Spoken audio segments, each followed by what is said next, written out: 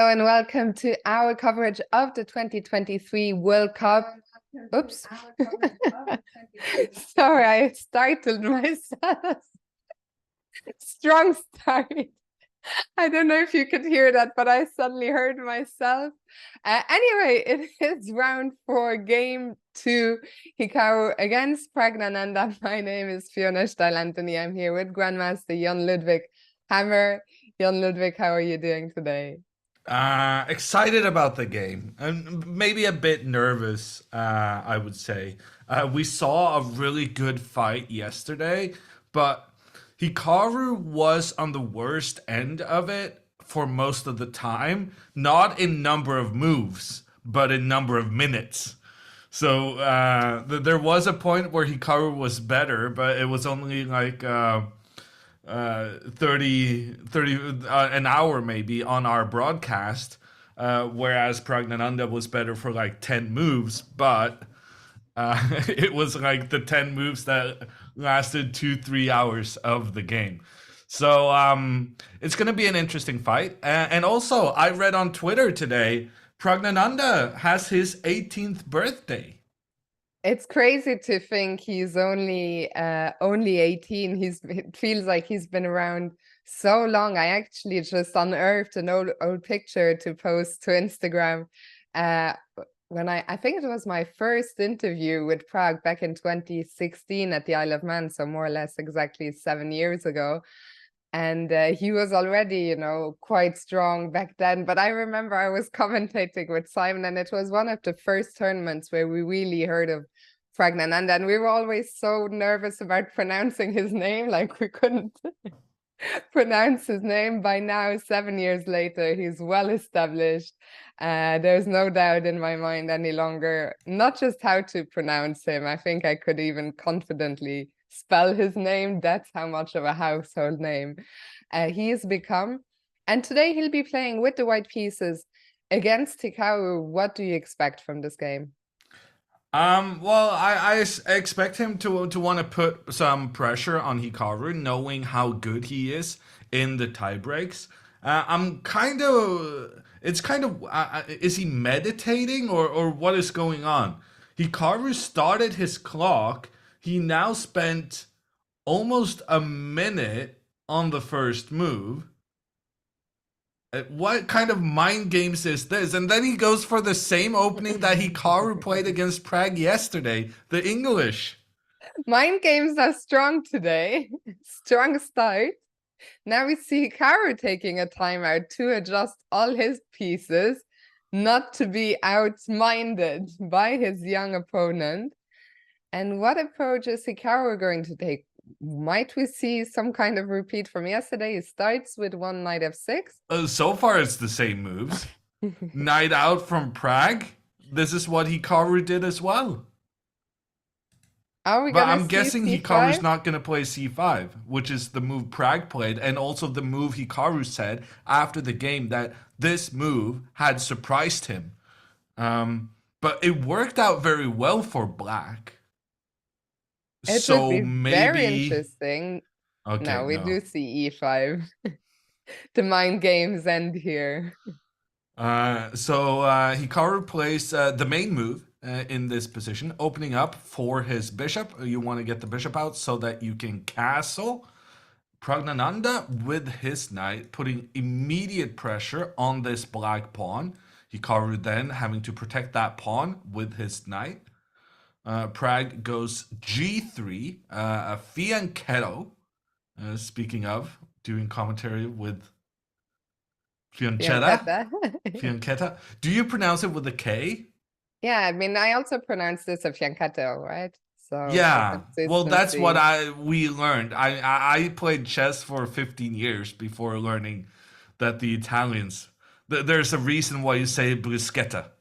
Exactly. And it's similar to I fianchetto. spent quite a bit of time, with the English-speaking friends, and one time I was in an Italian restaurant with one of them, and he ordered bruschetta, and I was so horrified. It became a big thing thereafter, but yeah, fianchetto. If you call me fianchetto, I will understand you're talking to me, but Fiancata is the way to go. Hikaru plays a bit of an unusual move here on move 4, violating pretty much every opening principle that exists. Hikaru plays. Sorry, I need to flip the board so that we see it from Hikaru's half. I forget to do that very often because to me, I'm just always used to watch it from the white side. And it makes no difference to me which side I'm looking at it for. But I have been told repeatedly to stop doing that during I remember you broadcasts. told us the story how you recorded some of your chessable course from the Oh wrong. gosh. Yeah. I don't even want to think about it. It's good now. It's fine. Although I don't know if you saw it, but Magnus played a variation against Ariantari the other day that I kind of gave a question mark in my course, and now I have to rewrite that chapter. Anyway. So the move Hikaru played, knight to d4, moves this knight a second time in a row, actually, and actively gives up a pawn in the middle of the board. Now, the good news is taking the pawn in the middle is just a no-go. Because here the queen comes up pointing at the knight, and if the knight steps back, well, then that's embarrassing. It's checkmate on move 6.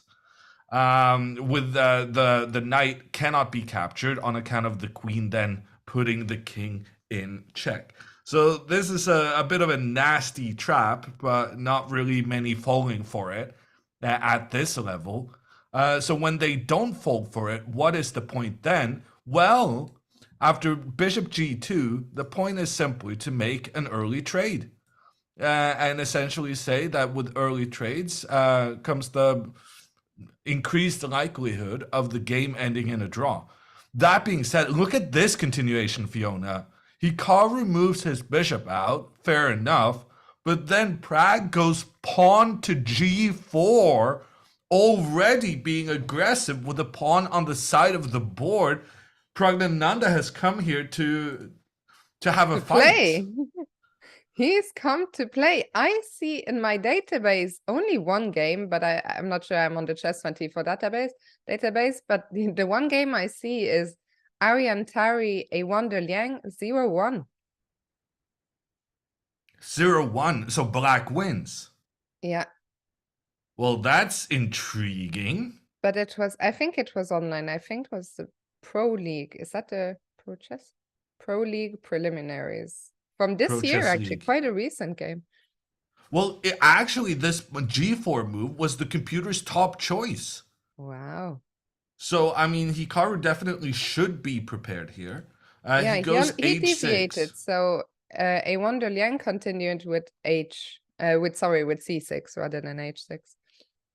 C6, allowing this pawn to continue forward. And Which then it the did, knight yeah. has no other retreat than to just step back. And then the knight is undeveloped. You could see why this was... well, you could see the reasoning for why white would want to go into this, but you're saying that black somehow managed to win even after moving the knight back? Yeah, white played H4 here. And the knight just went back out to E7 and okay, game. But as I say, I think it was an online game. So Yeah. So I think what Hikaru did was more prudent. He goes H6. And by moving this pawn up, he's taking control of the G5 square, making sure that the white pawn cannot continue further forward and kick the black knight. Pragg responds quite quickly with pawn to D3. And Hikaru responds quite quickly with pawn to c6. So far, this is a completely new game now, but it's clear to me that they are still in their preparation. They're still just playing the moves that they studied with the computer ahead of time. yeah, it's very interesting to me that Hikaru wasn't more surprised by this G4 push, which, as you say, when it is the computer's top choice, you should have looked at it, but it looks so unnatural, right, to play that pawn again. What does this tell you about Prague's approach to today's game. He wants to go for it. He wants to ideally avoid a playoff. Well, I think, he had an opening idea within this, and he knew that this opening is on Hikaru's repertoire, but he couldn't predict it. So I think it's just Prague playing chess. And he had some prep here. I'm not sure he did it specifically for this game. Maybe it's something he looked at previously. And he's like, well, I can't predict all of Hikaru's openings, but in this area, I'm reasonably happy because I have this G4 idea that Tari played in the past and that I think has some promise. Do you, if he certainly it has some promise, but do you not feel it also comes with some with a degree of risk? Not really, no. No? I mean, risk would be if the king now castled, or maybe if the pawn went 2 steps forward instead of 1. I think in general, it's considered rather prudent at this stage to go be aggressive with the side pawns. I feel like pawn to g5, kicking the knight back. These days, it's just considered a standard way of trying to influence the center. Like this g4 move, what it's really about is the d5 square. And I guess that's what we have an appreciation for these days, that some of these flank attacks with the pawns can have central implications. We're trying to move the pawn up. We're trying to kick the knight back.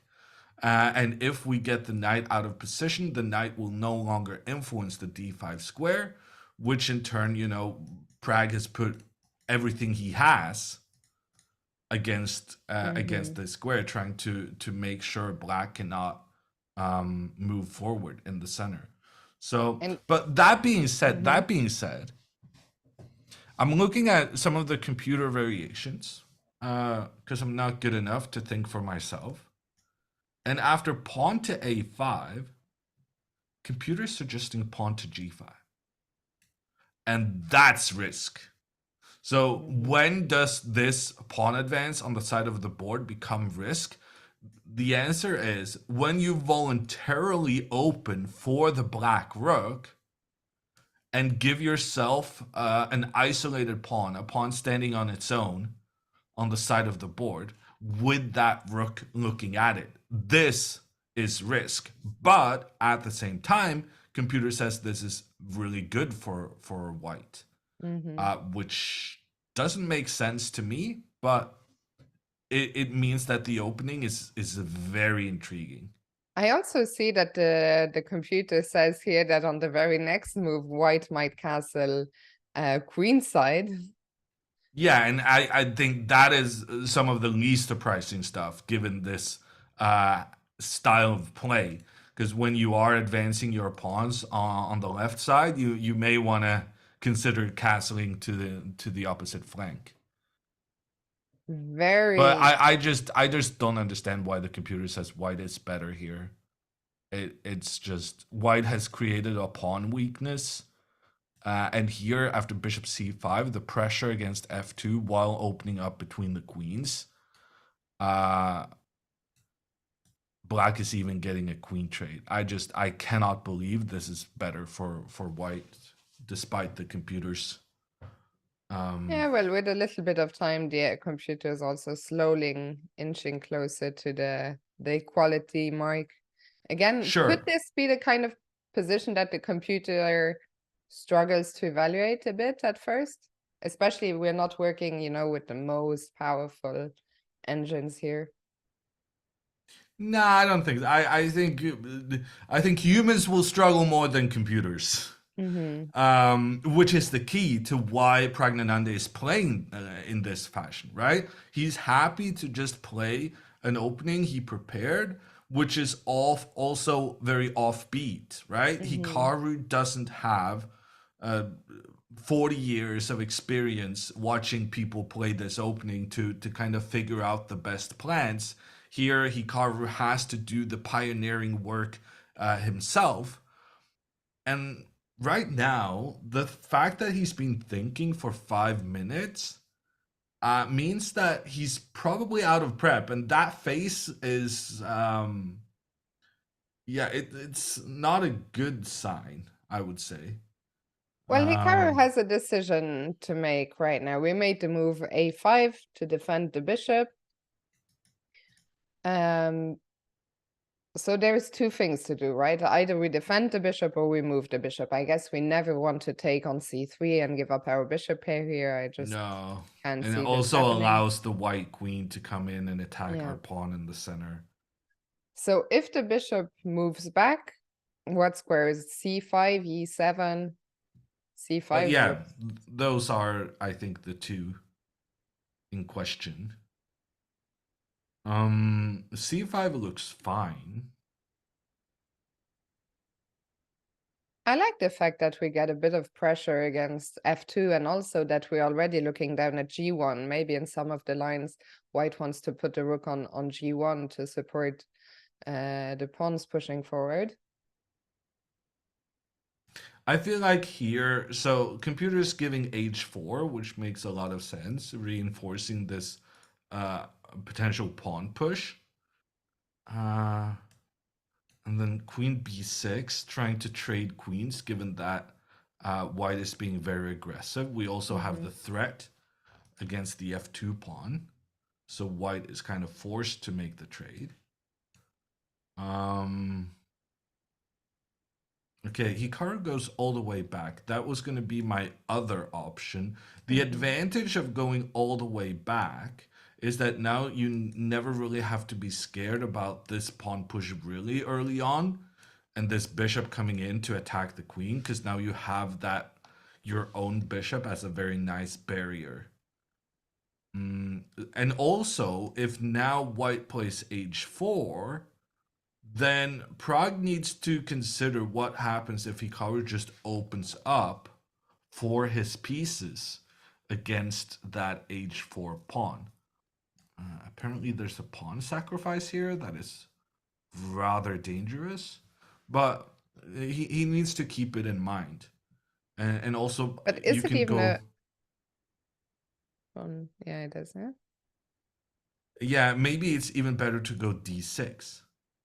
Because then you can move your knight to a good square attacking the queen while still having that queen and bishop working in towards the white kingside pawns. So I changed my mind. I'm not sure Hikaru's out of prep. He did spend 5 minutes, but this strikes me as a very, very sensible move. So maybe he's still within stuff he looked at prior to the game. And Hikaru's plan here should be straightforward. Go d6, and when you go d6, you open up for your bishop to threaten the pawn on g4. Let me start with I've given you what, 15 minutes to warm up. It may be a trick, maybe you won't think it's tricky, but I was wondering what will happen, do you think, with the black king? Can we ever dare castling kingside? I mean, that's way more likely than castling queenside for sure. So in order to castle queenside, we need 1, 2, 3 moves. In order to castle kingside, we don't need any moves. But are we not worried about castling kingside? We are, yeah. Okay. We are. I was just checking because, I mean, in my experience, especially if it's a move I haven't looked at, I really dislike being attacked. I really dislike, you know, them throwing their pawns at me from the get-go on the king side. I feel even just psychologically, and I wonder if, you know, okay, I'm what, around What 2200. openings I do you always play, wondered, Fiona? huh? What openings do you play? I play, well, the problem is that against What do you play d4, against e4? e5. Okay. There I try to keep it solid. My big problem is that I don't really have any openings against d4, c4, knight f3. Okay. There, Yeah. Well, there I just prepare game by game and fair open enough. up. I was just trying to catch you. Like, if you played the Sicilian No, then I against the should. king pawn, Yeah, then your openings wouldn't really match your understanding that that makes sense. But even of your within, weaknesses. I also sometimes play the Philidor, and the thing I dislike the most is when they just hit me with g4 immediately. As soon as I said Philidor, I was like, I'm out of here. I mean, That was some hot water ASMR. Yeah, that is true. So, but yeah, anyway, just to what I was tea or wondering coffee? is It's tea. I'm a tea guy. what I was wondering is, do you feel the same? Is it also unpleasant for you if you get hit with an unexpected, pawn push, early pawn push on the king side, or? Yeah, I mean, I think that's fairly normal. But I play very solid openings, right? Because I'm a very Mm. solid guy. I don't really. I try to be aware of my weaknesses. I guess I don't know. But here, what I wanted to say is that here the white queen is very poorly positioned to participate in an attack on the king side. Like, how are you gonna get this Mhm. queen pointing down if we castle king side? That is a fair point, but It's just not gonna happen. okay, but Not it within doesn't need like. to, it doesn't take, I get worried even if it's just, the two bishops and the rook from g1 pointing at my king, I feel. Yeah, I and mean, if I probably. castle king side and you go g5, I'm Yeah, already probably very you worried. you should be a little bit scared, right? Yeah. But it doesn't need to be the end of the world. No, of course not. And I think That he being can. said, Mm-hmm. I wouldn't castle immediately. As long as I have other sensible things to do, I'd probably do the other sensible things first. Would trying to swap queens be a sensible thing to do? Do you want to play queen b6 here? Uh Probably not, because I'm losing a pawn. No. So say rook g1, queen b6, trying to trade. What happens if you just take, And and bishop b3. go after this? Yeah, I guess you can go bishop c5. I don't know. It's a very difficult assessment, and this is not the only position where that happens. But Mm-hmm. trying to decide what's more valuable of having this file open for the rook versus the potential weakness of the doubled pawns. It's a very tricky assessment to make. But I think if Hikaru was going for the queen trade, he would have put the bishop on Mm-hmm. c5. Because one of the other things is that after rook g1 supporting this advanced pawn, um, after queen b6, you could just go back. Oh, apparently you cannot do that. Ooh, then pawn to d5. This is intriguing. Pawn to d5. So if we manage to force the queen back, we can then Mm-hmm. do a pawn sacrifice in the center. This pawn is not very well protected compared to the number of pieces pointing at it. Takes. And now knight takes is a big mistake. Knight takes, then after the recapture, we have a standard little puzzle rush double attack against the king and against the bishop. So that's not going to work. White can actually still take this, though, with the bishop, because then after the trade and the queen tries to do that same double attack, the knight has the ability to move back. And then black has sacrificed a pawn, but computer feels like black has a completely fine position due to the bishop pair in a position that has opened up and the rook coming in on the c file. Wow. Yeah, no, we're gonna have a game very similar to yesterday. The main difference to the game yesterday is gonna be that they actually reached an unknown position even earlier. And I want to mention now immediately. You said, The "Is time is this?" gonna be a factor later on, no? Oh yeah, that too probably.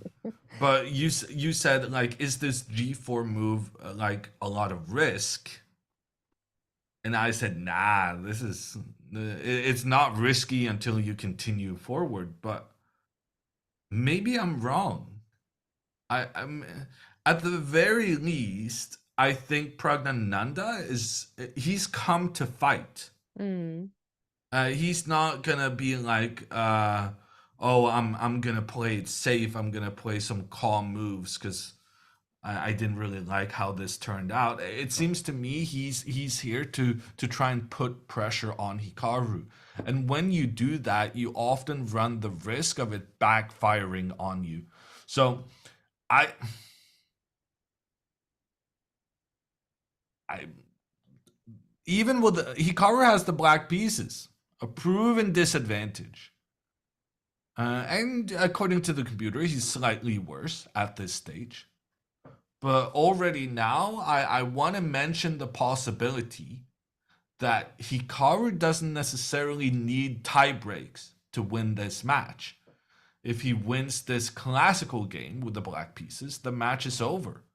And normally I don't really take that into account because winning with black is a pretty tall task.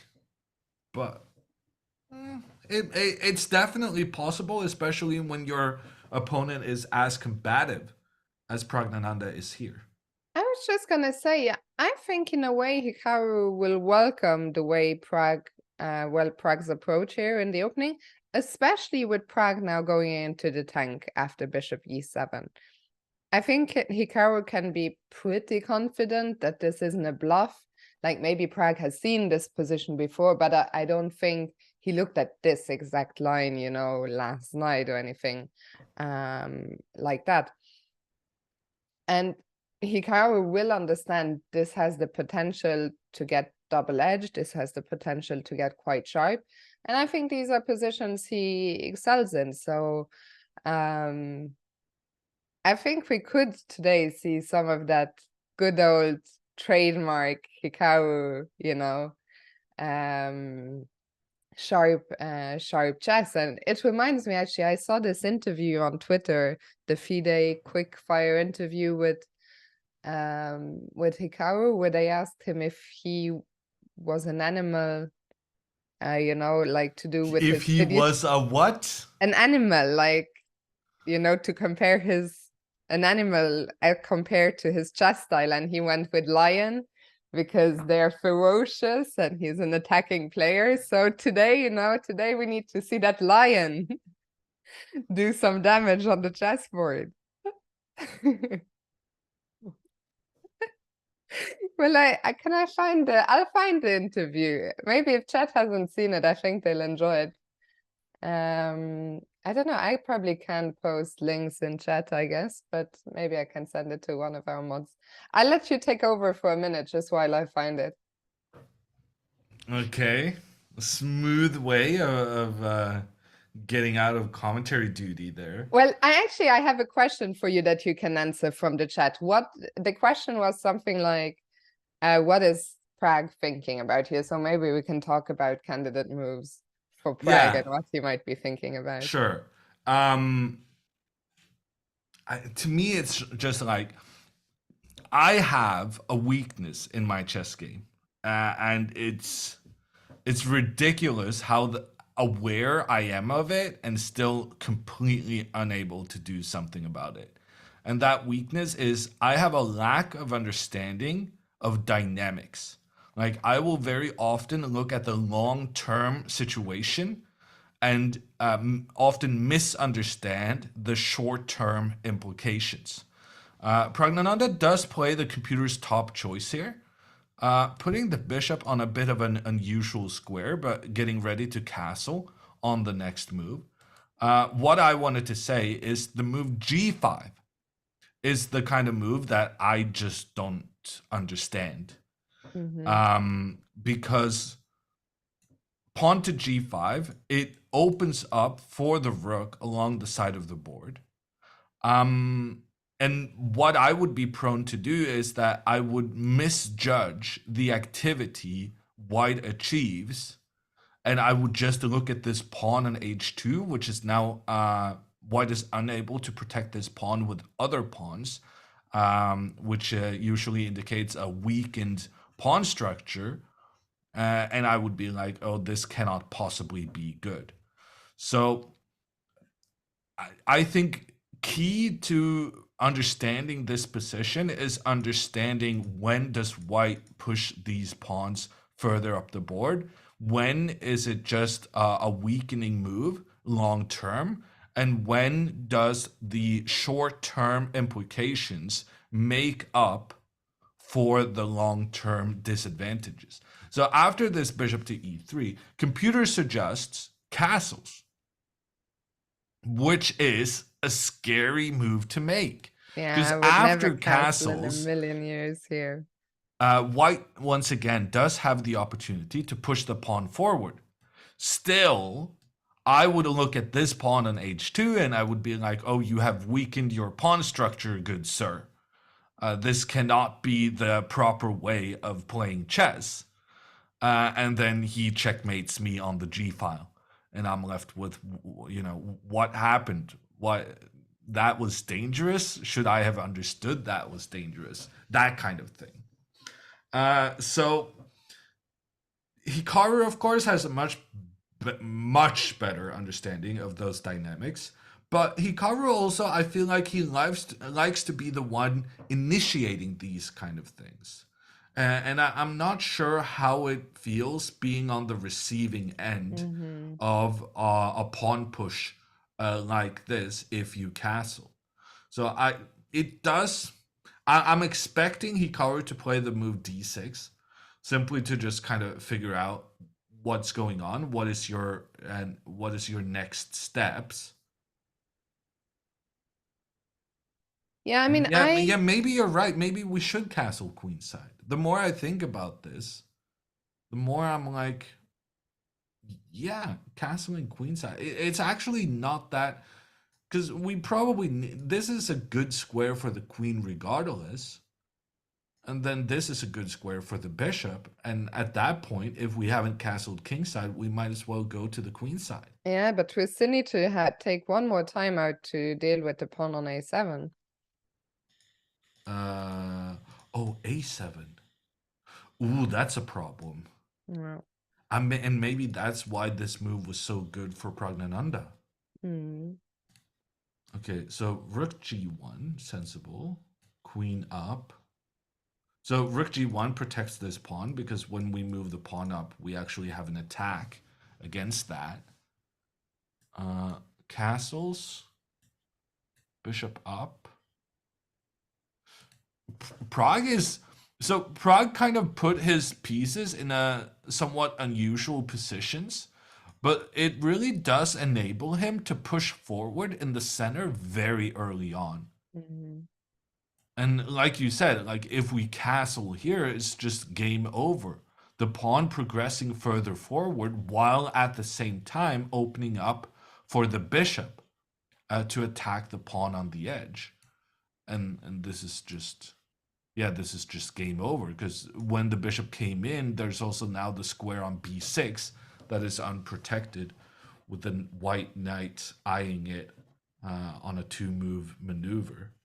Hikaru sat down back at the board and played d6 instantly. So I guess that's telling us he doesn't want to castle kingside. But then he's under tremendous pressure, because where is he going to put his king then? Well, it has to be the queen side, but that's extremely time consuming. And in the meantime, Pragg might push forward in the center. Yeah, I mean, will we go queen a5 in that case? Bishop somewhere, queen a5. Well, we can't do that Oh, because oh yeah, because yeah. we have this guy to consider as well. Both of these pawns have pressure, so we can't move the bishop out before protecting the pawn the queen Yeah. is aiming at.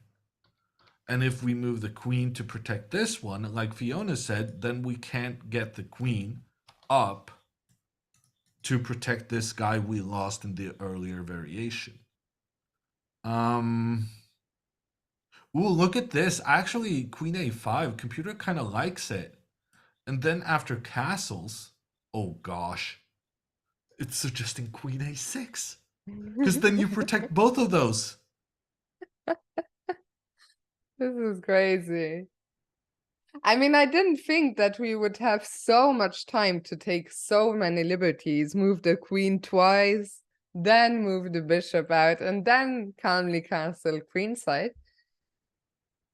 Yeah, but it's all about that if we go to the other side, we're just gonna be dead, right? Going to the king side, it's just we're not down a pawn or anything, but it's just a nightmare with the rook pointing down on the king. Yeah, no, I really don't want to The go queen. kingside. Yeah, and Hikaru's not That's doing for it. sure. I mean, Hikaru instantly, the fact that he instantly played d6, Yeah. it just tells us there's no way that king is going to that side.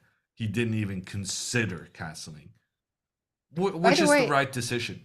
yeah, just as a quick aside, there were two pairs of players who were in a rush to get to tomorrow's tie breaks. Ivanchuk against Sanal has ended in a second draw. They are off to playoff as well as Rasmus Fane and Wang Hao. Svane is in here? He is.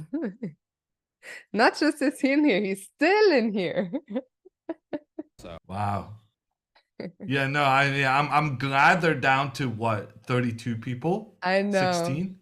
I know. It makes it more manageable to keep track of them. But I love the some World have Cup, still but the escaped first my two attention. rounds are so messy to keep track of. Like, I think by round 3, I really like round 3, 4, and 5. After that, it's too few almost. Yeah. So now true. we're at the sweet spot right now.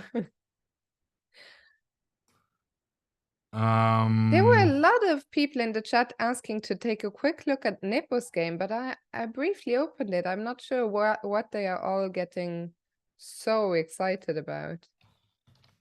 Well, maybe we can take a very quick look. Maybe because it's Nihal Sarin. They're just fan Or of maybe the Indian because the youngsters. engine says 0.8. That could also be it. Yeah. Wow. Wait, what?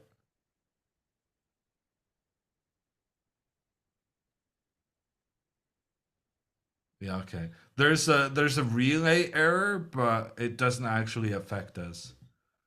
So here, rook takes pawn was played, and then he played rook b5. But yeah, it doesn't. I mean, it's still unpleasant for white. I don't understand why Nepomniachtchi would go into this. And also, he played this opening against Magnus. Like, he should have world championship preparation in this opening. Yeah. And yet, he's just worse after not that many moves being played. Bishop e3. I haven't seen this move before. Maybe this move surprised Nepomniachtchi. And then he reacted in not the best way. No games in the opening database. But I also like how even if he was surprised, look at his clock time. I mean, yeah, no. If the position is really so bad for him right now, like, how does he play into it using 7 minutes? Well, Nepomniachtchi and using time. That's a story of itself. I played him once with the white pieces. It's the most terrifying experience I've ever had. I got completely annihilated. And I think I'm particularly bad against players who put pressure on me on the clock. but like the guy just wouldn't think. And I was sitting there thinking, and he just moved instantly every single move.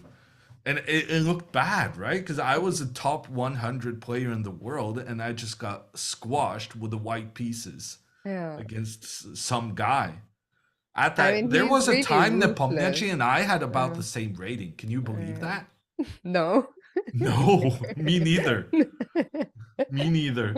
Because Nepomniachtchi, it's a weird story. Like he was so close to becoming world champion now, and he won the candidates tournament twice, which is an incredible feat. But the guy was 2700 until he was like 25, 26, and then Mm. suddenly he had like he decided, I guess, to just, oh, I should stop wasting my potential and start playing. Stop playing Dota. Yeah, well, yeah, I maybe you know more about this than me, but there has been some speculations that Nepomniachtchi had other interests that took a lot of time, and when he gave them up, such as the very, very famous and popular computer game Dota, uh, he also plays something else. No, I'm not sure. I'm not sure what the other thing is that you're alluding okay, to. I don't I have don't know, any further knowledge. but anyway, yeah. He went all in on chess, and it's worked out for him. Yeah, for sure. By the way, someone was saying, which was very kind, someone was saying Fiona is glowing. There are two keys to today's glow. First of all, last night I took a 2-hour bath because I hadn't been home in a month. I hadn't had the chance. So that's secret number one. Secret number two, you know what I did just before we went live? Are you asking? Yeah, I listened to Chaya Chaya. So that's the key, guys. Take a bath and listen to Chaya Chaya.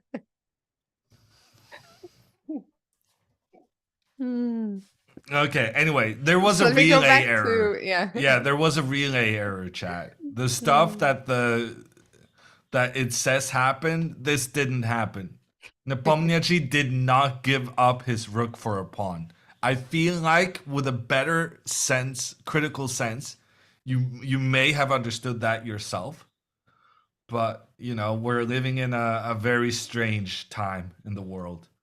Yeah, I have to admit, I People just will looked at the believe live anything. position without scrolling back a move. So that's my mea culpa. Let's go back.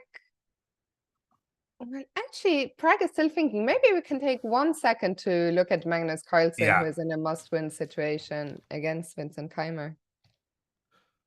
So Magnus needing to win with the white pieces, he has gone for the Spanish, the Rui Lopez.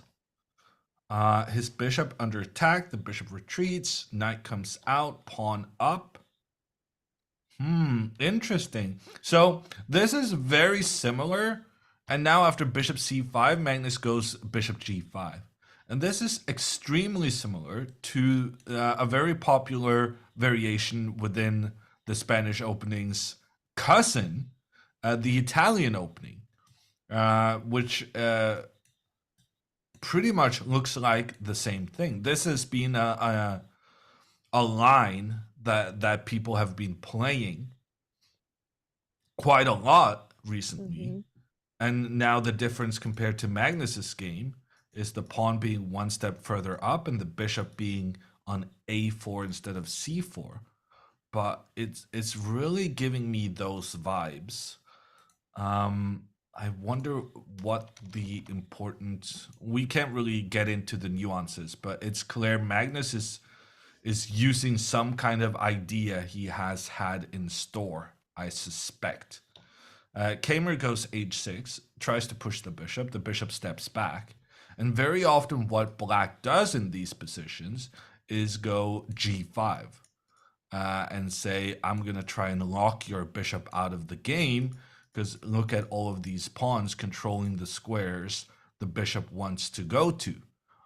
but at the same time, you then move your pawn up, and you're probably going to castle on this side, after which moving that pawn up doesn't really feel that nice long term.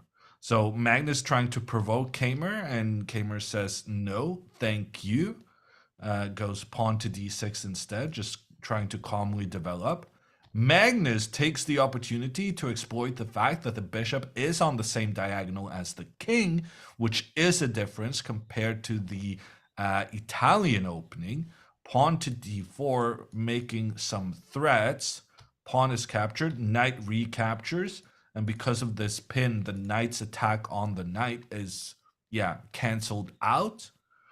Vincent goes bishop d7. And Magnus gives up his bishop pair, but does make some interruptions in Black's pawn structure. Notice the time situation. Vincent is down 20 minutes, so clearly he was surprised in the opening. But computer feels like, Black is doing good. In fact, wow, the computer's top suggestion is basically going back and forth. After knight to c3, which Magnus now played, if Vincent goes queen e7, he has that immediate attack into the center. And if the queen comes in to protect, queen up, attacks the knight steps back, the queen steps back, having that pressure once again in the center. And the computer is genuinely advocating that Magnus go back and forth, back and forth. And I can tell you right now, that's not going to happen. That's not going to happen, but that's bad news for Magnus if the computer thinks the best that White can do here is to repeat moves. I'm with you. I think Vincent has used a lot of time, but his position looks solid. He looks like he has natural developing moves. His position is very active. I'm liking this for Vincent so far. We'll have to see if Magnus can make something happen. We just saw a move be made in Prague's game. As we bring up that game, our producer Jaren has prepared the interview I was talking about. It's just 1 minute long, so we'll quickly listen in there. So I guess the first one is, what is your favorite animal could you associate it with chess? That's actually a very easy question. It would obviously be a lion. I think that generally I tend to be pretty protective, or I try to stand up for people, whether it's like in real life, whether it's in the streaming community, whatever it might be. So easily a lion. And I think also lions are very fierce, and in chess I tend to play a very aggressive style. Can you associate it with yourself, maybe with your own character? Well, like I said, I'm an aggressive chess player, so I play aggressive chess. I think lions can be pretty ferocious. So, yeah. Okay. What is the most exciting chess game you ever played or witnessed, and why? Let me think. Obviously, for myself, it's a very easy question. The most exciting game I played was against Boris Gelfand in the World Team Championship in Bursa, Turkey in 2010, I believe it was, in a King's Indian. Most exciting game that I witnessed, I actually would say, was probably it was game number 10 of the 1995 World Championship match between Garry Kasparov and Praggnanandhaa at the World Trade Center, New York City. It's a very famous open Spanish game with a knight g5 sack, so it's probably the most exciting game I ever saw.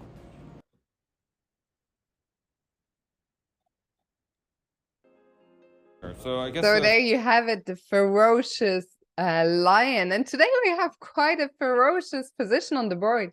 Prague has just decided to castle queenside. And Jan Ludwig, is this a pawn sacrifice?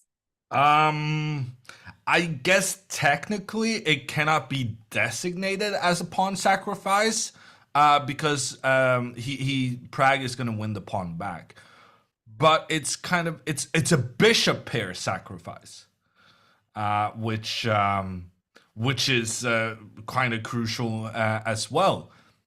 So what Prague did now is that he didn't do is that he didn't protect the pawn that Hikaru put pressure on with two of his pieces. When Hikaru played this move d6, he thought that Prague was going to have to defend the pawn on g4 that he put pressure on. And Prague just said, no, I don't have to do that. If you capture the pawn, you open up for my rook to point down on the king side and maybe even capture one of your pawns. And this is going back to the discussion we had about dynamics in chess and understanding when the long-term advantages are more important and when the short-term advantages are crucial. Right now, Hikaru can get a long-term advantage by capturing this pawn. Not because he wins a pawn, but because after these captures, Hikaru is left with the bishop pair. And two bishops being able to work together, controlling both the light and the dark squares, that is a serious, serious asset. Pragg is arguing that yes, you can do that, but in the short term, this will favor me. As after rook g1 attacking the bishop, when the bishop steps back, I can then capture on g7. And I can get this other rook coming in afterwards. And I can create some kind of attack here on the king side, keeping in mind that every time Hikaru wants to castle, there's this pawn on the side of the board, undefended, can be captured by the bishop, and then the knight would want to come in and join the party. And yeah, it's kind of miserable. I for was also Hikaru. worried about if white doesn't play rook g1, but instead takes on b7, which means we'll never get to castle queenside anymore. Well, taking on b7, then queen c8 is like so by taking on b7, you open up the b file. So then Hikaru has a potential of putting pressure on the white king just as much as white has the potential to make pressure against the black king. And also it becomes a discussion then about these two pawns, the isolated pawns on each side of the board. I think it would benefit...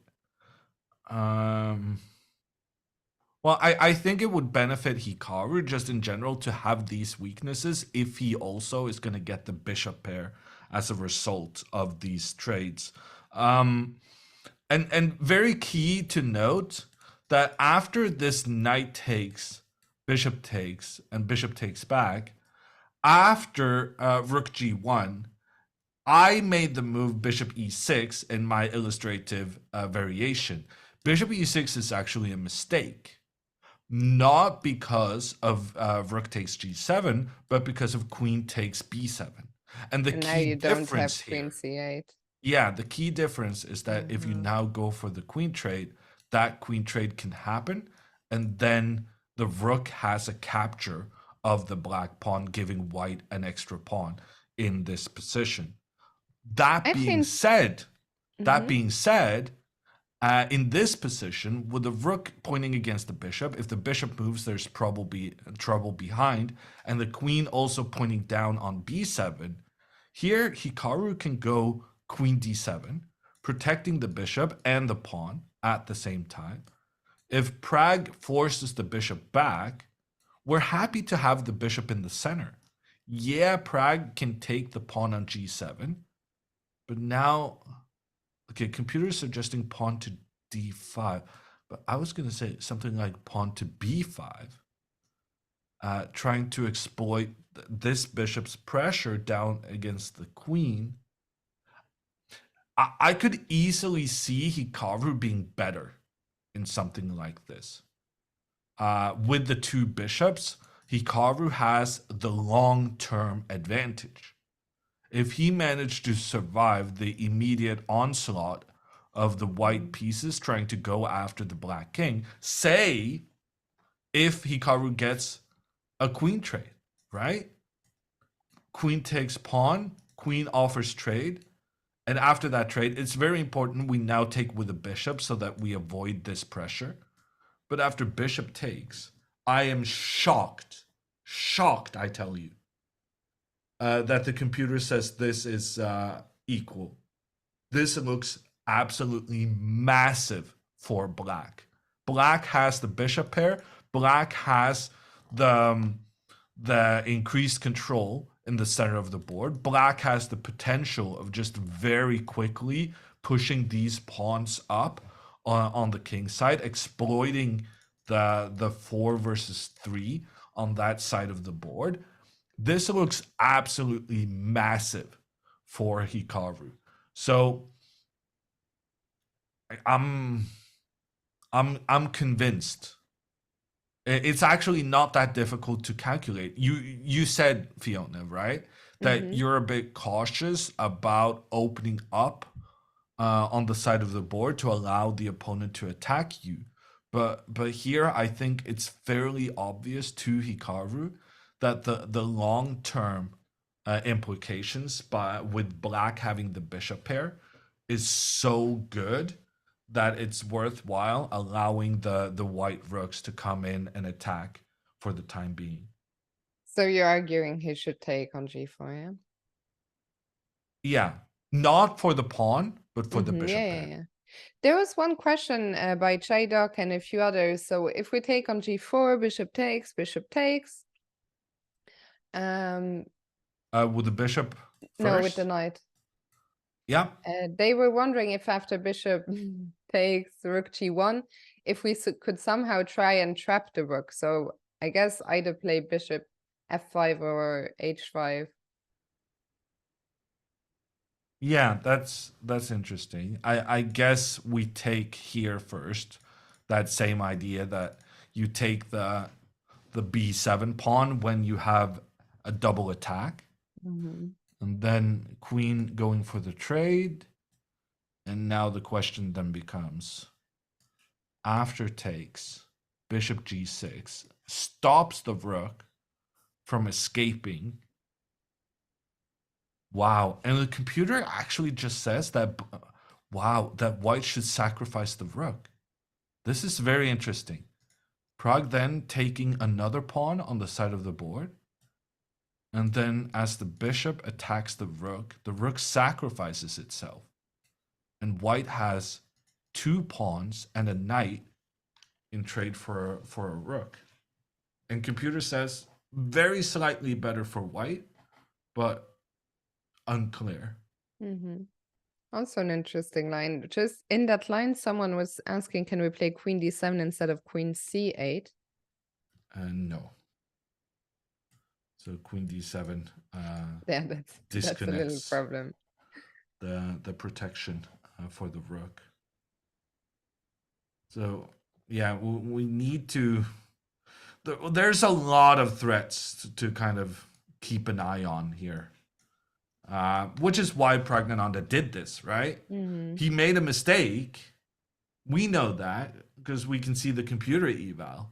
But there's definitely reasoning he has for the mistake he made, that he wants to have the energy of his pieces come to life immediately. And that makes sense in that look at Hikaru's development. Hikaru hasn't moved any of these pieces, so Hikaru's like 3 moves behind in getting the pieces out. And for that reason, Pragg feels like, yeah, I can give away a pawn to try and open up for my rook, because that's the natural way for me to exploit that I'm ahead on development and on king safety and all of that good stuff. Do you feel this is a critical moment here? Because this might be Hikaru's only chance to take on g4. Probably will be the only chance to take on g4, right? I mean, obviously it's a critical moment when there's such a change in evaluation. I mean, the other question is, if he doesn't take, then what does he do? Do we revert to this queen a5, queen a6 plan? But now that feels slower, right? Because white hasn't lost the tempo on defending the g-pawn. Yeah, and it felt extremely slow already. And now even slower. It's meh. But he could probably do it.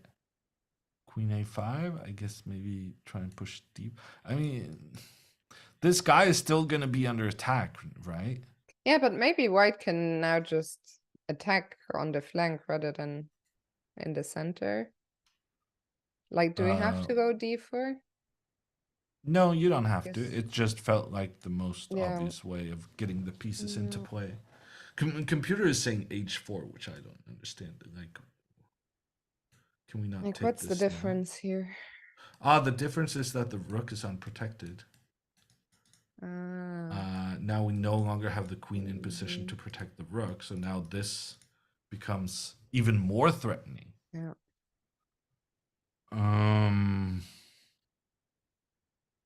I mean, I feel that Hikaru will take on g4, maybe purely because it's tough to find another candidate. It's a move, very I mean. easy way for black to get the pieces into play. Yeah. Yeah. Like, if you have to do this kind of queen maneuver so that the queen can protect your two pawn weaknesses on the queen side, and you have the alternative to take this and then actually get your pieces out. In two moves there, both the bishop and the queen found good positionings. Yeah. Someone inverse. I'm trying to make sense of the username. Inverse entropy. I don't know. Sometimes, you know, when a few words, I struggle to see how the words. Anyway, they are asking, is castling wrong? I don't know about wrong, but it feels very risky, at least. Yeah, and at this point, it's probably just plain wrong, right? Let's take a look. So castles, I guess you go g5. And you're very, very nervous about you're a asking rook for coming trouble on this here. open file pointing down towards your king. I just think the pace at which Hikaru played his previous move, when computer was saying like, oh, castle could be a possibility, and Hikaru was just like, no, I am not putting my king on that side of the board. Given the fact that he didn't castle on the previous move, I'm pretty confident that he's not going to castle now that white is even closer in development. But aren't we just simply running out of candidate moves for black? Yeah, I mean, there's queen c7, and there's knight takes g4. But queen c7, still, as we discussed earlier, we won't be able to even follow it up with castling queenside if we get the bishop out. Yeah, this is true. Feels kind of slow, but maybe there is no way for white to punish us immediately here. I'm not sure. It feels like a very sensible move, reinforcing some of the stuff. And here you would definitely make Prague defend this, maybe, because now there's no counters. Yeah,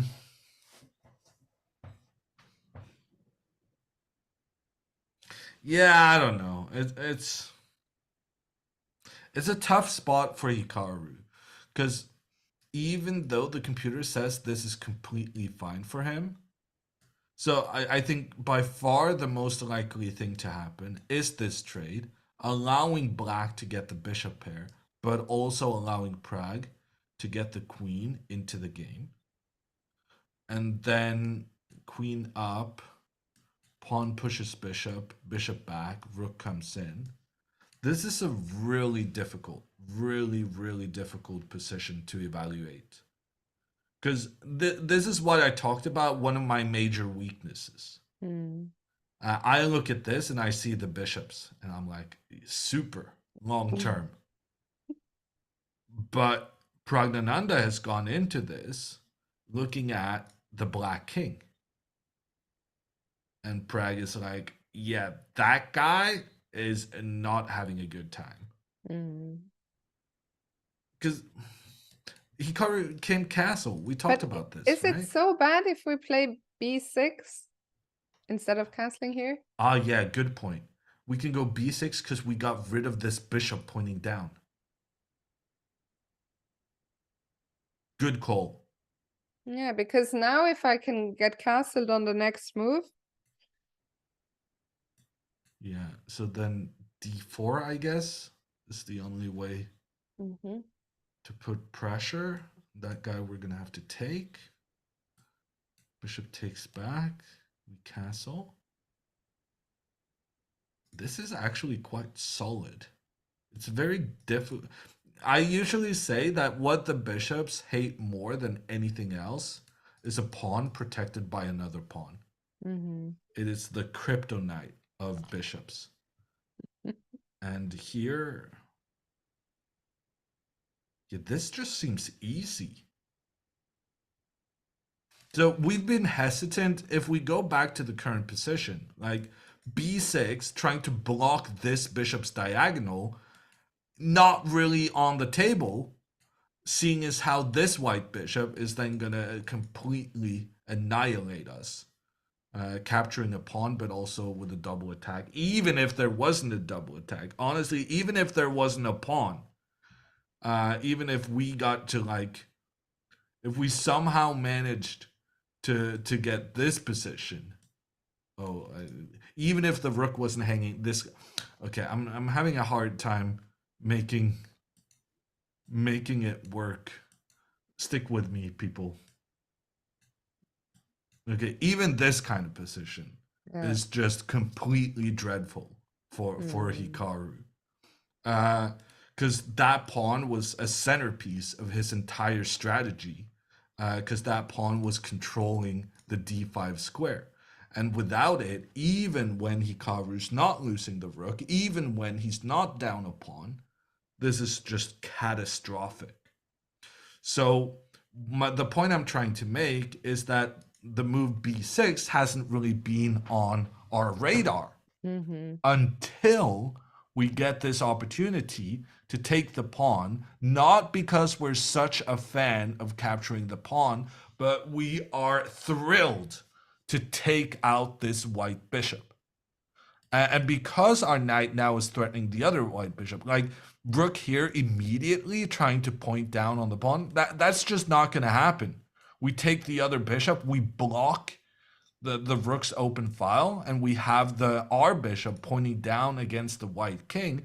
This is great for black.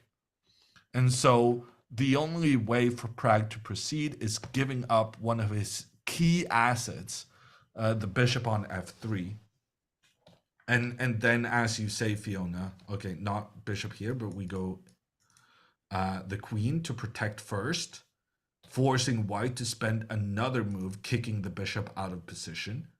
And so then we kind of got this queen move for free, and that enables us to castle quicker. And like Fiona said, pawn to b6 followed by castles next avoids all this trouble we had. And it's okay to do this now because there's no longer any reason to fear the other diagonal. Yeah, no, I'm really liking this for Hikaru.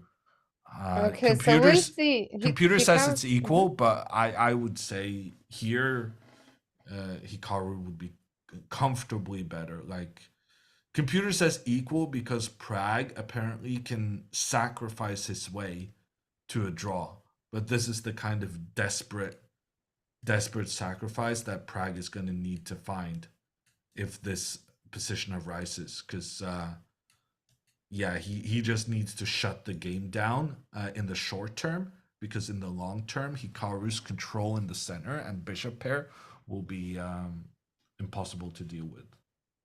As we mentioned, this is really a critical moment of the game. It's made even clearer now, but the amount of time Hikaru has invested. So we're going to go on a break, but keep sending your energy. Let's hope Hikaru captures on g4, and we'll see you very soon.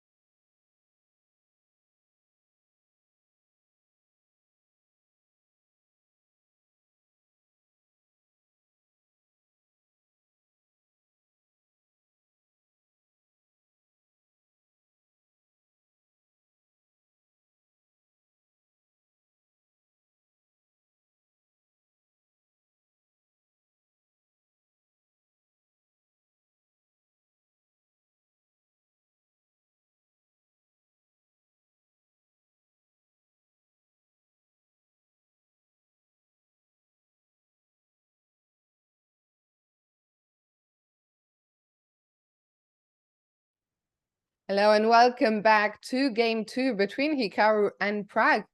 And as you can see, Hikaru still has not moved. What do you think is going through his mind right now, Jan Ludwig?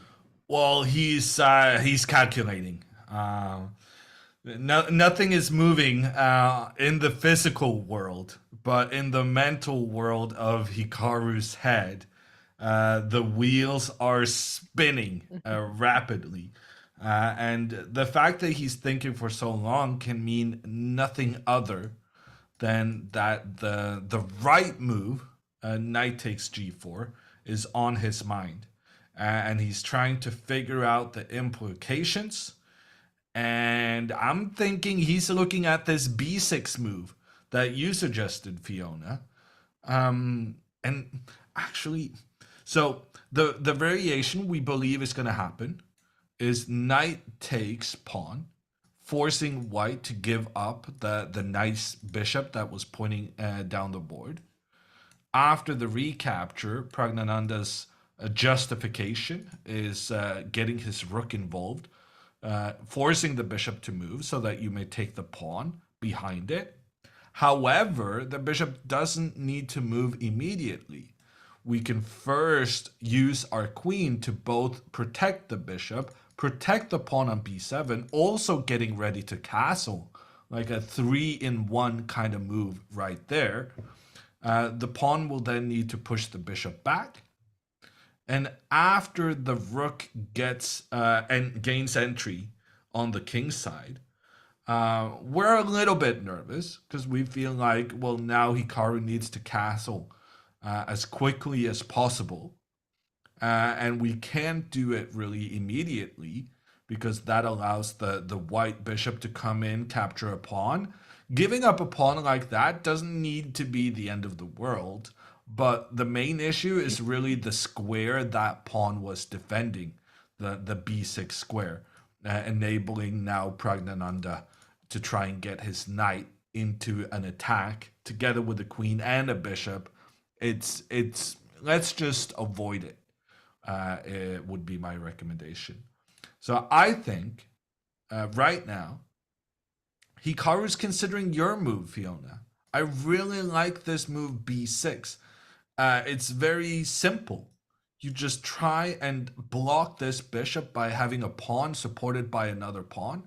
You're getting ready to castle, so if the rooks now try to work together on the g file, if Hikaru was being slow, then the rook would come in with devastating effect against the uncastled king. The rook supported by the other rook, and yeah, nightmare ensues. But we're in time. We don't need to start doing this kind of thing. We just get our king to safety. After which black has the long-term advantage of the bishop pair. Black also has more pawns in the center of the board compared to white, or that they are not more, but that they are further advanced. And I can't see a single bad thing about this variation. And as such, I'm kind of surprised that Hikaru did spend this much time, actually. Because based on the analysis we've done, it's actually obvious that Hikaru should play these moves. And at worst, be equal. So I guess considering that he spent, what, 25 minutes at this stage? Over half an hour. Actually, we're almost at 35 minutes. Wow. So I think the this bad is the thing longest I've ever seen Hikaru spend on one move, and it's incredibly rare. I mean, you have the move counter on the screen now on the camera. Hikaru has only played 10 moves. That means he still has to make 30 moves here. So he'll have to make up. I really wonder, I'm curious what he will tell us afterwards, what he was thinking of, what he was worried about, because surely there must be something in that line that concerns him. Yeah, even I if agree. we're not seeing There's it. got to be something here we're not seeing. In By the general, way- when you think more than Mhm. 20 minutes for a move, you start going kind of in circles in your head. So you're often prone to making bad decisions, even though you spend a lot of time when spending more than 20-25 minutes on a move. So that's my main concern here. I do feel like if Hikaru just takes this pawn, he's doing perfectly fine. And if he takes that pawn, I don't think time will be an issue because his position will be much easier to manage. I would say the time would be a bigger issue if Hikaru decides not to capture this pawn, because then the benefit of capturing this pawn, in addition to getting the bishop pair and whatnot, is also that it creates some trades, which makes the position easier to understand and also kind of less plans for the opponent to worry about. So it's very crucial right now that Hikaru takes this pawn, because if he doesn't, he just blew 30 minutes calculating it and deciding not to go for it, which might haunt him. I was gonna say later on, but it's actually like in an hour when his time spent here is gonna showcase itself in the kind of moves he chooses later on. Yeah, for sure. I really hope that we will see knight takes g4 on the board very soon. I mean, Hikaru is also down over 20 minutes compared to his opponent. We don't see this very often. I was gonna say, in unrelated news, one of the top guys of the World Cup is out. Wesley So lost yesterday a game we showed you here on stream. It was quite a spectacular game. If you missed it, I recommend you take a look. And he has drawn game 2, so maybe we can take a very quick look to see that things just not go his way. Because it's surprising that he would make a draw so quickly, even if, of course, he had the black pieces. Yeah, Wesley tried to play a counter-attacking opening, so he allowed white to take control in the middle of the board, but then tried to attack that center as quickly as possible. This is known as the Grunfeld, and there's nothing new under the sun here. And after the c5 move, putting that pressure, white went bishop b5, which is considered a pretty drawing kind of move for the reasons we're about to see in this game. But Wesley could have played it like more combatively. He could have tried to play the knight to block. He could have blocked with the bishop. Instead, he blocked with the knight, which is, according to openings experts, it's the best move. But the problem with playing the best move in a must-win situation with the black pieces is that when you get to this circumstance and you play all the best moves, at the end of the day, we end up in this thing where he had to give up his bishop for the knight, and we enter a phase in this game where, yes, black is up a pawn, but the bishops are on opposite colors, which means they cannot challenge each other, which in turn means that very, very often it increases Van the Ludwig, likelihood of a sorry draw. to interrupt you, but Hikaru has just played knight takes g4. Maybe we can very quickly see how this game ended, since we have spent a bunch of time, but I think this is a big relief for all of us right here. Very important that Hikaru decided to play this move. And yeah, in this Wesley game, it looks like not Yeah, too much it happened. just looks like Wesley was tired of it, of playing. Yeah, Wesley managed to keep that extra pawn, but long term, White's pressure against the pawn meant that it was never really gonna make a key difference, and they just made a draw pretty early on, which knocked Wesley out of the tournament. So I don't know. I don't think Wesley could have been feeling that well, considering that in my estimation, he didn't really give it a go with the black pieces having to win. on that. I'm with you. game I too. feel like in this tournament, Wesley was a bit of a shadow of himself. I mean, he was, I don't like to use the word lucky, but I mean, he dodged quite a few bullets to even reach round 4. He was completely lost in at least 3 games that I can recall. So Wesley is out. He will now be able to go home to his cats, which he mentioned in an interview. He was missing his cats. So Wesley is out, and Sarana, the first player to advance to round 5. Congratulations to him. And now let's get back to this.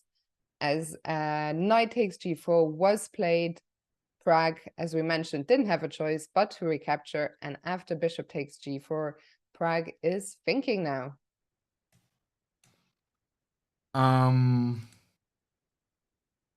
Yeah, because I guess Pragg could now, he could go rook g1, attacking the bishop and the pawn, but he also could capture the pawn on b7. That being said, I really don't like this move, because after queen c8, I don't see how white can avoid the trade of queens. And my opinion is that after the queen trade, black with a bishop pair and superior control, or in the center with the more advanced pawns. This just looks very nice for black. Computer is saying equal, but I mean, I would take black any day of the week. Mr. Bishop pair over here. They're No, good. I agree with you. I mean, there is no weakness in our pawn structure. We have the bishop pair. I don't see how white, I think any hopes of an attack are gone here. I think there's just not enough material left. And then, okay, they play this middle game, which I'm with you. I mean, I like this for Hikaru. So, I don't think Pragg is going there. I think he's gonna have to go with this rook g1 thing. But even there, like the stuff we analyzed there was very straightforward for black. I'm surprised that Hikaru spent this amount of time. I'm curious what he was nervous about. Maybe it's some kind of d4. So maybe rook here attacks the bishop. The queen comes up to protect. Maybe f3. Why are we going f3? We're trying to force this bishop back. Maybe we should go d4 instead. This seems more critical, more challenging. Okay, so we need to react to the pawn push since d takes e5 is a threat right now. Okay, so I guess the first question is what happens if we take on d4? So if we take, I guess the bishop takes back. Because then we got to deal with this as well as this.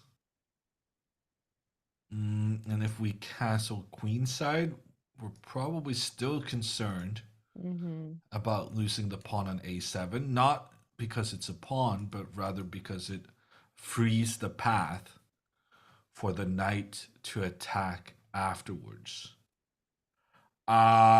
Yeah. That f3 move was very cooperative. This is what we should have been studying.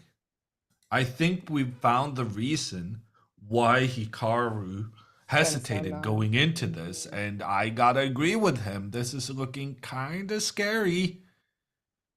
Okay, let's take another look at this. So queen d7. Do we want to move the bishop? Can we move the bishop? I don't move the feel bishop like I back, want to move the bishop. Then the bishop is kind of standing in the way of the queen. And if we move it to the square where we want to put it, then we're concerned about the queen coming in, capturing this one, threatening that one, and also having this threat. The two threats at the same time. Yeah, we can't really do that. Queen d7 feels right. And now d4. By the way, notice that Hikaru has not gotten up from the board. We're used to seeing him, you know, get up pretty much always when after making a move. But here he seems very in the zone today. He spent a long time, and I think even now, even if he's, you know, leaning back, looking relaxed, he is still calculating because there's only so many moves that white can make here. I think rook g1 is the most natural. So I think Hikaru, even though it's Prag's move, he's continuing figuring out maybe this exact line. So let's take another look here. Well, I want to make a point about this. In a way, you could say it's a bad sign that Hikaru is still sitting at the board, because that means he feels like even though he spent 35 minutes on that decision, he still hasn't he's not done calculating all the consequences. He just decided, oh, I have to make a move. I just have to make a decision. And I got to trust my instinct a little bit. And then I'll continue calculating afterwards. That being said, we know he made the right call, but maybe he's still kind of wondering, how am I going to deal with that d4 pawn push as a result of this variation? And I'm very intrigued by a move the computer suggests, Fiona, the move pawn to e4. Yeah. And the reasoning for this move is pretty much don't allow for white to get rid of the d pawn, so that the open file, the file opens for the rook. And I And guess if the pawn moves further forward, trying to make another trade opening up for the rook, not only do we avoid that trade, we also avoid the pressure from the bishop on the a7 pawn. I thought the point here was going to be that if the knight captures on e4, we capture on e2, but now I see. Well, that's a nice added bonus, no? Yeah, but Okay, computer hates that. yeah, because although we managed to close the d file, the computer is saying suddenly look at the e file, there's no more pawns on there. It looks like there's so many pieces in between, though. How is this so bad for us? Wow, look at this, a sacrifice. Oh my goodness. The knight sacrificing itself against a black pawn, because afterwards the bishop comes in, working together with the rook. The black bishop cannot move because then the king would be in check. But if the black bishop doesn't move, it's going to get captured. And there's nothing we can put in between to block that open file. Yeah, no, this position is still very venomous for Praggnanandhaa. But yeah, I think really this d4 is what we completely overlooked and the reason Hikaru went into the tank for so long. Yeah. By the way, Jan Ludwig, I'm seeing in the chat a lot of comments about how Magnus might have just blundered. Shall we take a very quick look there? Okay. Prag just made his move. Okay, well, we'll keep you up to date. I just want to check if Hikaru makes his move instantly. Well, he did get up from the board. Oh no, he comes back. Oh no, he's back already. I had and look at this. He's holding his hand over the queen pretty much immediately. So rook g1 puts pressure on the bishop, and Hikaru confidently plays his queen up one square, protects the bishop, protects the pawn on b7, and Praggnanandhaa not responding immediately in return. The pawn move pawn to f3 we would welcome, but the pawn to d4, which is what Praggnanandhaa is going to play, this is the one we're a bit nervous about, when both of white's rooks comes to life, or at least Prag is trying to get both the rooks coming to life against a king that has yet to castle. And as Hikaru stands up, it makes sense that also we may go and take a look at the other positions. I expect Hikaru is headed for the Carlsen board, where Magnus has indeed blundered. Wow. Pawn to a3, a huge blunder from Magnus. because after bishop takes knight, number one, and this Magnus has seen, if the knight recaptures, then the queen will come in for a double attack against the king and against the bishop. That's all fine and dandy. But the key to what Magnus missed comes after queen recaptures. So Magnus went into this thinking that the queen trade will benefit him, that he also got rid of black's bishop pair, but he has made a huge error because knight takes e4. The white had like one of the key reasons Magnus wanted to go into this is because these pawns working together do a fantastic job of restricting the black knight. Notice how this knight now cannot use any of these squares moving forward that it would like to use. Or at least that's what Magnus thought, that the knight could not go to e4, considering that that square is protected by the pawn. It's kind of reminiscent of his blunder, not blunder, but yesterday when he missed this knight takes, what was it, d5? A pawn that was so well protected. And today, again, the mistake comes from the knight taking a move, a pawn which looks like it's protected on first. And let's show the point. Why is this okay for black? When it's captured, the queen comes in attacking both the bishop and the knight. And that is impossible to guard against, which means Vincent's investment, and he misses it. Wow, he misses it. Oh my goodness. Wow, Magnus, the luckiest guy in chess, huh? Wow. Sometimes you don't think you don't look for it. Yeah. Because it doesn't occur to you that Magnus is going to be that careless. And Vincent, I'm shocked actually that Vincent pretty much missed it. instantly makes the trade. Wow. Magnus lives to see another day. On the other hand, the queens are off. What do you think? Do you think there are any winning chances? Part of the reason why Kamer played so quickly is because he's fairly confident that he's okay in this position. But the thing is, this kind of position is where Magnus thrives. Without the queens having some long-term weaknesses that you could potentially target. It's an unpleasant position to play against Magnus. What a miss. If he had taken that would have been the match. This is just over. Winning 2 pawns here because you're gonna get the knight investment back. Or if the queen trade, that's even more over, because then you both trade the queens and you still have this double attack afterwards. So yeah, that was just, Vincent had a move there to just eliminate Magnus from the World Cup. And he spent a minute max before he traded the queens. Crazy stuff. So this game goes on.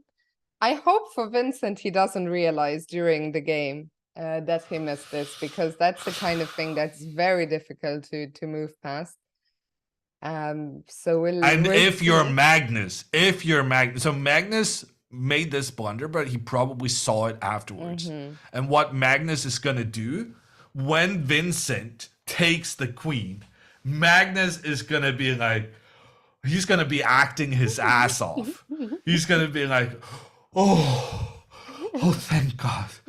And you're going to look at your opponent. You're going to do everything to try and make him aware that you just missed an opportunity to just end the match right here. Vincent since he won yesterday, Vincent only needs a draw to make it through to the next round. And precisely our chat is telling us that this is actually exactly what Magnus did. Oh yeah, well I know the guy. He did the same thing against Anand in the World Championship in I think it was in Sochi. He did the same thing. He made a horrendous blunder and Anand missed it, and Magnus just made Anand aware of what he had done. Okay, so well, this game is going to be a long one from here on out, I think. So let's go back to Prague, who is still in the tank here after Hikaru's last move, Queen D7. Yeah, not really much of an option, in my opinion, for Prague. We've seen this F3 move. We were very unimpressed with it because right now this bishop is exposed. This bishop is only protected by the queen. And if you then try and increase the pressure down on the queen, you also kind of, in effect, increase the pressure against the bishop. So Hikaru would welcome the opportunity of Prague spending an insignificant move on pushing the bishop back, because then the bishop is very safe here, protected by both the queen and a pawn. The bishop also pointing down on the white queen. Then we would feel comfortable. So the move Prague needs to make, and I think the move he's definitely gonna make, is pawn to d4, striking while the iron is hot.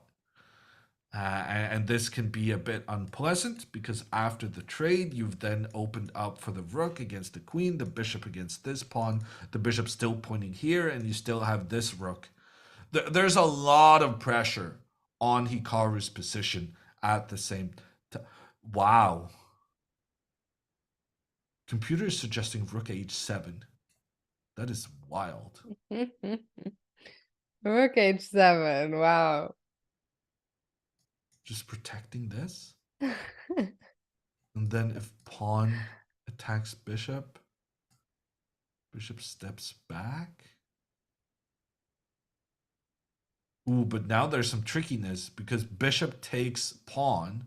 I thought probably that wasn't possible because then we can go with our bishop to give a check while interrupting the protection from the rook on the bishop. If the bishop moves, if the king moves, you just lose your bishop. But here Prague can sacrifice his rook and then afterwards get his knight into the center. The knight and rook now coordinating together against the d6 pawn. The knight The also bishop looking to is- come to f6. Yeah, the bishop undefended, but it's not really undefended because there's a big threat with the knight coming in. This line is insane. So that means we can't give the check on g5 with the Yeah, bishop. but with the white bishop coming over to the king side to capture this pawn, the bishop no longer attacks the queen side. So then maybe we could castle here. Computer is not liking this for black, but I'm not really understanding why not. It seems okay. I guess there's some knight here trying to attack the rook. In general, this is just a very tricky position. Rook h7 doesn't feel right. Honestly, going back, taking on d4 doesn't feel right to me. I don't want to open up for this white rook. So I'm still team e4.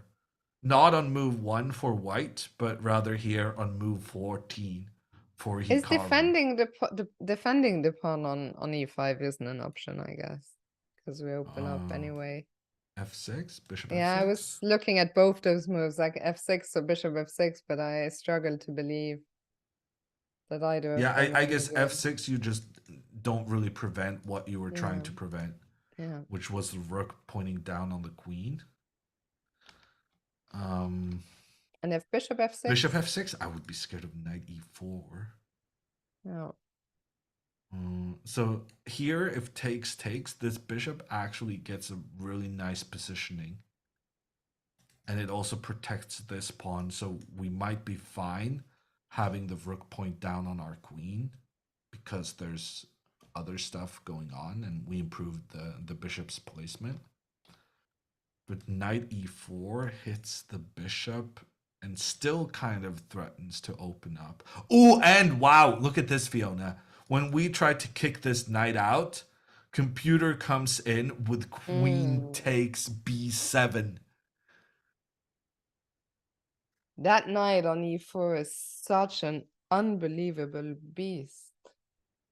So if we take the knight, we lose our rook. And if we take the queen, the knight comes in for a double attack. Wow. Yeah, no, there's definitely danger here.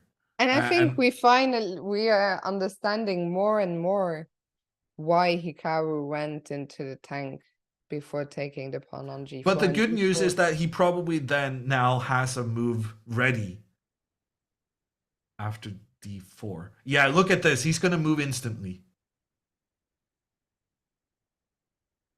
Yeah. And he pushes the pawn forward. I like it. Great decision by Hikaru. Keeping the rook's potential attack down towards the black queen. Avoiding all of that stuff. And what Hikaru's doing here now, we actually... So both you and I, Fiona... we both thought that the idea was that if the knight now captures the bishop, the pawn, then we can capture the white pawn in return. But we came to discover that there were some dangerous things happening with the rook pointing down on the king. But it was in a slightly different move order, right? Here suddenly it seems that maybe it's okay to take. Because yeah, we'll cross that bridge if and when it happens. Because after knight takes e4, maybe we can take this pawn in this instance, but also like Hikaru can just move his bishop, and now he's moving the bishop while threatening the knight so that the rook doesn't have time to capture the pawn. And when the knight moves back, we can keep this, like, then there's no longer a threat against the g2 pawn. And we get a bishop pointing in very closely and uncomfortably close to the white king. So Hikaru is essentially saying, I'd rather you get this pawn than the pawn on g7. And there's an added benefit to this as well, is that if Pragg now says, okay, but I want both, I'll take the pawn on g7 and then take the pawn on e4, well, he can't really play f3, because f3, Hikaru took care of business with that as well, the pawn moving forward. So a very, very interesting now. And Pragg moves quite quickly in return. Is Pragg trying to put pressure on Hikaru's clock? But it's Praggnanandhaa who has the reputation as the player who burns a lot of time. He's not burning time at all right now. He is confidently pushing further forward. Okay, pawn to d5. Once again, tries to trade off this d-pawn, opening up for the rook towards the black queen. And Hikaru looks puzzled. Hikaru looks puzzled. I don't think he was expecting that move, because he feels like pawn to c5 is such an obvious response right now. Pawn to c5 both prevents the white rook from getting into play, but it also enables black to castle queenside, since there's no longer the pressure from the white bishop against the queenside. So I think Hikaru is very happy to see this on the board. And he's very happy to now shut down the queen side and be ready to castle on the next move. And there it is, c5 is on the board. So what happens now if Pragg now takes on e4? Was it actually, I think it was here when we couldn't take on e2, right? So this is the key. If Praggnanandhaa now captures on e4, we cannot capture the pawn on e2, on account of the rook coming in, attacking the bishop, pointing down towards the king. If the bishop moves back, then Pragg has a very sweet sacrifice. The knight sacrificing itself, allowing the white bishop to then come in and attack down towards the black bishop, together with the rook. The black bishop cannot move, because then the king would be in check. But if the bishop doesn't move, it will be captured. And this is GG's for Pragg, actually. So yeah, I don't think we'll see. I think Hikaru must have this on his radar. It's a beautiful tactic, but it's not that difficult to spot, at least I would hope so. It's not. So So that's not going to happen. yeah, so if the knight takes on e4, we will not see Hikaru take on e2. Well, So then the question instead, becomes, well, we kind of looked at it earlier, right? It's very similar to if the knight captured here on the previous move. We now have the opportunity to move the bishop back and have a threat in the center. So that threat means that the white rook no longer has time to capture the black pawn. And if the knight moves back to make a counter threat, then we're like, well, that's fine. We'll just move out of the way. And now, because your knight is blocking your rook, you don't have that pressure against the g7 pawn. I'm To be surprised. fair, Mhm. to be fair, Praggnanandhaa here did grab a pawn in the center. So he got back the pawn he first initially sacrificed to open up for his rook. But other than getting the pawn back, long term, I kind of fancy Hikaru's chances here. He has the bishop pair, which I'm a big fan of, but also look at how the bishops are placed. And in particular, this bishop we kind of hid away on the edge of the board. You put a knight in this position, and that knight only has 3 squares available. The funny thing about bishops is that they are one of few pieces where the kind of matrix that you should always put them in the center doesn't necessarily apply. Yes, it's nice to have them in the center, but it's more important to have your rooks and especially your knights in the middle of the board, and working together with knights, maybe in particular, the bishops can be on the edge pointing in, while the knights needs to be in the thick of it to make a difference. And I feel like this is the kind of bishop that's on the edge, yes, but the way it's pointing in the vicinity of white's king, I'm really liking that. And it's making me optimistic for the future. Also, Hikaru's king. Wow. Hikaru's You're king. optimistic, you're little? What's going on? Today is It a happens. special day. Praise the Lord. It happens sometimes. But also now Hikaru doesn't need to worry about his king's safety. Because that problem we had repeatedly with the bishop pointing down against this a7 pawn, no longer a problem. The pawn on c5 is doing a great job. I said this earlier, I'll say it again. A bishop's kryptonite is a pawn defended by another pawn. And here, this bishop is pointing in towards that exact construction, whereas Hikaru's bishop, here actually the computer suggests on Praggnanandhaa's behalf that he should try and block this bishop's diagonal with a pawn protected by another pawn. And this is literally the computer's top line, and it's all about how powerful Hikaru's bishop could become if white doesn't take preventive measures.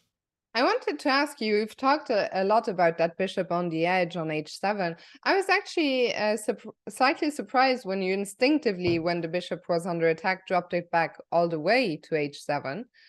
I thought my first instinct was to drop it back to g6 to keep the g file closed and keep maybe a bit more scope. Why did you instinctively, and I see the computer agrees with you, do you feel the bishop is just more prone to being attacked on g6? Well, I don't think the computer agreed initially, but this was the kind of position where the more the computer thought about it, the more the computer liked black's position, which is the long-term advantages, right? Hikaru now long-term advantage with the bishop pair. The reason I put it all the way back is because I saw the computer having recommending the move f4.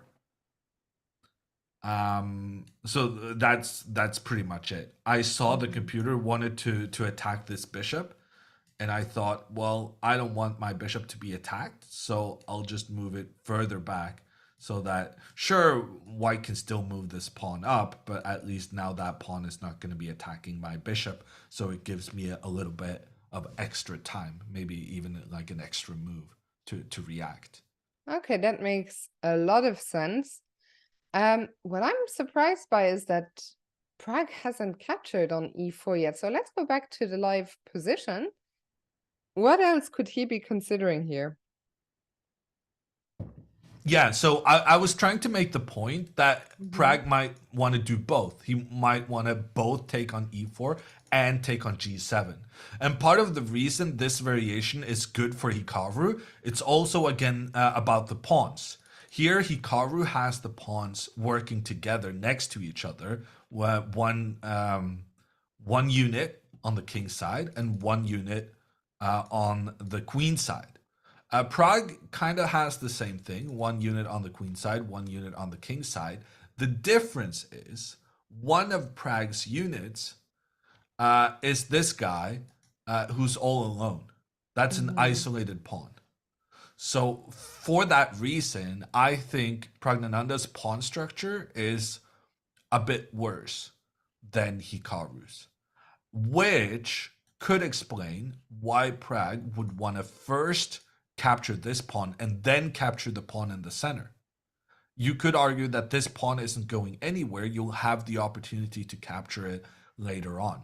So Prague might want to go h6, h3, which is based on the fact that the f3 move he kind of wanted to make is now prevented by this black pawn advancing in the center.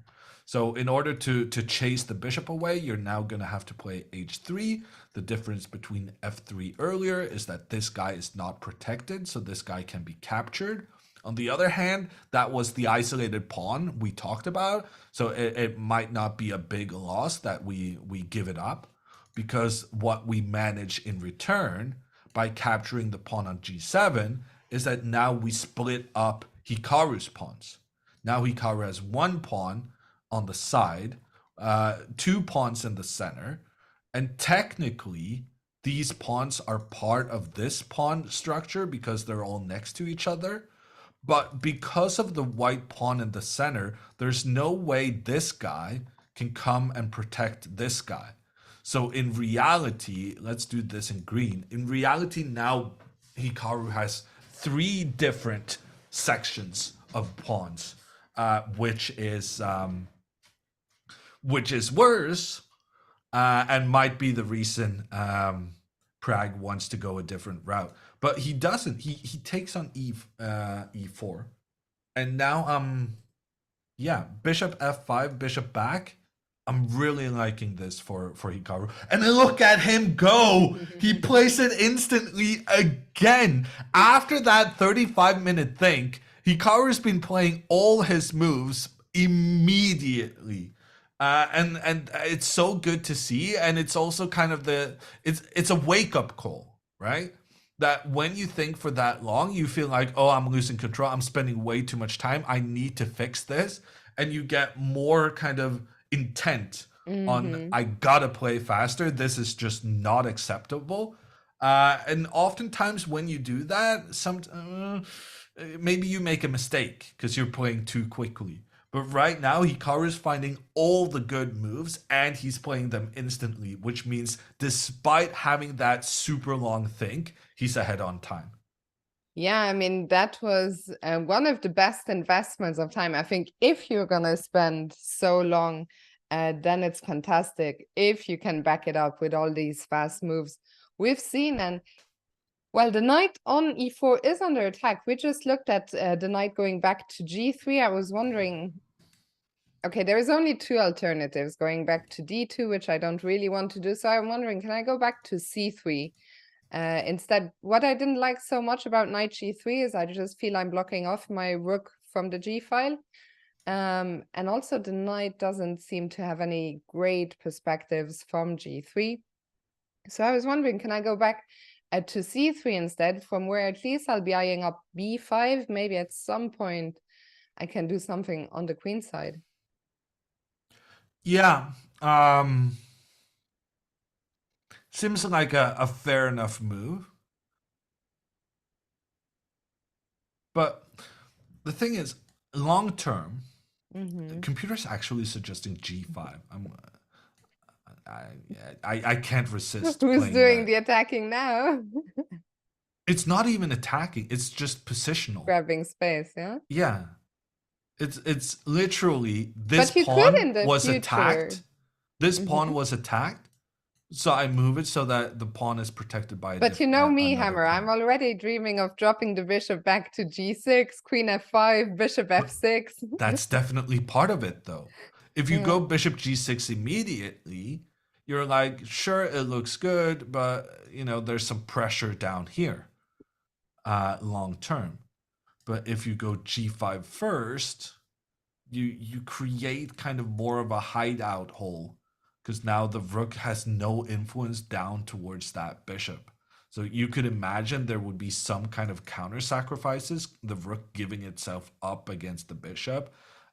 Say,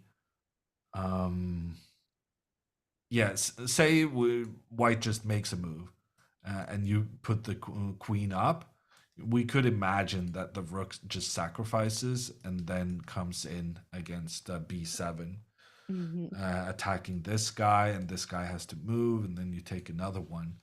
And even though the computer prefers black, this is like super double-edged. Yeah, now the knight might definitely jump into b5 at some point. d6 will be weak. c7 will be another entry point. Maybe this is fine for the engine to play, but as a human, I wouldn't feel super safe here on the But black Hikaru side. can avoid that. By playing g5 first, you create kind of some protection for the bishop. And no, this is very intriguing. I think Prague is going to go knight g3, partly because I don't agree with you that the knight has no future. The thing I was concerned about with bishop h7 is that it allows knight h5, continuing the attack. And here, the pressure against the pawn from two white pieces mean that the pawn is going to have to move if it wants to avoid being captured. And intriguingly, computer once again recommends g5.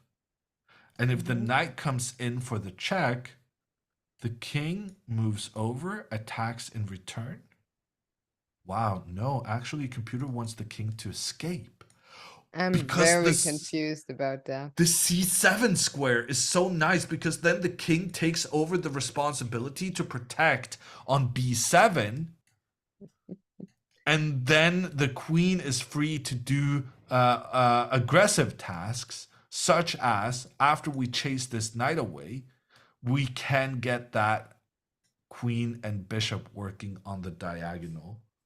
Okay, maybe we can do it better. Ooh, once again, look at this. Computer suggesting f5 so that we can go f4 to kind of protect the square we wanted to use. We're pushing our pawns up simply because we want to kind of clear the path for our pieces to come in behind our pawns. The pawns are the foot soldiers. So the foot soldiers first have to take control of the space, and then the big guns can come in behind with devastating effect here. The queen and bishop working together down towards the white king. I'm super optimistic. I'm really liking black's position. I'm confused why the computer is saying this is equal. This looks significantly better for black to me, especially in a game between humans. So I am yeah. with you. I really, all the lines we looked, the more we looked at them as knight g3 appears on the board, I'm becoming more and more optimistic, and I'm gonna revert to a point that I know I'm like a broken record, but look at the time situation, 32 minutes for Prague, 42 for Hikaru, but we're only on move 17. That means Hikaru still has to make 24 moves, 23 moves for Prague, but 23 moves in this position with only 32 minutes. There was a question in the chat earlier, do we think that time is going to be a factor here, or can it be an issue? I think absolutely, yes. Because things have turned around, and I feel very soon Prague is going to be the one doing the defending here. And I feel especially like when time trouble arises, you want to be the one with the initiative. And I'm not exactly, what's the expression? Like I'm not What I'm saying is pretty obvious, right? I think in general you want to be the one with the initiative, but especially so. Okay, I'll over to you, Jan Ludwig. I feel like I've butchered my point, but hopefully chat still understands.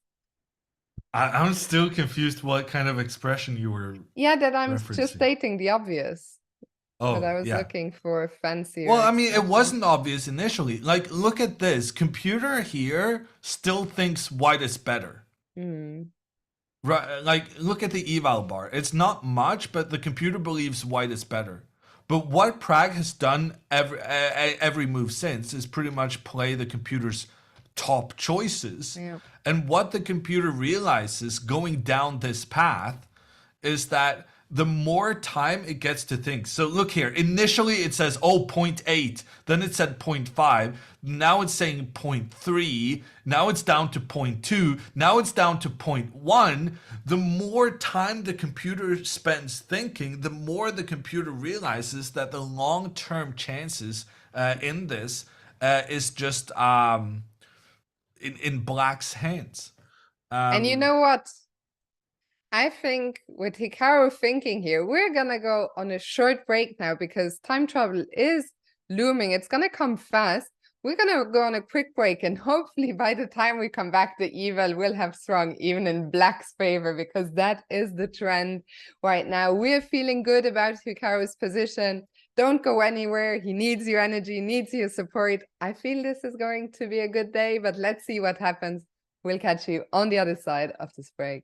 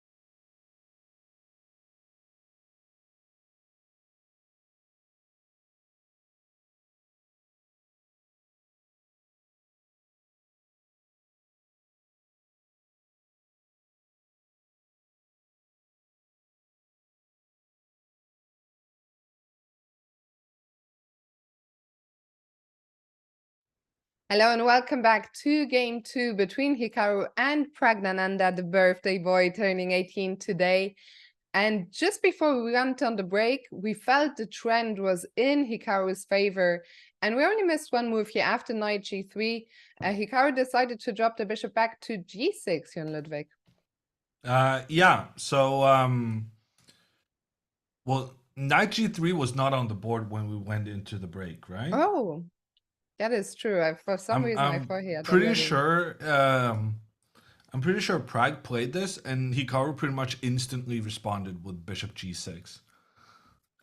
Which has been his trend now for the last couple of moves. He had a really, really long think on move 12, but then he played like 5 instant follow-ups afterwards, which has given him a very slight time edge at this stage. Praggnanandhaa moves his bishop back. I would assume the idea is that the bishop needs to move back so that the pawn may move forward.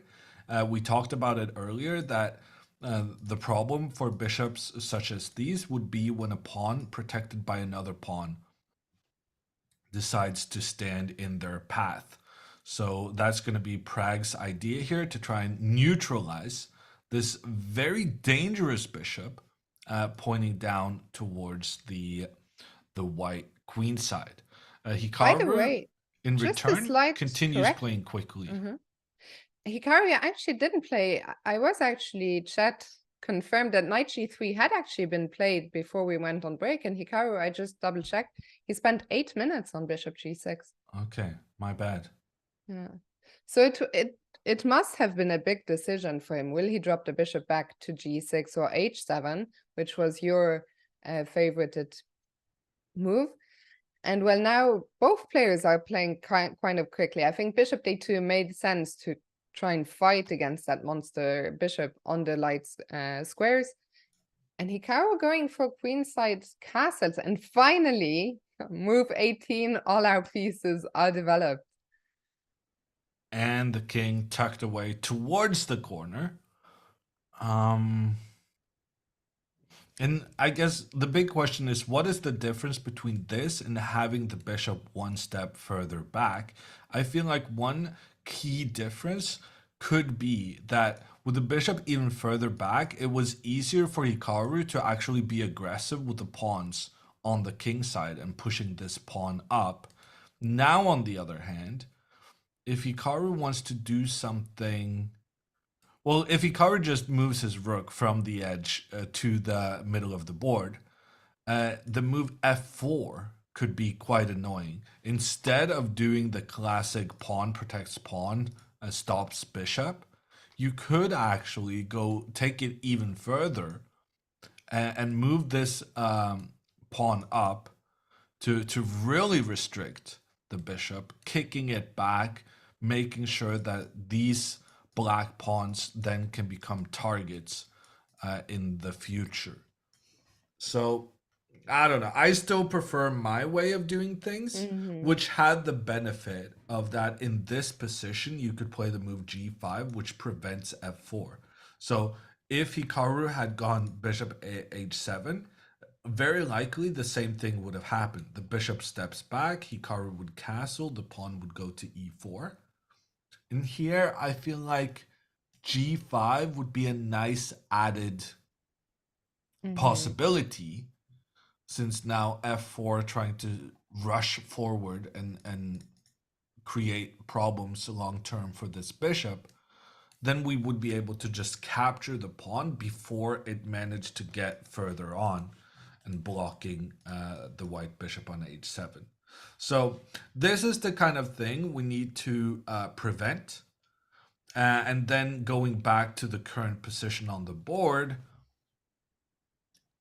yeah, Hikaru needs to think about this right now, because this pawn is coming, taking what we thought was the most magnificent piece in Black's arsenal to becoming the worst one. So Jan Ludwig, I'm not sure what he needs to do, but he needs to do something. I'm gonna suggest something you are going to hate, because I know how much you love the bishop here.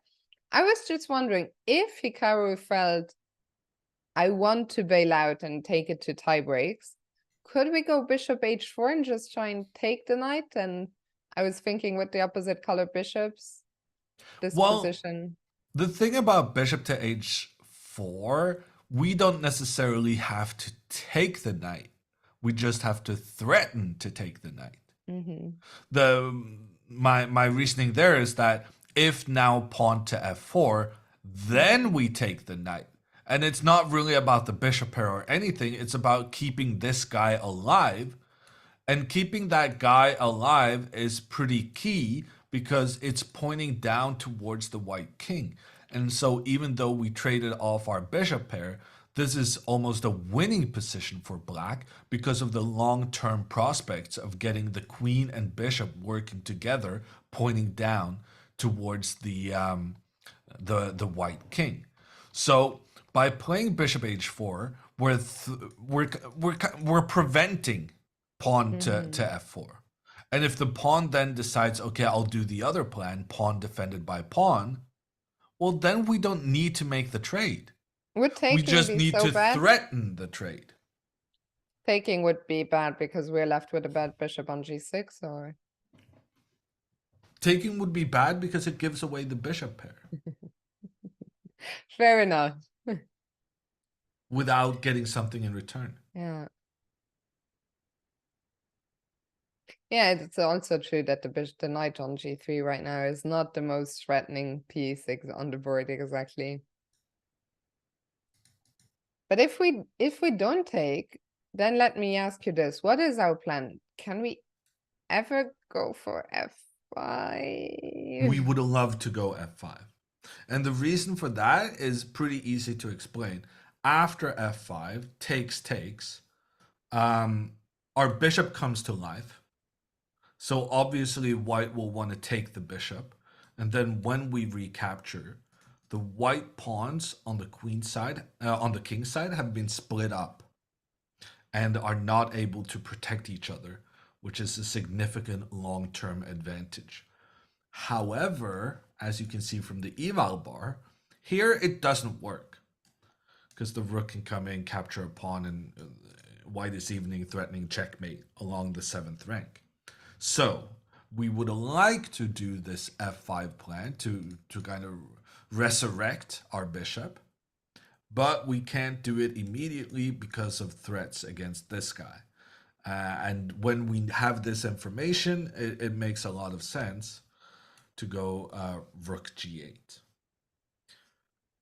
And then if we're allowed, we'll go f5 next move now that this pawn, very important pawn, is defended. But white can go queen c2 and increase their control of the f5 square. And then we will go rook f8 because we want to push this pawn up. And then this becomes very messy. Computer is actually suggesting f4 now because now the queen offers extra protection to the e4 pawn. Yeah, I don't know. I think Hikaru actually made quite a sizable mistake where he put the bishop. Every time we now see that there's some potential for this white pawn to push even further up the board, it makes me think it would have been so much nicer to have the opportunity to play g5 at some moment, just to make I really sure hope that that we're isn't not on gonna... yeah. I hope that's not on Hikaru's mind. I feel I've been there so many times in my own games where, you have to decide between two squares, and 2-3 moves later, you're just like, oh, I wish I had dropped it to the other square instead. But okay, still those resulting positions. How bad is it? I don't know. So I don't know, but it's a little bit unpleasant. There's kind of not enough space for these bishops to work around. Also, if we could have moved the bishop up, the pawn up, that also actually would have helped us in trying to play the pawn to f5.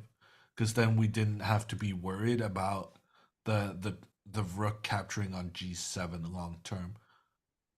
So yeah, I think I'm changing my mind. And I guess the computer is part of it, right? Because the computer believes white is better here.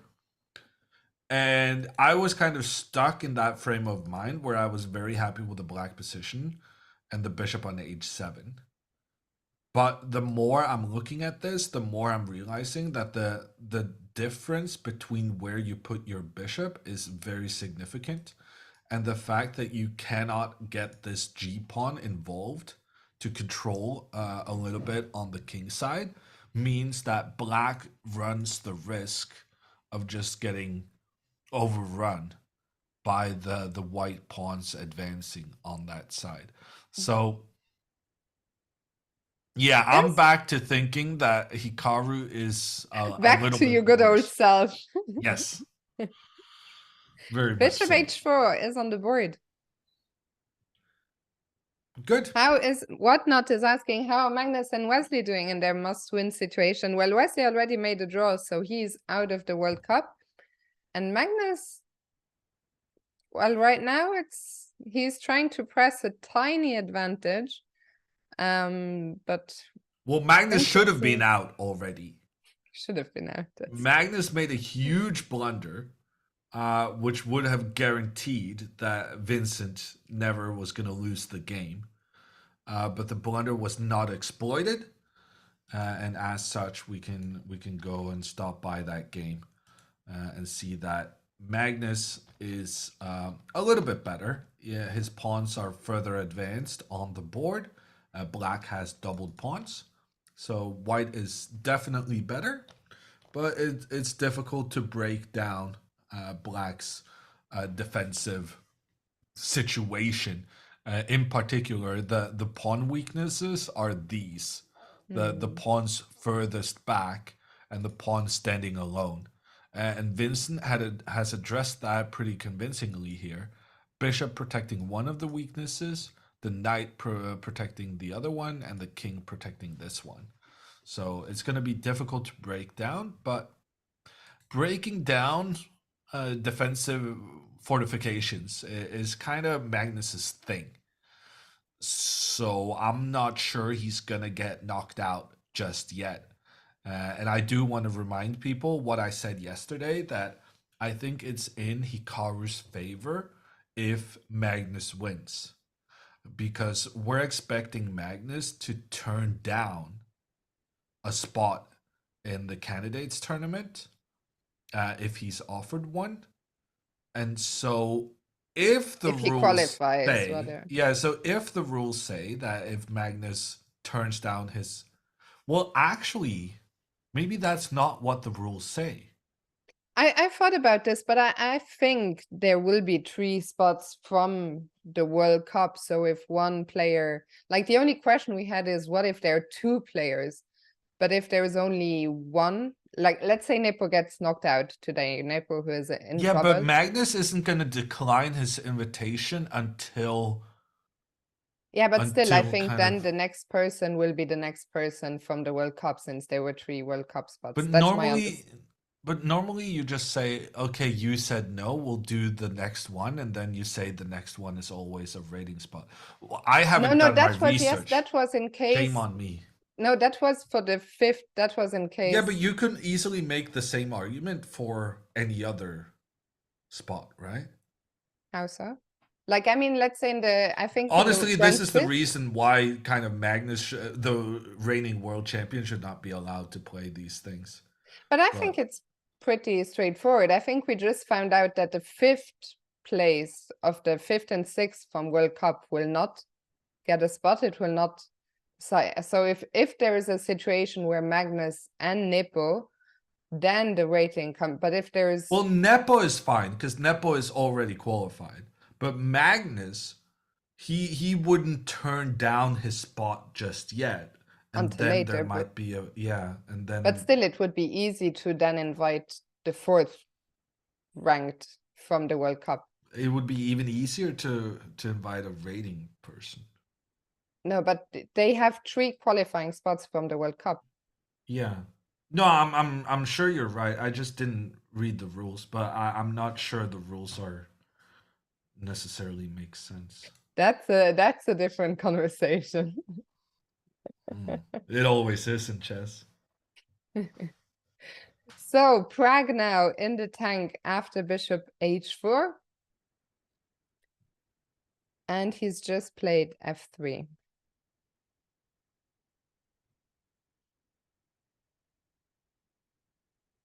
What are you? Are you reading the rules? No, I'm reading chat. I shouldn't do that. Big mistake either way. Yeah. Yeah, no, I do think Hikaru is slightly worse here. Wait, F3. Yeah, we're still in the same territory, right? Because this is what we looked at. Right? Now Rook G8, wanting to go F5, and then Queen C2 preventing F5.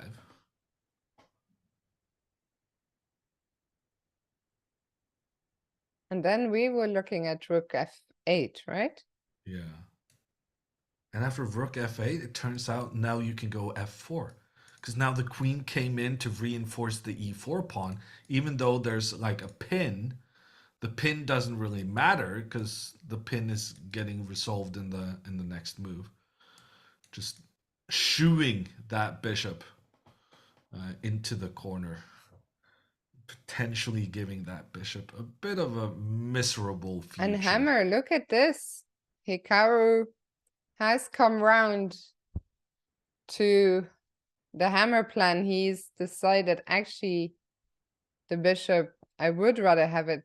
It takes a lot of I think self-control, or a lot of, maybe self-control isn't the right word, but it takes something to admit I think it's one of the more difficult things in chess, to admit that you went wrong and to rectify it. I think very often we are very stubborn and we feel, okay, if we put the bishop on g6, yes, maybe I'd rather have it on h7, but I'm not gonna admit that, and I'm just gonna,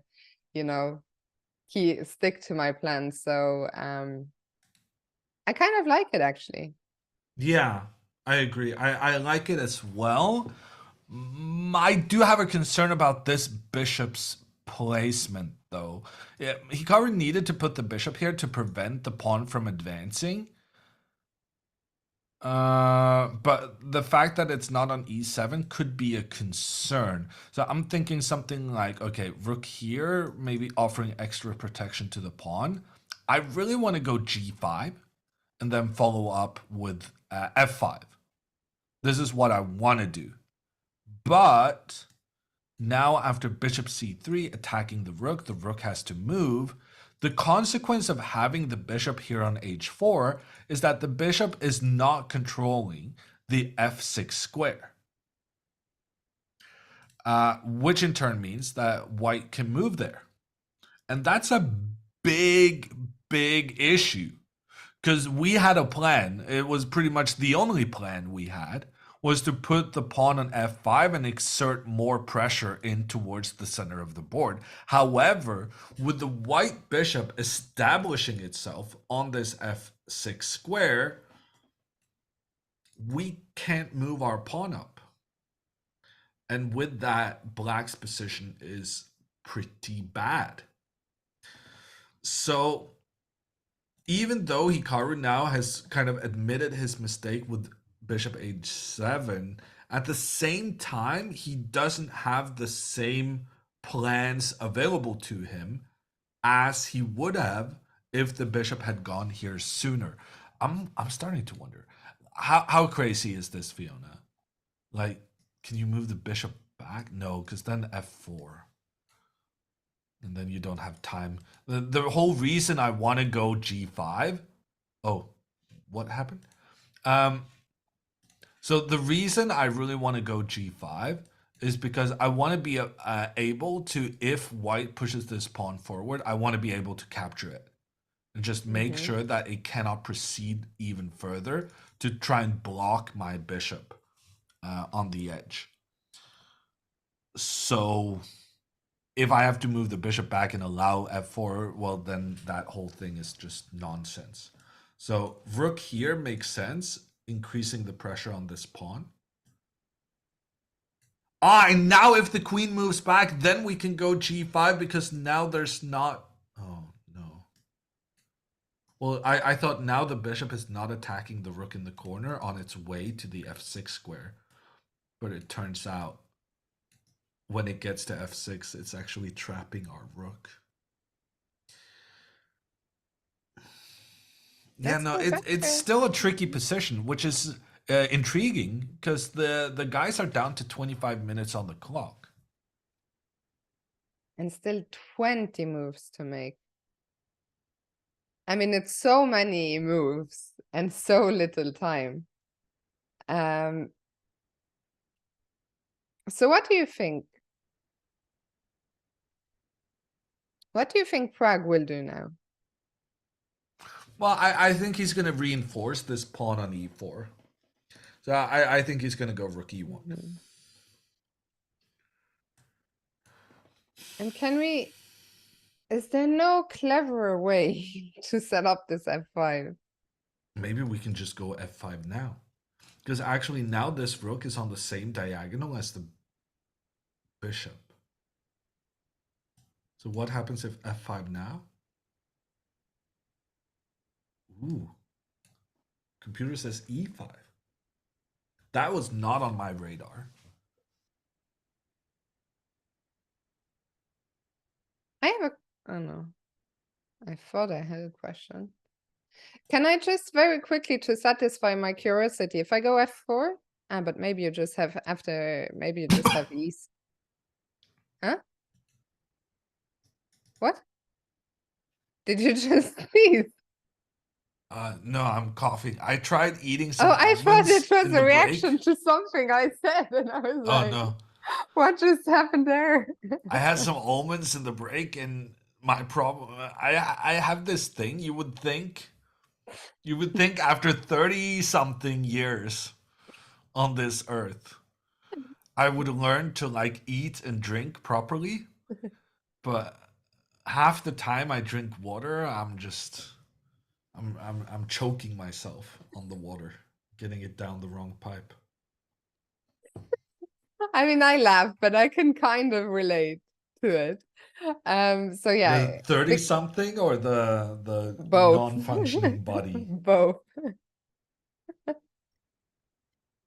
No, I like how Finsanity is saying Fiona's confusion was so, and I was genuinely so, like, I thought, at first I thought, is it something I said? And then I thought I didn't say anything that would warrant, maybe it was not a good move, but it wouldn't warrant that reaction. And then I thought, did something happen on the board? And I looked at the board and nothing happened. And then I was just confused. And then I looked at you and I saw you choking. Anyway, so yeah, f4 my idea. I wanted to get the queen to f5, but e6 kind of put a spanner in the works. So okay, let's go back. So f5. Yeah, So no, what did you think? f5 is maybe just bad actually Hmm. because of this e5. It kind of breaks open some stuff in front of the king. And also look at this.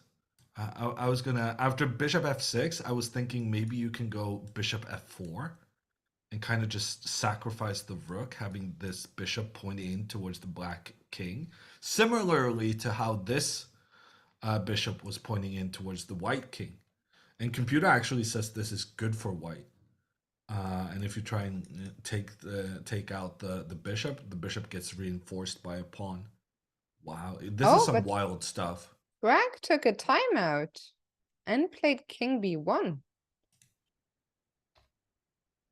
Surely that has got to be good That's an news. awful move. No, it's terrible. Because now, Magnus Hikaru can go f5. Like previously, we were looking at this and we were like, "Oh, Hikaru cannot go f5 because after the capture, the rook can take on g7, and there's even a checkmating threat against b7. But even though Hikaru now moved the bishop, after king over, f5 now just solves everything. Because if we go to that same kind of thing with the trades, the key difference here, the only difference, is the placement of the king. But since the king has moved, it is now check, which means white is not able to capture the pawn on g7. And after queen c2, how is the computer saying this is better for white? Yeah, I'm also very confused by that. Can we not just drop the bishop back, or oh, you want to go g5? This is an instant draw, huh? How is the computer saying this is better for white? I am so confused right now. This just seems like a good way for Hikaru to equalize the game. Computer keeps insisting on white being quite a bit better here, but So let's see it. I'm What gonna is it? tell you that is just wrong. The computer has no idea what it's talking about.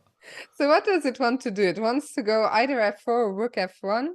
Well, it wants to go f4. Well, rook f1 clearly has the idea of f4. Yeah. You're not voluntarily putting your rook That in much is behind your clear. pawn. So f4 is the idea, to try and pressurize this pawn. But the problem, the thing is, we don't even need to protect that pawn. Because if white captures, then that would open up the H file for us. So lots of captures here will just result in our rook getting into the game from the side of the board.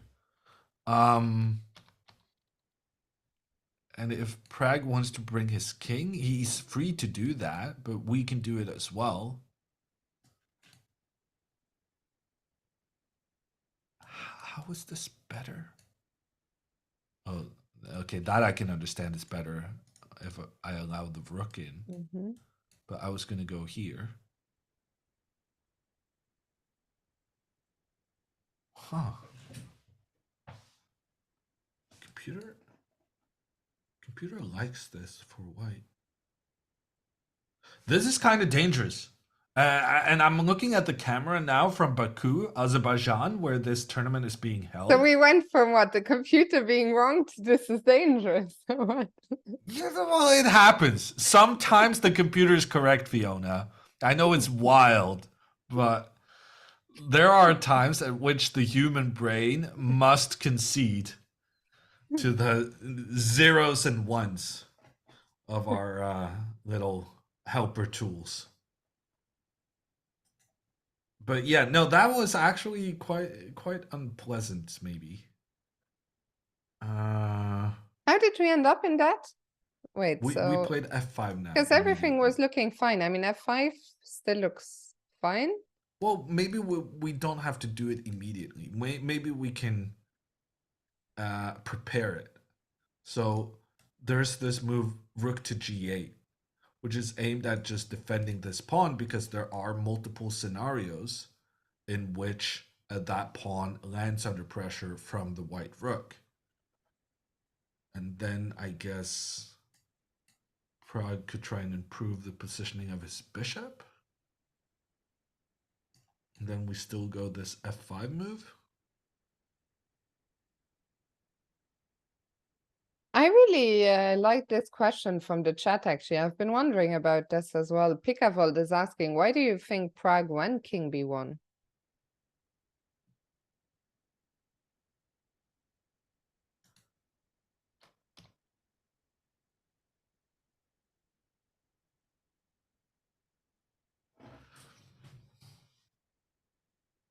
Really hard. I mean, it's so weird that you must understand that your opponent would like to play f5, and then you voluntarily put your king in the line of vision of the bishop on h7. I'm really also struggling to make sense of it. Hammer, put Yeah, yourself. I have no idea. I have no idea. I'm trying. Like, any move Pragg could follow this up with he could have done first. Yeah. Wow, Hikaru goes for the trade. That's extremely committal. The Fifi idea in full swing, but I'm not Computer sure. hates it. Okay, but why is it so bad? I still don't understand. I guess Because we give up the bishop E5 here. and you This, sacrifice a pawn. huh? I guess E5 is very strong. So takes back. Hikaru, of course, will play F5, trying to break open for this. And here E5 is, according to the computer, very, very strong. Okay, take.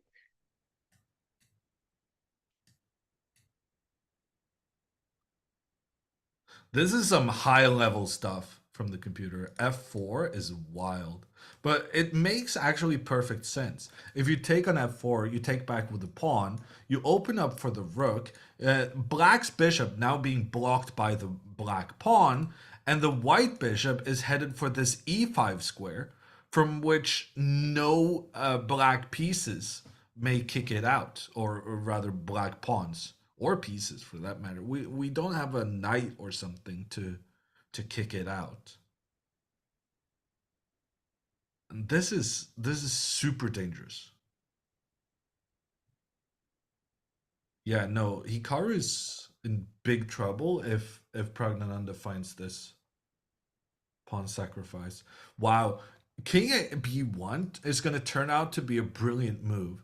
And it's simply going to be, it's not going to be about being, you know, clever and like, I still believe that whatever Hikaru did and whatever Prague's follow-up would be, Prague could have done the follow-up before he played King B1. But by playing King B1, he's actively kind of trying to lure Hikaru into a full sense of security. And he's trying to lure Hikaru to try and exploit that this bishop is on the same diagonal as the king. So if Hikaru had just played a normal move, I don't think this king thing would be very impressive. But because he put the king on the same diagonal as the bishop, he managed to provoke Hikaru into making the mistaken trade, bishop for knight, repairing white's pawn structure. Yeah, yeah. And now after f5, if e5, Hikaru would have been in big trouble, and he instead Prague took. just takes it. Wow. Ooh. He takes it, and we all breathe a big sigh of relief here. No, because e5 was probably just strategically winning. And he played it instantly. Wow. And now it's going to be a draw. Oh my gosh. And people in chat are saying we're back. Did we lose the broadcast for that? No, we're back in the decisive game, moment? Jan Oh, Ludwig. we're back in the game. Oh. Oh, yeah, okay. Well, now we're not just back in the game. Now it's just an instant draw. Like, we're not back in the game. We're done with the game. The game is over. The game is going to be a draw. But given this opportunity Hikaru gave Prague, we're extremely happy this game is going to end in a draw. Because e5, Hikaru would have gotten knocked out of this World Cup, I'm pretty sure. I don't think so, actually. No, I think it's an incredibly strong move, and I don't think there's really anything Hikaru could have done about it. And well, e5 is kind of obvious, but f4, that's the key. Because what essentially happens here is that you provoke the pawn forward so that the pawn no longer controls the e5 square. It's not necessarily so easy to understand in chess, but whenever you're standing on a square, you're not controlling that square. This queen is amazing at pointing in several different directions, but the one square it's not controlling is the square it's on. So by provoking this pawn forward, white would have been able to get the pawn away from the e5 square, which in turn means that you could potentially get this bishop up long term. And here, computer even says bishop e3. Wow. Okay, yeah, you're right. Maybe it wouldn't have been over immediately. Like for Pragg to understand that this is super good for white is not that easy. But I mean, it's it's clear also that super white is good, not but really it's not risking. straight up winning, right? Yeah. But it's clear that Pragg is not risking anything, even Yeah. though he's down a pawn. Like the difference in the activity of the bishops, and the fact that the black bishop can't really target anything in white's camp, means that, yeah, I think this was a big miss on his part. It was a big miss on That this Hikaru's is part, clear, yeah. and I kind of ignored the fact that they continued making moves. Because after the trade, I feel like this game is pretty much over. Because now they have a pretty symmetrical pawn structure, in that both players have 2 pawns on the king side. Both players have 4 pawns on the queen side.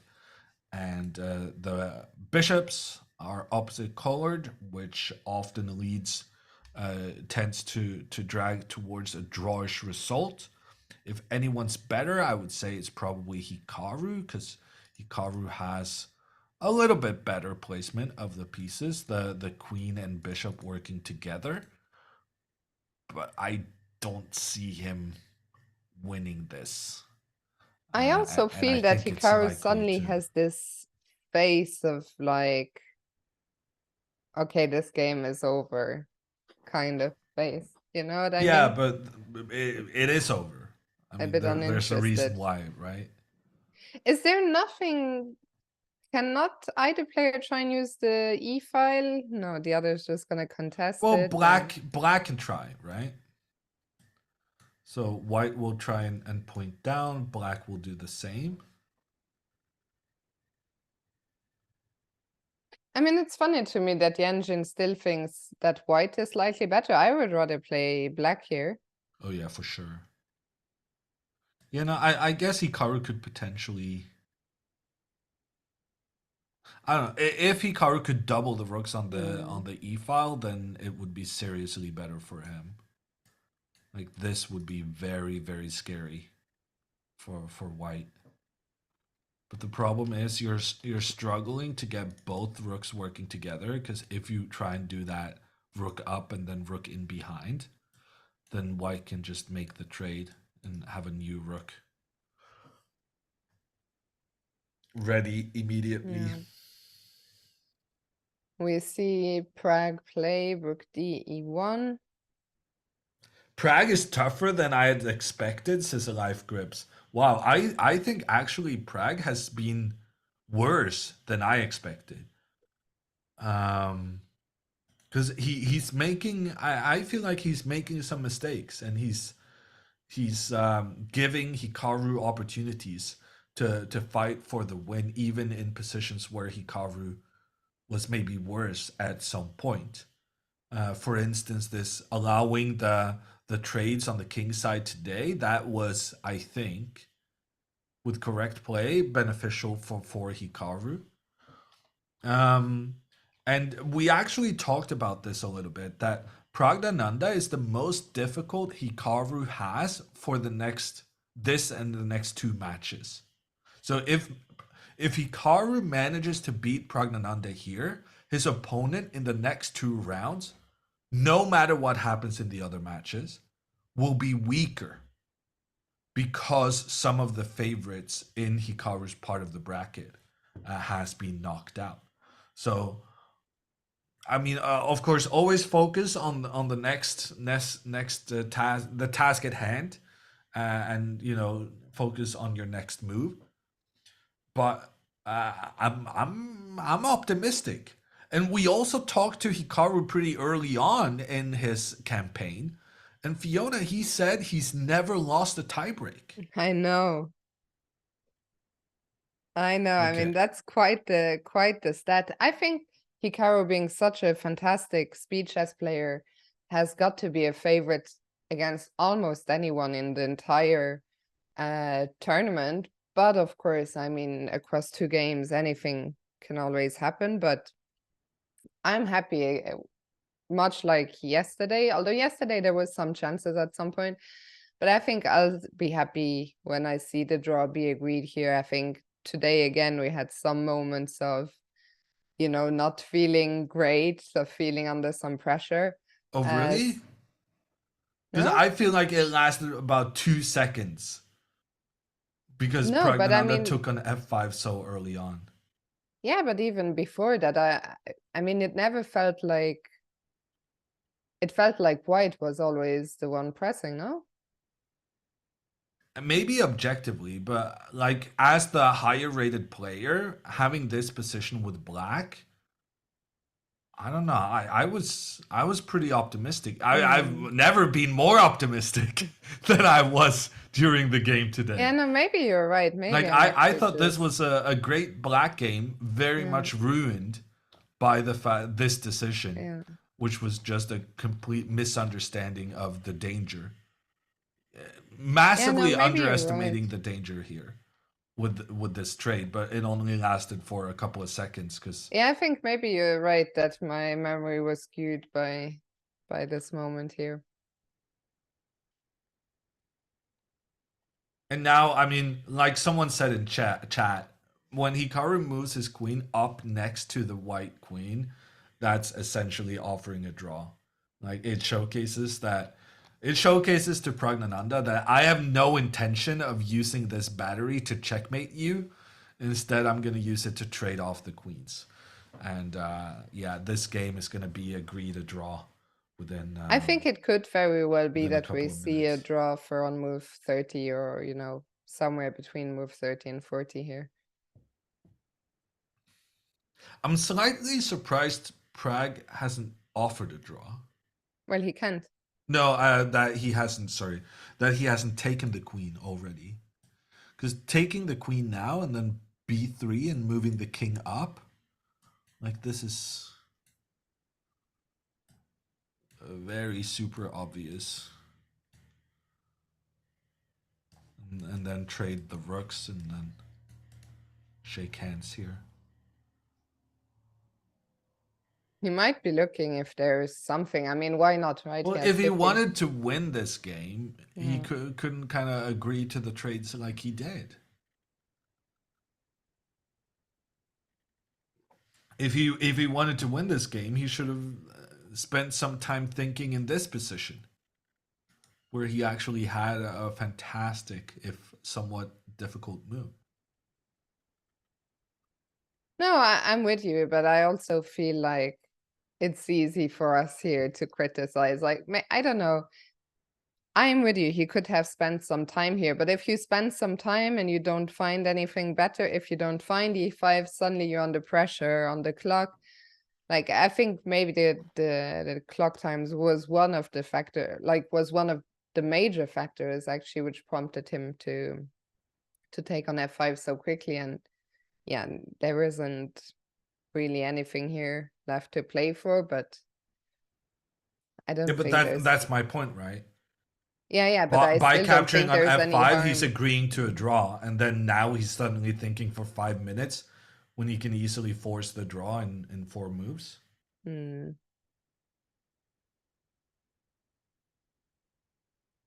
So this one, I think, will be over, as you said, will be over quite soon. Magnus's game is still going. It's very even. I think Magnus is gonna go home today.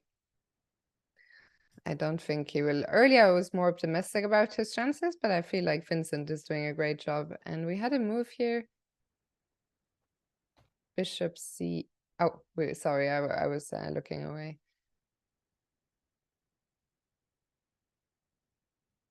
What's your assessment? Black has a pretty good setup.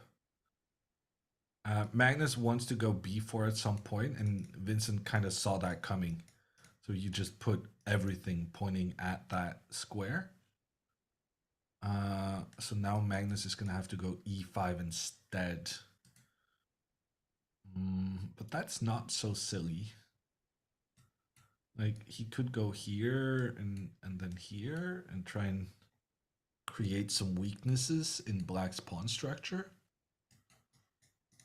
Somehow getting this I don't know. Computer is hating it for Magnus, which is not a great sign. Mm-hmm. But he's been able to win the unwinnable in the past, so we'll see how he gets on. In the meantime, back to Hikaru. There has been a move. Praggnanandhaa playing bishop to c3, threatening a pawn.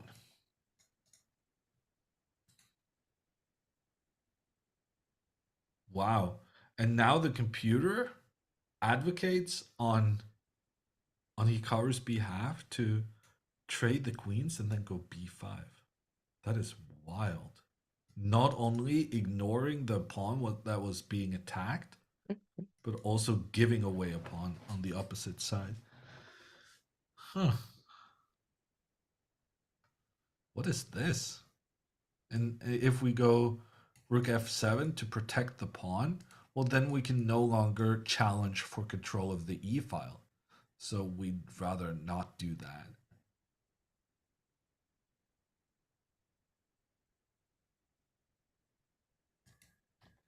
Yeah, and I mean, still, you know, Prag spent some time, but they might not be big questions, but still he's asking. Yeah, no, I mean, if Good Prag question. wanted to draw, he would have taken the queen. So, Yeah. in effect, by not taking the queen, he is saying, I'm still trying.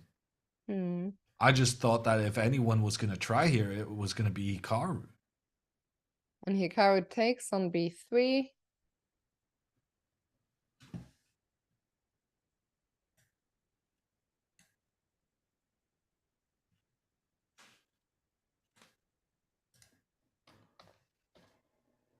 And he was reaching for the rook on f8. Yeah, rook f7 played.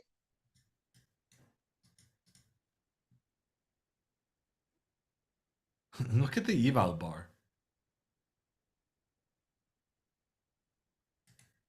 Wow. Computer actually liking Praggnanandhaa's position now. Okay, not super much, but it's a little bit. In a position we thought it was basically over. But is it really seeing something? Or is the engine I don't getting know. a bit ahead of itself? The engine is a bit low depth on these commentating gigs. I feel like if Hikaru could just play bishop f5, then he would be completely okay. Yeah, so rook So h1 must the be one problem try. is this rook h1 move, because it interrupts the coordination of our forces. If we could go, wow, what did I hit there?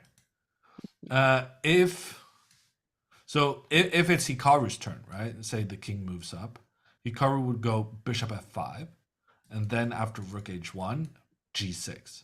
And then this pawn is protected, this bishop is protected, but also that pawn is protected by the bishop. It's just a perfect setup. And also this bishop protects this square so that the rook may not go there.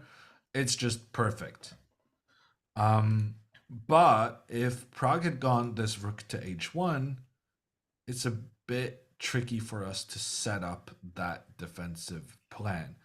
Instead, Prag goes b4. And now I guess we're fine because we can just take, and now bishop f5, and we're okay. This seems sensible. Mm-hmm. Because now we're controlling, yes, we have a pawn weakness here, but we're controlling this square so the rook cannot come in. And we're going to have that formation with the bishop and pawns protecting each other. What gonna if go white tries to double on b6. the e file?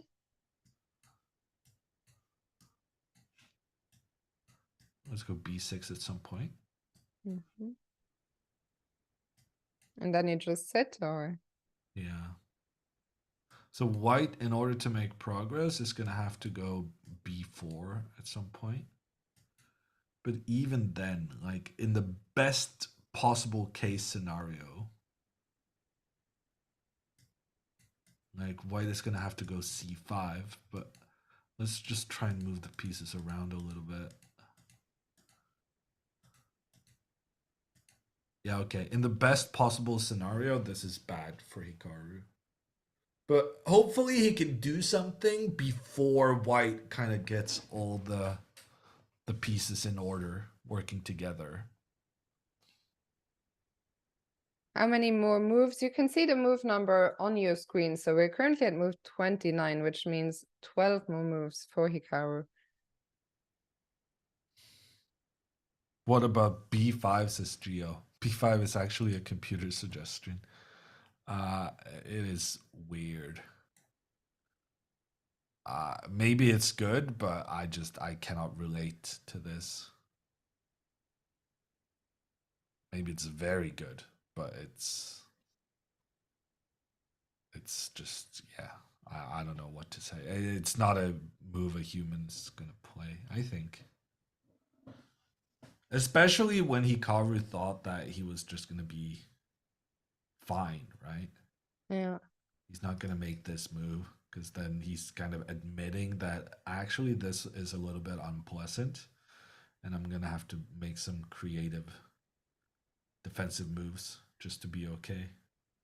I don't. I mean, feel what's like, even the idea of B5? Yeah, I don't know. Computer's top line here seemed very convincing. This seemed unpleasant.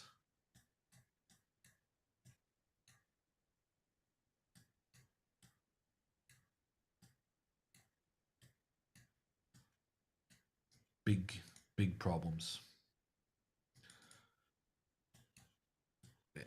I don't. It's just a computer line. It's not gonna happen in the game. But yeah, this is one thing that could happen with Hikaru getting checkmated. So let's not have that happen. So how do you think he's gonna react to B4? Well, I think he's gonna take and go bishop f5. Mm-hmm. Then he's just gonna sit there. But he's not gonna sit for long enough to let white do all that nasty things we kind of went through. So hereabouts. Maybe the king needed to go here. Like here, he could go a5 so that white cannot get that b4 move in without trading. Yeah, a5 here, for instance. It looks super easy. Bishop Jan comes Ludwig, back. can we quickly take a look at Fabiano Caruana? We haven't seen him at all either yesterday or today, but apparently just found a nice tactic in his match against Ray Robson. Game 1 yesterday was a draw. So if Fabi wins here, he will be through to the next round.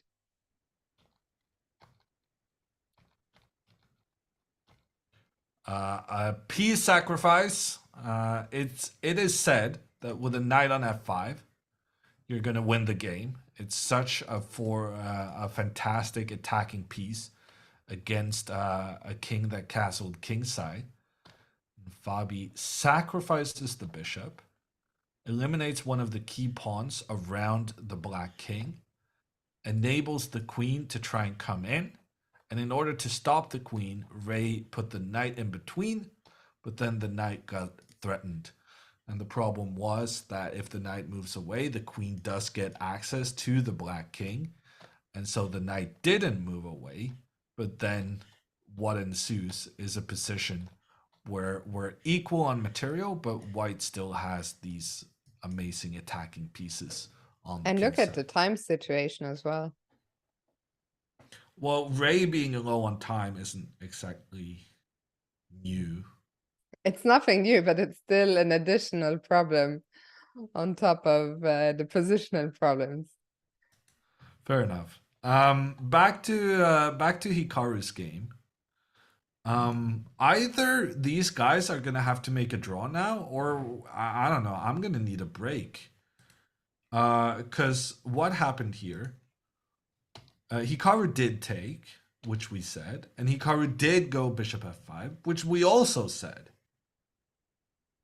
So I feel like we're hitting the mark pretty well.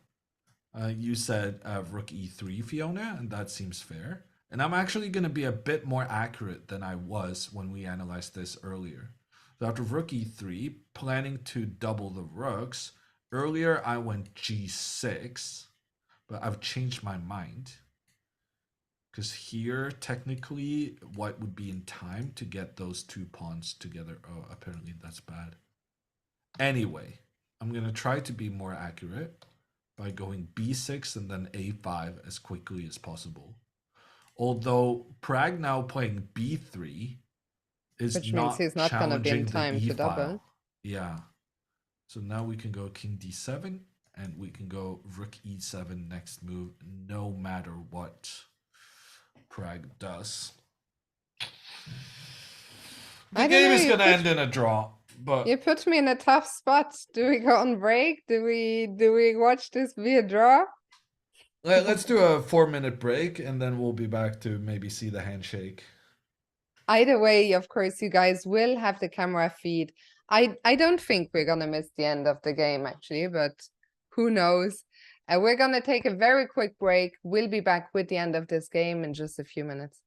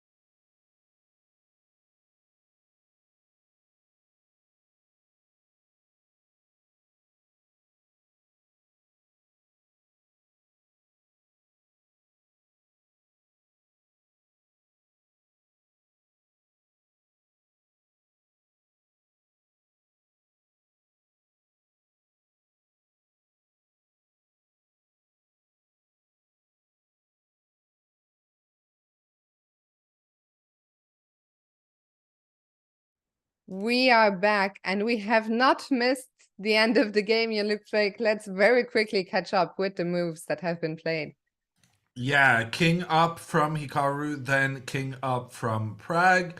The rook comes in for the trade. The trade does happen, and we are inching closer to a draw. Another rook coming in, attacking the king. The king will move back to the side, and the king is controlling the one weakness Hikaru has in his camp. This pawn cannot be protected by other pawns, so that's why we're going to have the king protected instead. Yeah, as you say, that king d7 appears on the board. The players have been making these moves quickly, so time is not an issue any longer. I think we're just getting closer here. Prag tries c5 here. Yeah, it's not an attempt at winning.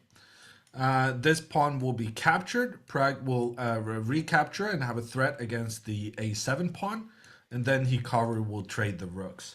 Because even though he loses the pawn on the side of the board, now after the rook trade, that extra pawn for Prag becomes insignificant.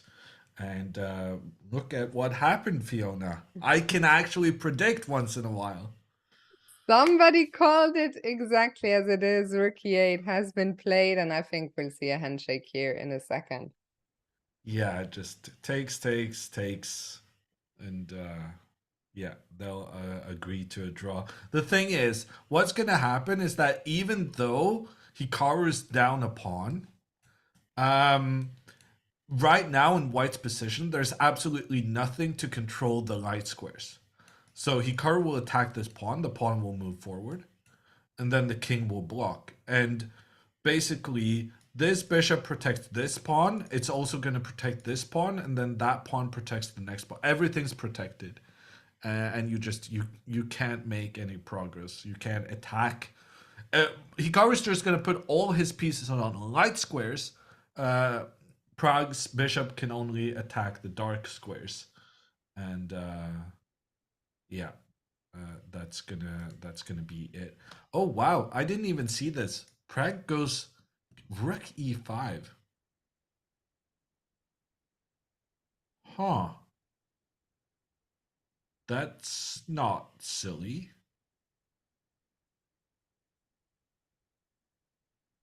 Had Hikaru seen this in advance?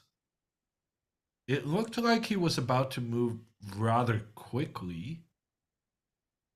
So what happens if we take? Are those passed pawns? I did that looks kind of scary, no? That looks very scary.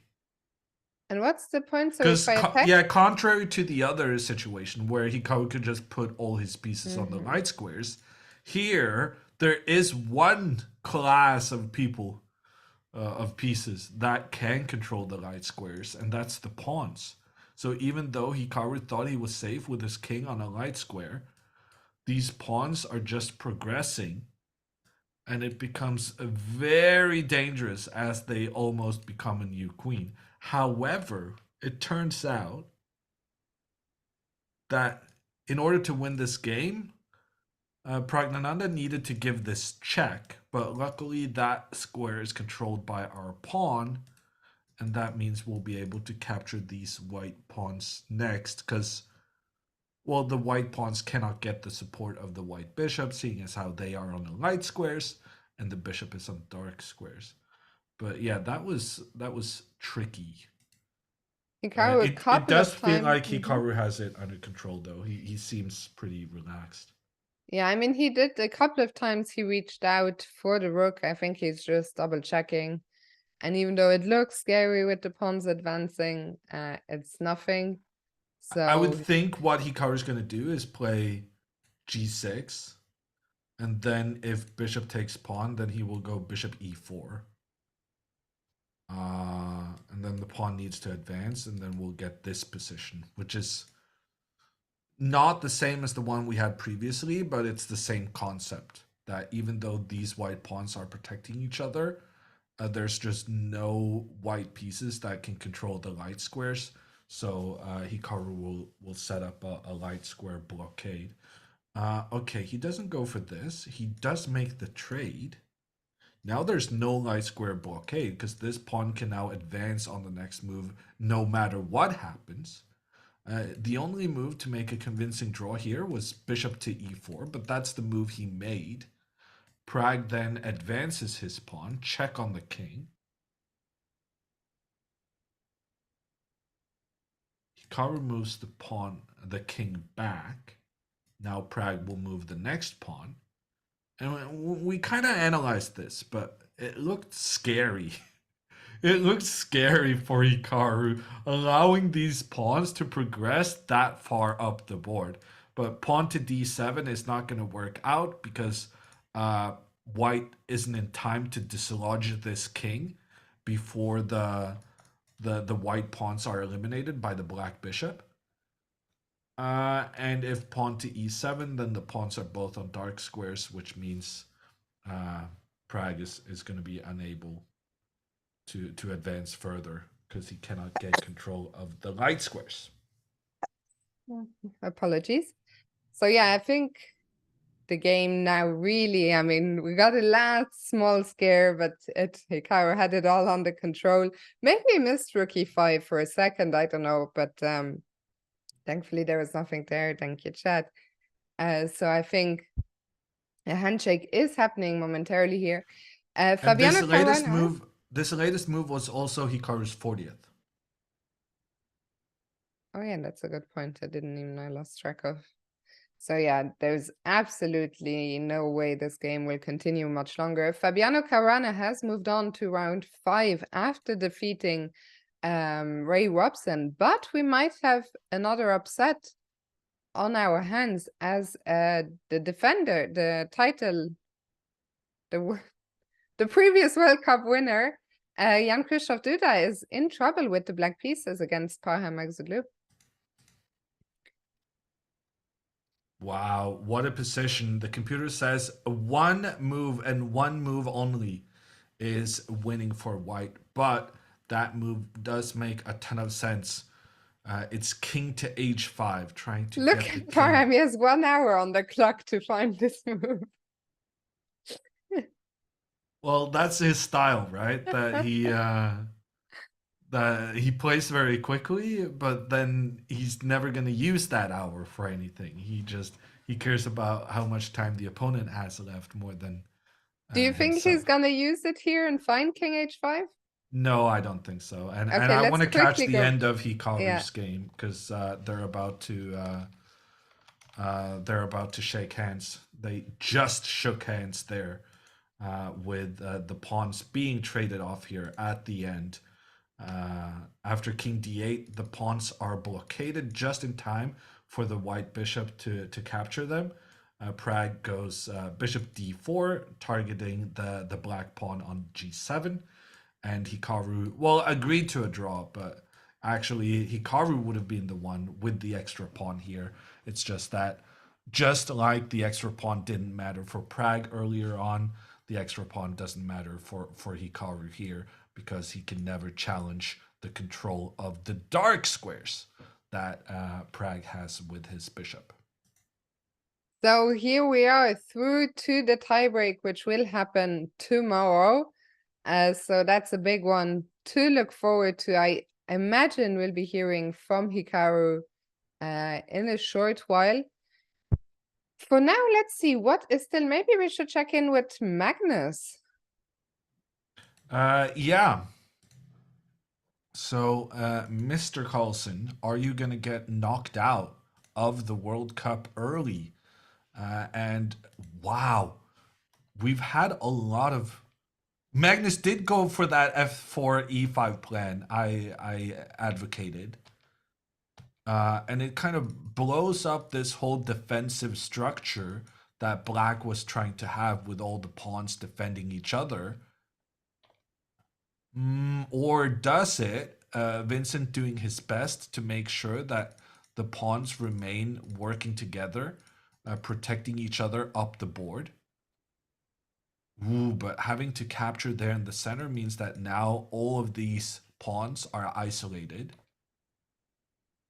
And after a4, wow, Vincent wins a pawn on b3, but that pawn isn't actually going to be able to do something because the white king blockades it.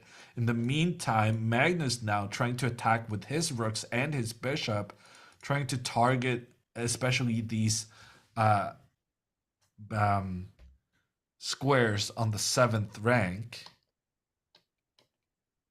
And so Vincent needed to trade off that dangerous white rook trying to get involved. But with that trade, the bishop left its post defending the d5 square, which enabled Magnus to come up there. And now he's going to take the pawn on c5. And there's also long-term issues with the pawn on b3. Magnus can't take the pawn on b3 anytime soon as long as the black rook is staring down on it. But it does mean that this black rook will be unable to contribute effectively because it always just has to sit and watch, be the babysitter for this pawn. I don't know. This looks good for Magnus. I'm surprised the computer isn't giving him a larger advantage. Yeah, I also feel practically, I know my last assessment was Vincent's gonna hold, and maybe he will still hold, but it's gonna be a long road of suffering ahead here. He's going to be down a pawn. He can't save this guy, and long term, he can't save this one. So right now, Magnus down a pawn, but he's going to capture both of these to be up a pawn. Like, what is the computer saying? Bishop here?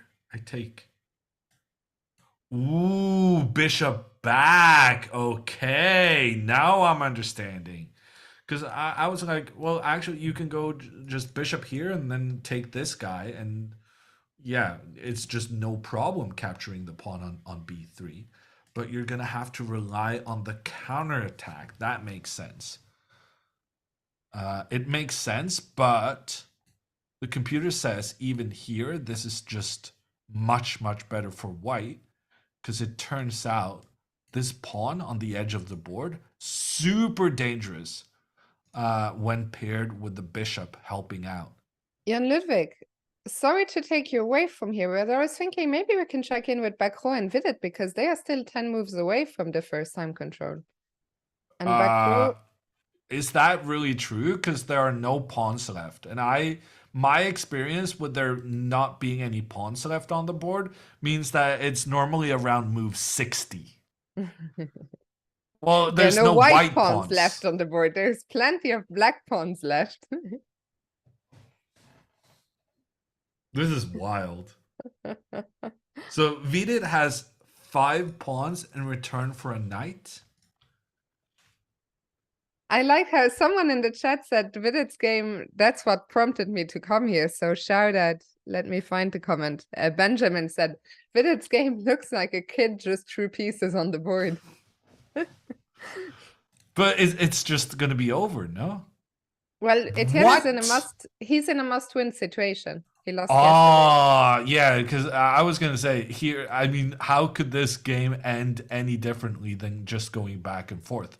But white being in a must-win, that does kind of make me understand why he didn't go for the draw here. That being said, though, I mean, is 5 pawns? It's not just that it's 5 pawns, it's also that all the black pieces are kind of... They got the white king trapped in the corner. But white 1 minute for 10 moves, while he's now played bishop d6. The question, can Etienne create any tricks or traps here? I mean, he could definitely fall for a couple of traps, I would think. But whether he has any of his own, not so sure.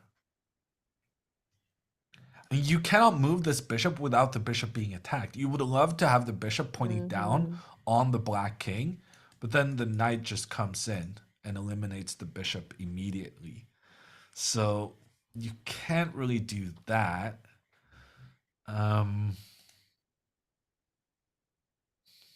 there's about to be a check here, which is not really the most effective check in the world, but it's like there's nothing wrong about it, and it gets you one move closer to 40 when you get an additional half hour. Beat it right now, a minute and a half, but if he gets 30 minutes, this is over. Like, it's not over in that he's going to win it, but he's definitely not going to lose it if he has 30 minutes on the clock. So Etienne needs to make something happen here in the next 9 moves. Neki Keki in the chat is asking, are we going to talk to Hikaru? We don't have confirmation yet, but I assume we will, and I assume he should be here fairly soon. So do stick around if you want to hear from I'm Hikaru. expecting him to be in a pretty good mood. Yeah. Draw with the black pieces is a success. It was an exciting game, which he specifically said he really appreciates yesterday. And he's so good in tie breaks. Yeah. So yeah, I'm expecting him to be in a very good mood.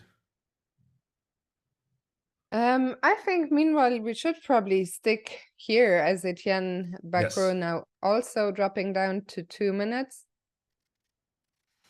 Where is the king going? Well, the king doesn't really have much of a choice. The king is gonna have to move. Oh wait, actually, wow, he can capture the knight. And what's the idea?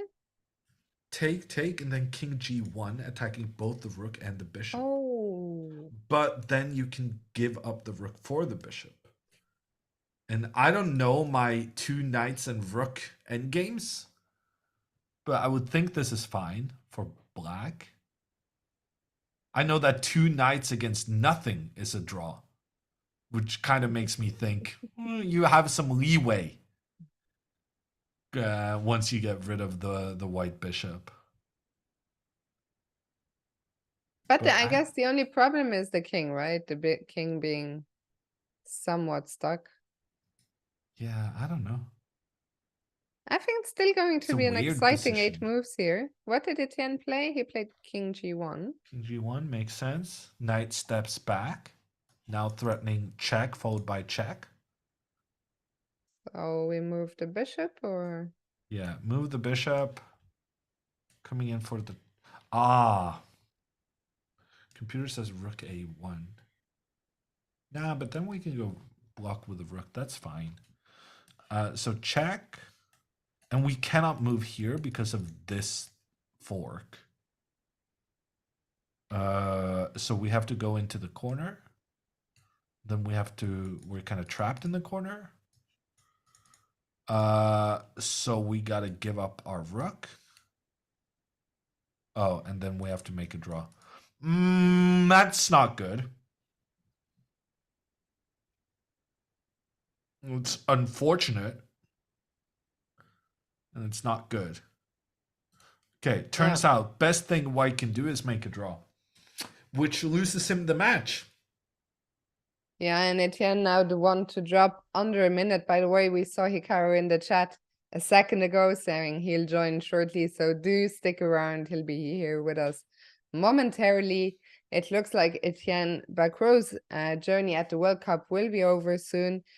Parham also did not find king h5, so it looks like they will be moving to tie breaks. He had an hour on the clock. Yeah, and he spent...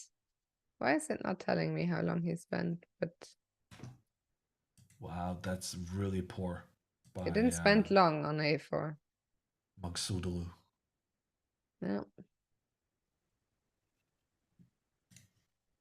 And we are joined now by Hikaru. Hikaru, welcome.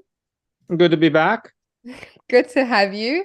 Yesterday you said you enjoyed the game because it was a game. Do you feel similarly today?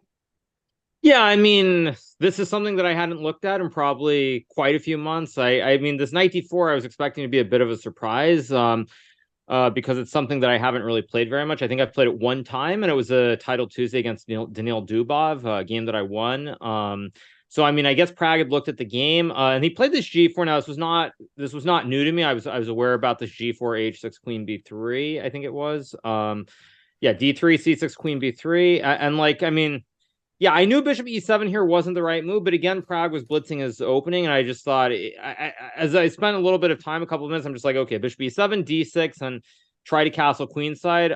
Probably I should have spent 10 minutes and come up with a better idea than what I did, but nonetheless, I think the position was highly imbalanced.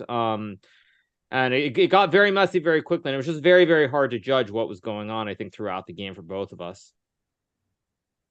You spent a lot of time before you played this knight to takes g4. Can you talk a little bit about what goes through your head when spending over 30 minutes on a move? Is it only like I'll go there, he'll go there, and so on, or are you kind of reflecting on your own time usage? Well, I mean, I think the thing is you start somewhere. So I mean, my first thought actually when he was thinking before castles, on castles I could play knight takes g4. This was my first thought. I thought he had to I thought he had to defend the pawn. I didn't think castles was correct, and then he castled. So like my first instinct was knight takes g4, but the problem is after takes and rook g1, it took me forever because for some reason I spent forever looking at queen c8, and then queen c8, I thought there was like d4 again.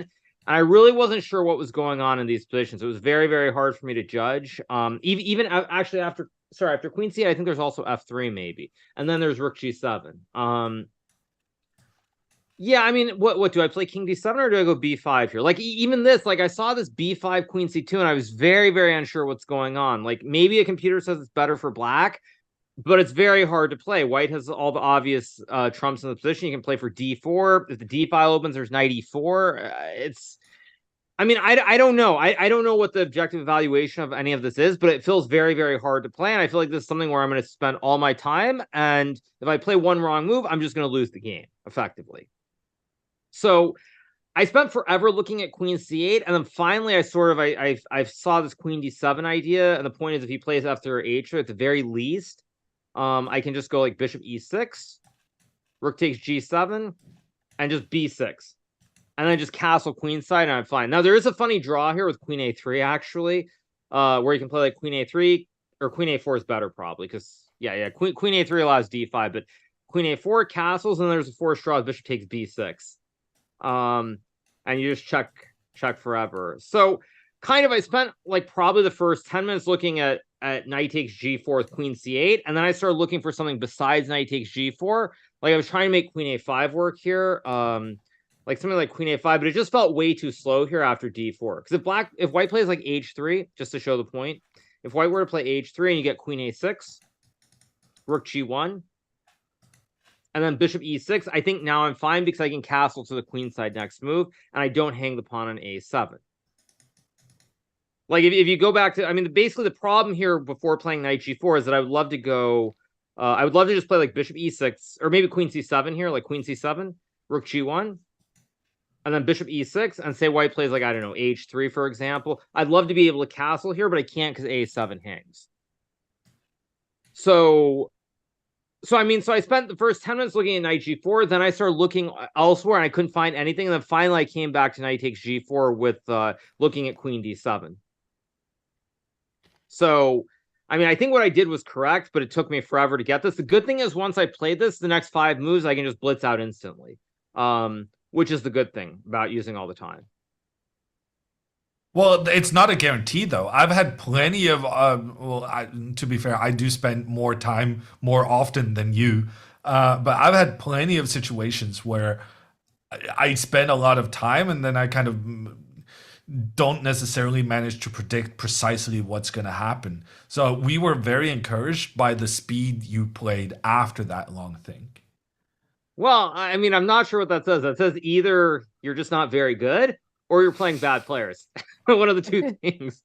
I don't know which one it is, but probably one of those two things is true. A little bit of both, maybe. Yeah, because I mean, I think the thing is, though, in this position, actually, the reason that when I say when I say like the moves are forced is that white basically has no plans. Like white either has to go d4 or white is to play f3 h3. Like, you don't have other options, because if I get to just castle kingside or queenside, I'm just going to be up a pawn and you're going to have nothing to show for it. So I mean, white has to do something immediately, which is why all the moves become very straightforward. So I mean, somewhere around here, I thought I was actually better after knight g3. Like, I was very upset at myself after I played bishop g6. I wanted to go bishop h7. It felt like the right move, and I put the bishop on g6, which I think is just a bad move. But it's very hard, too, because after bishop h7, there is knight h5. And, like, I have to be very careful in this position. I think I have to go g5, and I'm probably okay, but there are things like queen c3. There's also, like, f4 maybe, or knight g7. I mean, it's very, very, like, I was very concerned, actually, not about f4, but about knight g7. I mean, I don't know. Do I go? I just run to d8 and c7, and I mean, even this though after f4, like it's very, very hard to judge. Because if I'm in time, I'm just going to end up better. The knight on g7 will be bad. But if I'm wrong here, I'm probably going to end up much worse. So yeah, as soon as I played bishop g6 and he played bishop g2, I was very upset with myself because I realized that I had put the bishop on the wrong square. But still, I castled. He played e4. Yeah, now I had to be very, very careful. I think what I did was correct. I mean, I don't know if it is correct, but initially I thought I was going to play like just like bishop h4 or something, but then oh no, this is what I played. Sorry, not bishop h4. I thought I was going to go bishop h7 instead, but after bishop h7, white can go f4, and suddenly it was f4, f5, for example, like bishop h4 here. Bishop h4 and f5. Suddenly the light square bishop is very bad on h7. Now, I don't know if this is actually like bad for me or not, but positionally, it feels very tricky, and with the time starting to drift a little bit lower, it's not the position you want to play. So I thought what I did was correct with bishop h4, and then he plays f3, bishop h7, and yeah, and now apparently after this king b1, was it king b1 was the next one we played? Yeah, he plays king b1 here. And now, like, yeah, this is the point. Is I thought that taking on g3 and f5 was just very, very simple, and it should be a draw. But he has this e5 f4, which, if I'm not mistaken, isn't that similar to like the deep blue game all those years ago against Gary? Maybe I'm wrong. I don't know it. No, it's a little bit different because the material is the same, but it's like it's an opposite color bishop situation. I'm referring to the classic game. Everybody remembers it.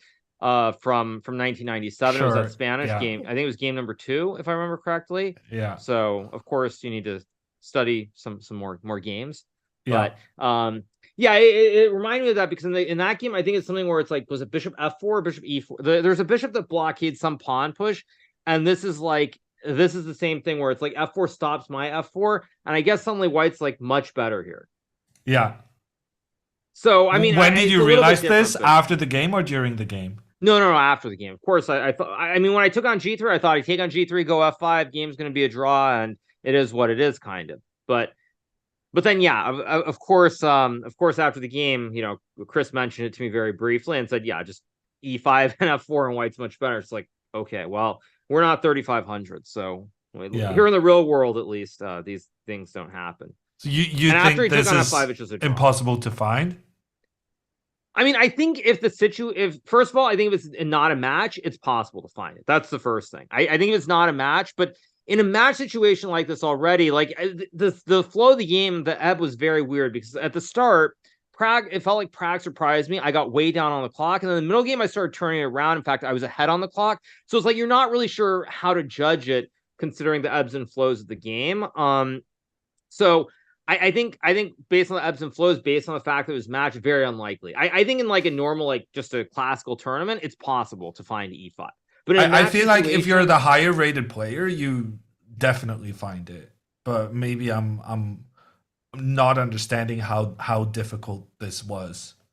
Well, I mean, again, the thing is, time's getting low, though. I mean, we're basically in a rapid situation. Don't forget, like, we're basically playing a game of rapid chess here. We both have 20 minutes for about 20 moves, roughly. I guess it's 18 moves to be precise. But we're already in a situation where it's kind of like rapid. And I mean, even as I look at e5, I don't even understand why it's so good for white, to be honest. Because after takes f4, e4, I mean, is there some b4 or something? Computer wants to put the bishop on e3 instead of e5, which kind of confuses me. Yeah, again, like, this is the thing. Like, to me, bishop c3, bishop e5 looks like the obvious idea. Like, what is bishop e3? Yeah. No, I mean, this No, is... that Wait, I why is agree. bishop e3 so good? Sorry, b6? A4, A5. Wow. Queen b... Wow, wow, wow, wow. And at the right moment, white probably plays g4 or something too. No, but even here, queen b7, why is this so good for white? Educate me. I am but a slave to the computers. It's gonna be I get it. It's gonna go a5. It's gonna trade. It's gonna go king c2. Use the a file, and like 20 moves down, it's gonna go bishop d2, c3, bishop e5. Yeah, like Oh, 20 you moves can't later, it's trade. gonna put the rook on the a file, and then it's gonna move the bishop back to like c3 and e5. Like, I mean, this is too stupid. Yeah, I mean, this is some kind of garbage. Yeah, this is some stupid computer stuff. Like, this is ridiculous. Is this? I'm not sure I followed all of that, but somehow. No, but I'm saying white's gonna put the rooks on the put a rook on the a file and reroute the bishop around to c3. Like, it's... I mean, this is too stupid. Yeah, I mean, for a human, this is too stupid. This is too stupid. I mean, I get like, now I get why it's winning, but even here, it took me a second, like, seeing the actual moves before it made sense. So yeah, it's just, yeah, this is what 35. This is why, like, this is why it's pointless playing at Stockfish, because like, I think I'm fine here, and it's just like, it's actually just lost.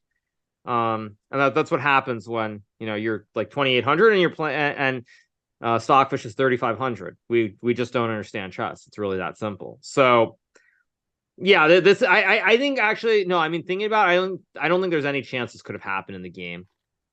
No chance, because if you go the other way, e5 takes f4, e4, bishop c3. I mean, is this actually so good for white? Like it's not, is it? No, because you can go king b8, king a8, and so what? You have a bishop on e5. Nobody cares. In fact, I think I probably win this position with black. Actually, the more I look at this, yeah, I mean, this is just, yeah, this is too stupid. Yeah, this is just too stupid.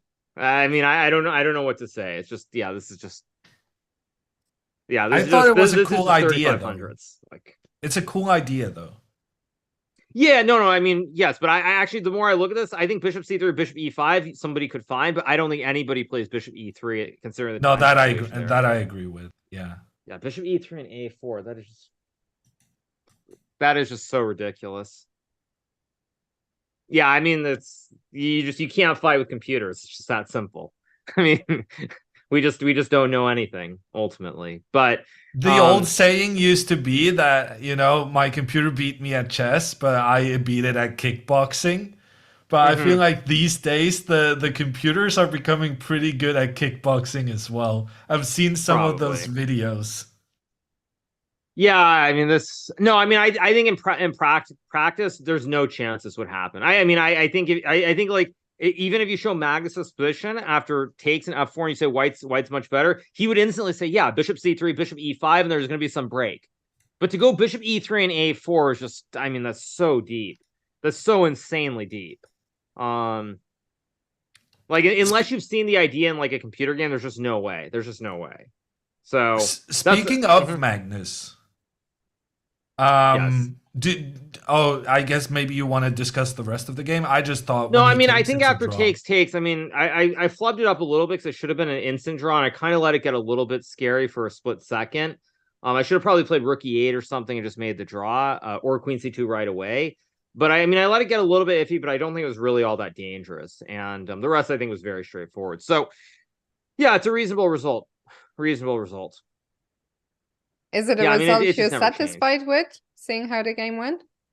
Yeah, I mean, actually, that's the other thing is I don't think I've said this yet, but basically my attitude towards this event is, as I said, I mean, I'm playing for fun. I don't care if I make to the candidates, I finish in the finals or whatever. You know, it is what it is. If I lose, I lose. But really, my only goal actually that I have in this event is to not lose in classical, because as I think I've said before, in the World Cup, I don't think I've ever lost a match in a tiebreak.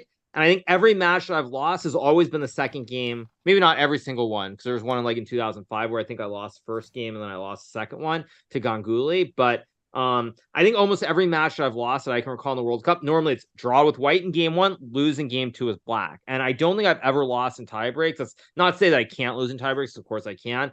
But it's just like my only goal is to not lose a match in classical. And I've succeeded in doing that. So it's gonna be a lot of fun tomorrow playing more rapid. Absolutely. I think Jan Ludwig was just going to take us to the Magnus game, which is still an ongoing Did you check it out in the playing hall? What are I mean, it your looked to me like thoughts? Magnus was getting some chances. I don't know, maybe not. I thought Magnus, it looked like he was starting to get some serious chances here, but maybe, I mean, I'm sure this is a draw, right, for a computer. But I feel like there are chances here. Let's put it that way. There is a chance that Magnus can win this for sure. Actually, Magnus blundered early on in the game. Maybe we can quickly show that for the people who weren't here, because it was quite shocking. He could already be home at this point. Yeah. What was the move? Oh, knight takes e4. Oh my god. Oh my god. Wow. Okay. That's insane.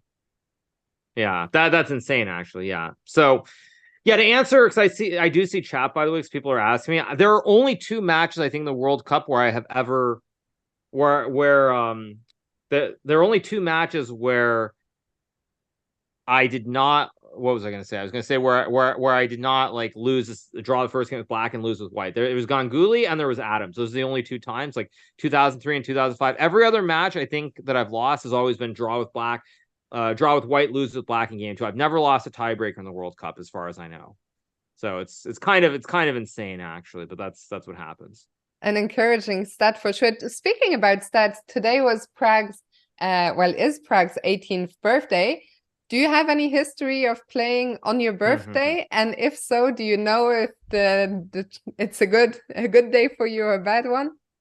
Yeah, so for about 10 years in a row, I was always playing the London Chess Classic in December, and my birthday usually fell during the tournament. And I actually had like a 3,000 plus rating until the very last time I played on my birthday, which I think was like 2017 against Wesley So, or maybe it was 2016. The years got blurred when I blundered in the opening and lost. But prior to that, I had a really good score, because I think I had beaten Kramnik on my birthday. I think I had beaten Ananda on my birthday, and I think I had drawn someone else, like maybe Magnus or somebody. So I had a really good score on my birthday until the last time that I played in 2017, I believe it was.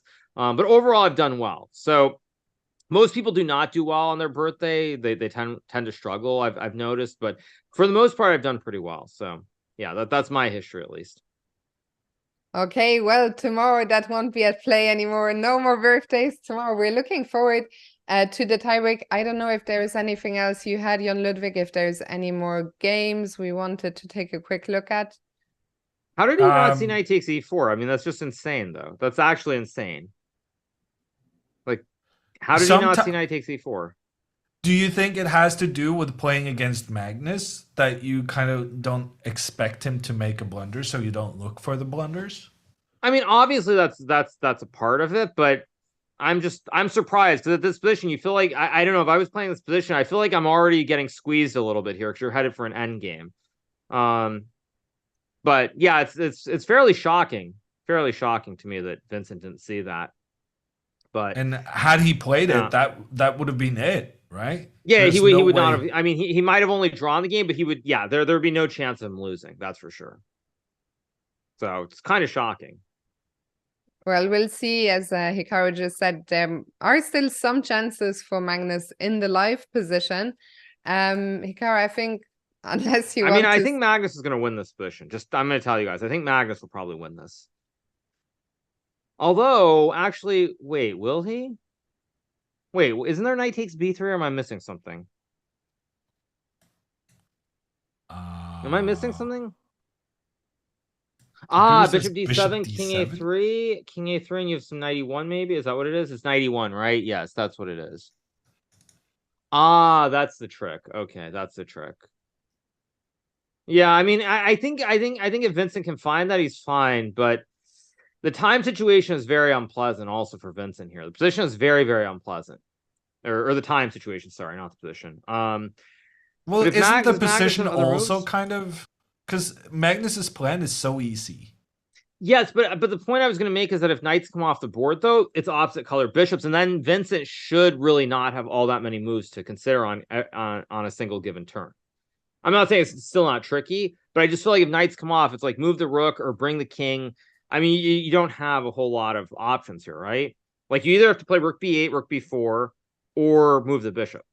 Like, you just don't have options here, so I feel like I feel like it shouldn't be as difficult to play. which is why I think Magnus is going to, if he finds another move that he's happy with, he will not trade the knights here for that reason alone. Because when your opponent's getting low on the clock, there's sometimes it's more important that their moves are not easy than actually being 100% precise. So that's kind of where I see it. But I think Magnus is gonna. I mean, if Magnus can't win this is about as good as it's gonna get.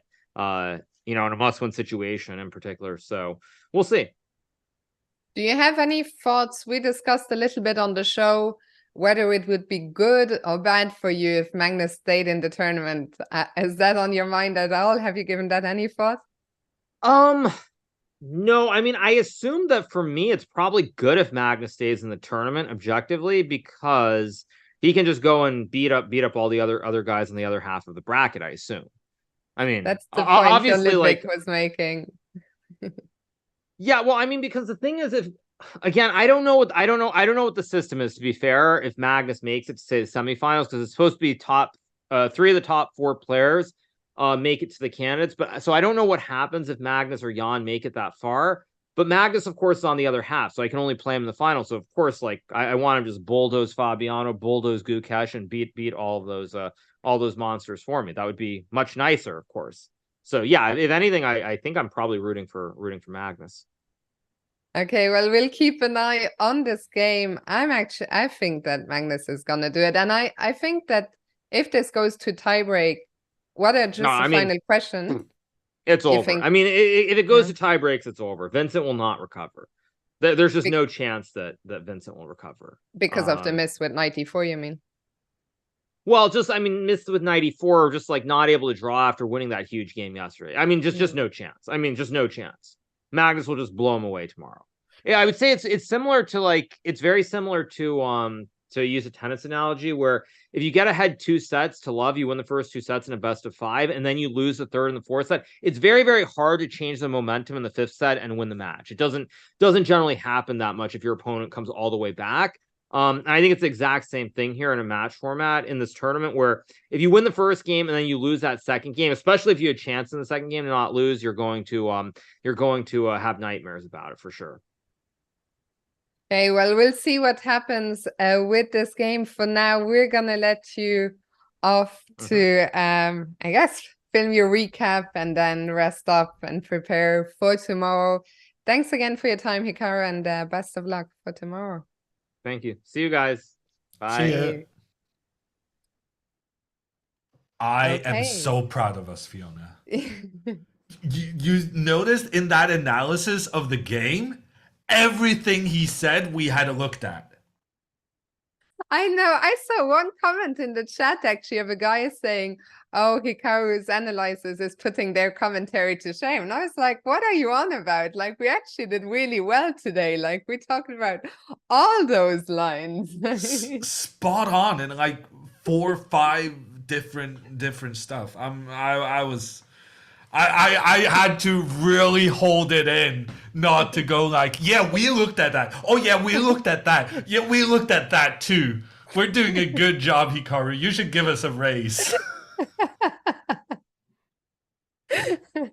I think chat is proud of us, I think they appreciate.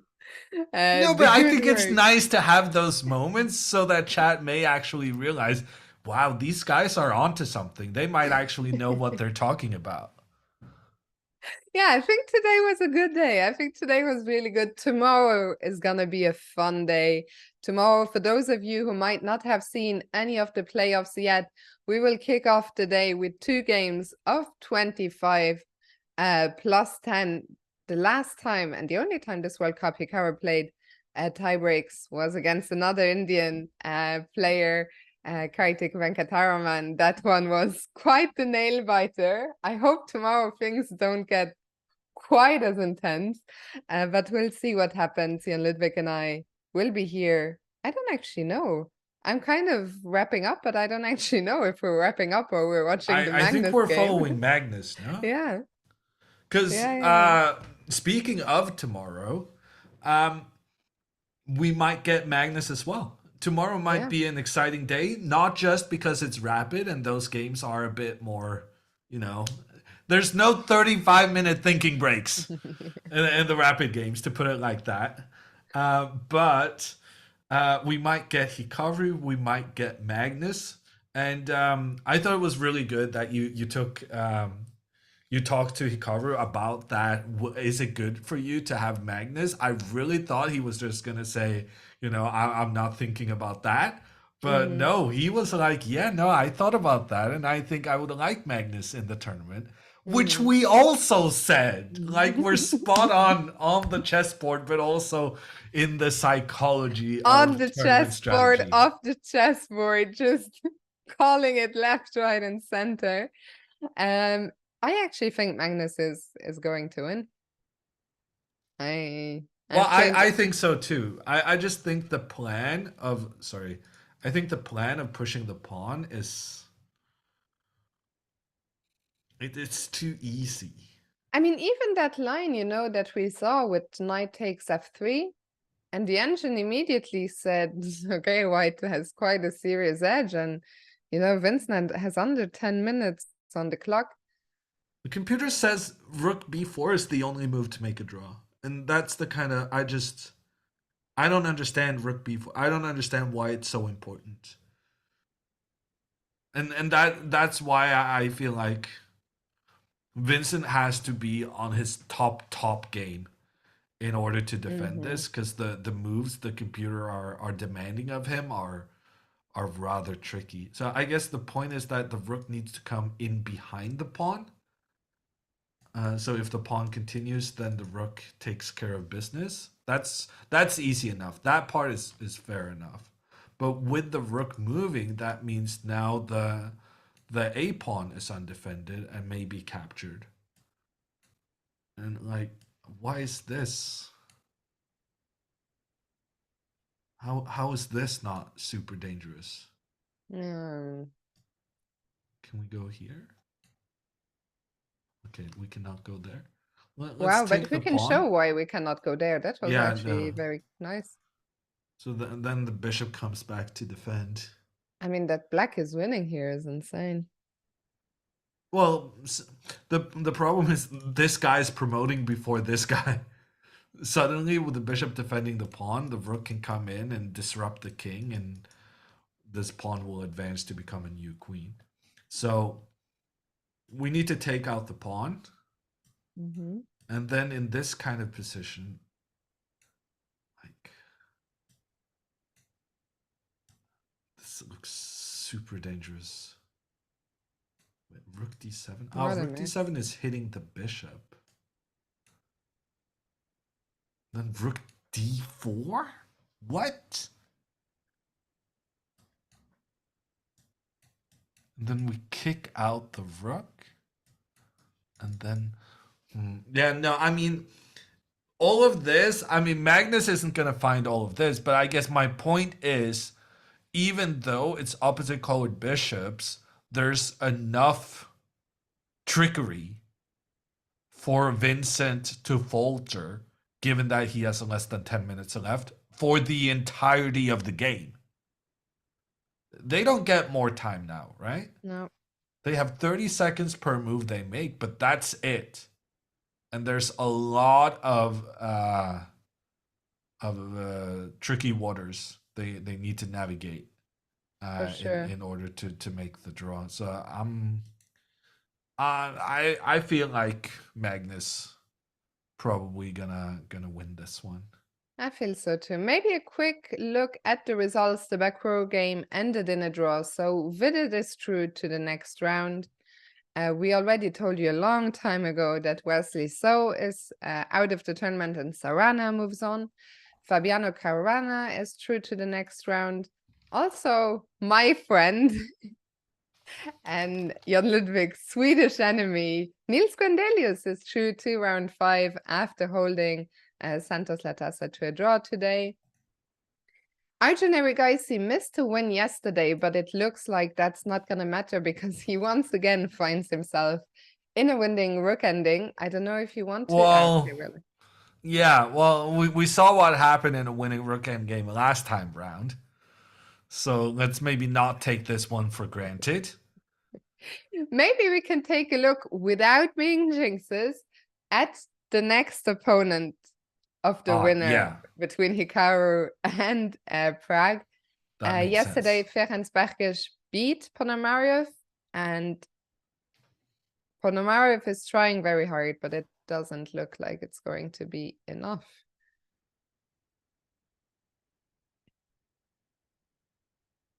Isn't it? I guess not. Because now I Uh, know, now I know, Jon Ludwig, how to defend bishop against rook, so I'm less worried. Yeah, and you're sure you're gonna get this pawn? I guess you are. Yeah. I don't know. There's some kind of freaky positions where I guess it doesn't work here. But like if the king was further back, if we can imagine something like this. This is also like super, super tricky. But yeah, this is very different to what we have. Even stuff, I think even this is probably a draw. Yeah. So I'm checking that chess.com now has table bases. That's very nice. It's Which like is really handy, yeah. yeah, it's like all positions with 7 pieces or less have been calculated for the proper result. But kings are included as 1 piece. But here with 6 pieces, they solved every position. So even though the computer says, oh, well, in that analysis, the computer said that white is winning, but it's actually wrong because you don't manage to break up this fortification of the bishop protecting the pawn and the pawn protecting the bishop. Anyway, so that's an aside to those who want to learn some endgames. Not really relevant here because the pawn on a2 is going to be surrounded by the black king, and that means the game is going to end in a draw. Yeah, Ludwig, maybe very quickly before we go back to Magnus, a quick look at Gukash, who's actually pressing with the black pieces against Erigaisi. So if he gets a win here, he will be through as well. Yesipenko. Gukash will be through if he can win. Yeah, but he's playing Yesipenko, not Erigaisi. Oh yeah, that is true. It's been a long day. I guess technically I'm not supposed to correct you because no, but yeah, I who also knows? corrected you on what something earlier because So I maybe I was just avenging. Yeah, because of the, when we came back from break and I said, well, knight g3 had already been played, and you're like, no, it hadn't. So I was like, yes, just it's important as a commentator, just be opinionated. Doesn't matter if you're right or not. That's my motto. Yesipenko or Erigaisi, I mean, the name's almost the same. Thank you, chat. For no, so yeah, Yesipenko on in a lot of danger here, but he still has that a pawn. Oh, yeah. I love that TASMR. Oh, I don't think I realize how loud it is for you guys because my mic is kind of pointed down rather than away from your mouth and onto your teacup. Pretty much, yeah. No, I broke something. There's like this plastic thing in my microphone stand that broke because I basically just exerted too much pressure on it. And it's one of those things where the thing that broke is like a couple of millimeters, but it renders the entire microphone stand pretty useless because now I can no longer tilt it. Maybe we can get a new stand.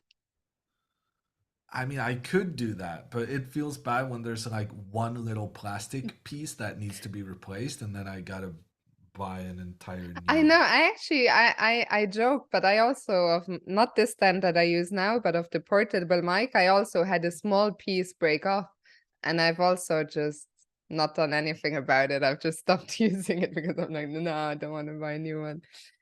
Anyway, if anything, when I get excited, it's probably good that it's not pointed directly at me. That is true. That is a fair point. Quick It's assessment really here to before we protect. return to Magnus. Gukesh is up a pawn.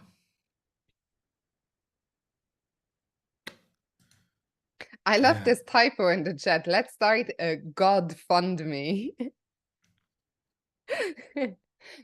Please, God.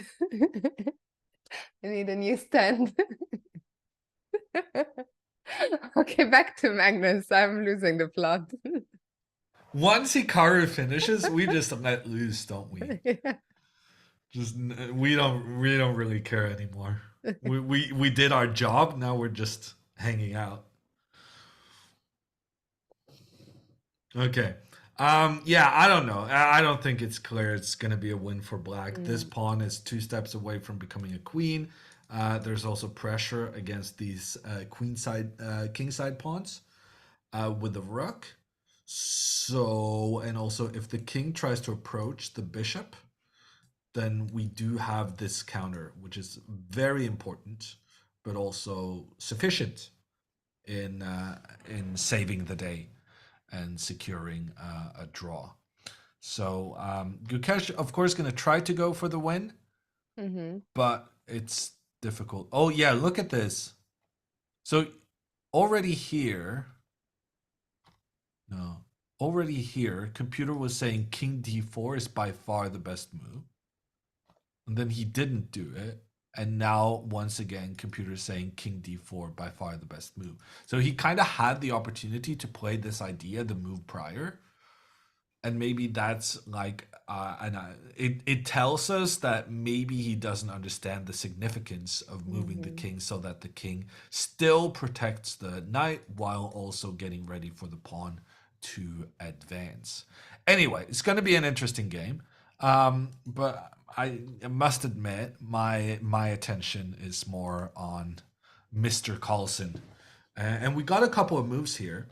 Magnus indeed did trade the knights. Hikaru doesn't like it. I kind of like it. Hikaru said he feels like that will make the black defensive moves fewer and thereby easier to spot because there's less kind of mistakes to choose between. Magnus pushes the pawn up, and Vincent does find this rook b4, which That's the computer impressive. said was the only move to keep the game going. Impressive find by Vincent, but this is only the beginning. So Magnus goes bishop d2 now, hitting the rook. Yeah, this is not the move we looked at. So I wanted to go rook takes here. And then when the rook attacks, I was suggesting bishop to protect. But instead, bishop back attacks the rook. The rook gets a nice positioning in that it's stopping the white pawn from advancing further. Magnus then takes out the black pawn.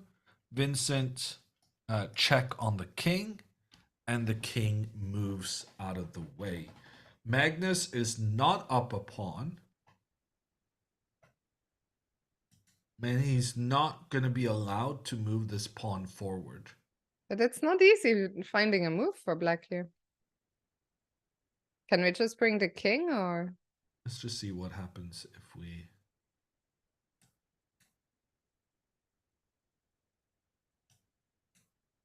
we just sit and wait.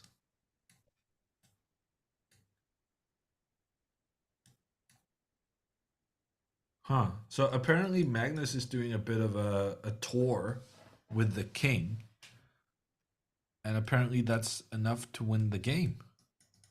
Kicking the rook and then, if allowed, using the rook and bishop together against one of the black pawns. Still not obvious to me that this is winning for white, but the computer seems pretty convinced. Okay, another key move here then for Vincent. He goes c6. c6. Because the pawn cannot be captured, because then you lose the protection of the a5 pawn. And if you don't capture the pawn, if you tried the same plan we just looked at with the king moving forward, then Vincent can actually protect that pawn. that being said, I mean, there's still like some long-term issues with white going after the g7 pawn. Oh, this is very, very tricky. And then look at this. Magnus is playing quickly. He's putting his opponent under pressure on the clock.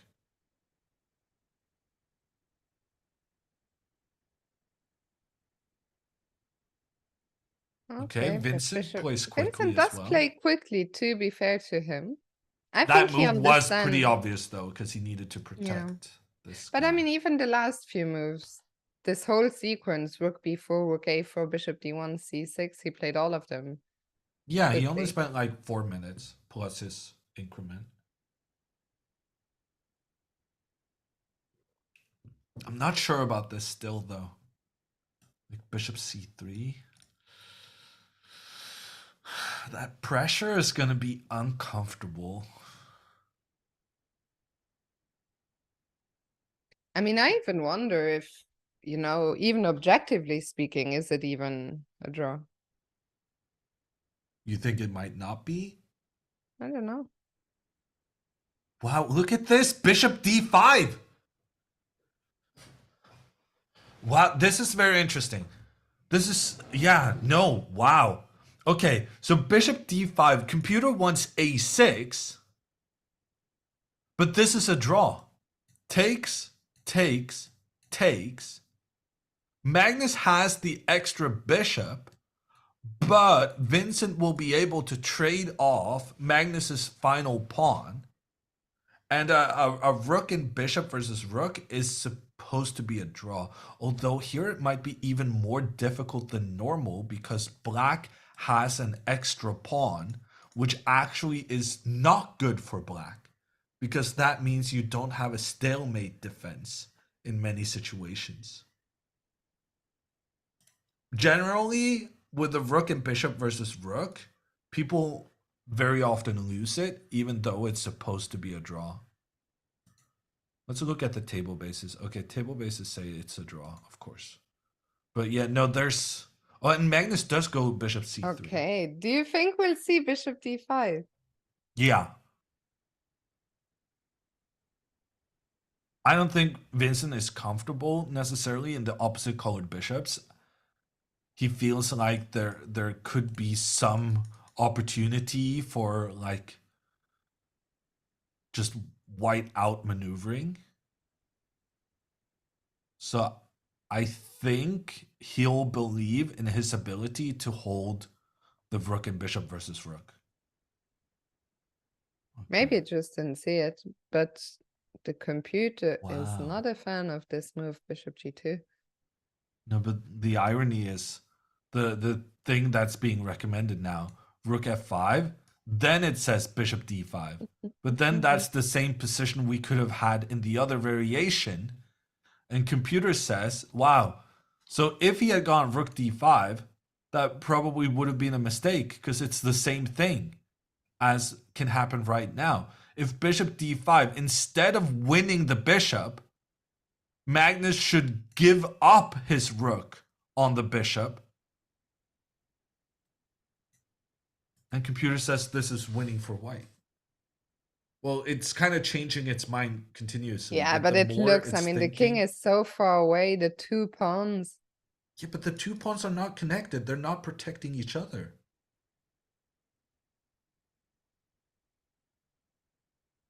I don't know. This is not obvious to me that it's winning. But yeah, computer seems to think, the more the computer thinks, the more it's saying, like, yeah, this is over. And for that reason, after bishop g2, rook f5 now, the reason you choose f5 for the rook is because then the rook controls f1 so that the bishop cannot step down and then up to attack. And the rook wants to move so that the king may take over the placement. The king wants to go up to this b5 square so that you can help the pawn become a new queen. So rook f5 is just game over. Magnus, 30 minutes on the clock. And he can win it now.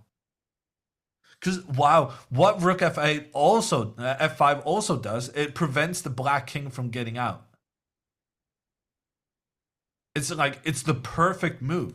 It prevents the bishop here, it prevents the king here, and it's ready to sacrifice if the bishop returns. I think the stream is down. Okay, I are might we take back? Oh, we're back. We are back. Okay, we are back. We were down for a second, but we're back. So yeah, rook f5. And I don't know, it doesn't feel that difficult to find. What do you think? No, as long as you understand that bishop d5, rook takes d5 is winning. So this is the key. It feels like you cannot move your rook because you need to have the rook defending the pawn. But if you realize that after bishop d5, you can sacrifice your rook to win beautifully with these two pawns becoming new queens. Well, one of them at least. Then yeah, it doesn't seem that. Yeah, that must be what Magnus is calculating right now, surely.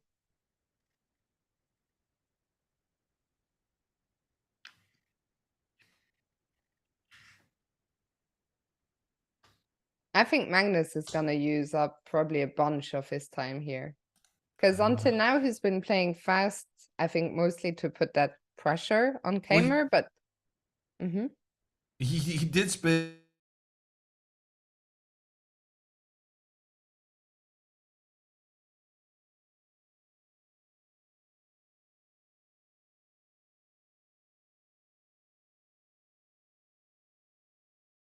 For sure. and here's another one right now. What do you think? And also, do you think other moves are really that much worse? We're lagging again. Yeah. We froze one live.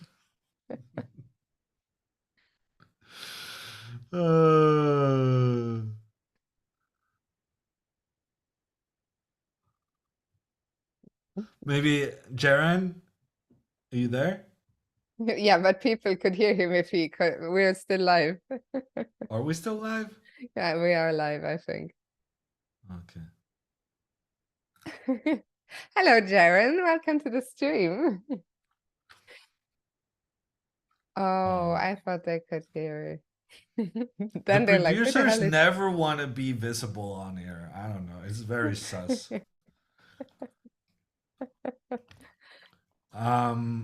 Yeah, okay. I saw someone in chat saying that there's some supercomputer saying that rook f5 is game over.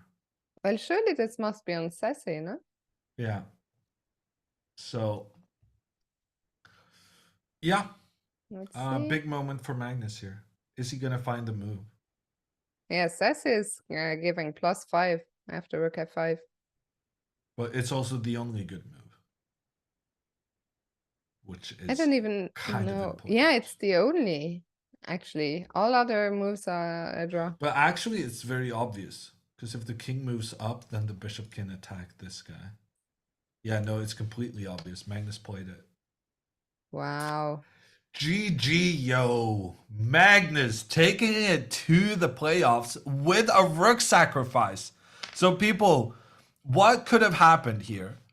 After bishop d5, which was similar, Magnus could have gone a6. And with the rook taking that pawn, the rook no longer points towards the king, which allows the white pawn to capture the bishop. So Magnus kind of could have gotten a bishop for a pawn, but since he then would lose his last remaining pawn, this is actually a draw. So instead of doing that, what Magnus is trying to do now is that he's trying to give up his rook for the bishop. Because he wants to eliminate the bishop, he just doesn't want to use this pawn to do it. Because this pawn is better than a rook. This pawn is going to become a queen. And that means if the bishop now returns to the center, giving up the rook by Magnus, and somehow this is winning. I still haven't completely understood why this is so obvious. But somehow the king will help this pawn, and then we have this pawn, and I don't know. Computer says it's good. Magnus went into it, so Yeah, Kingpin is saying good. Magnus will blunder soon. That's not gonna happen. Magnus will win this game soon, is I think what you were trying to say.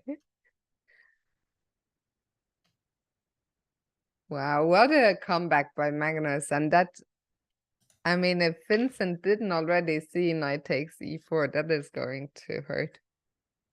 Yeah. We had some people in chat saying that Magnus had tried to make Vincent aware of it, but then there were some other people who said, no, Magnus just left the board instantly. I don't know who to trust.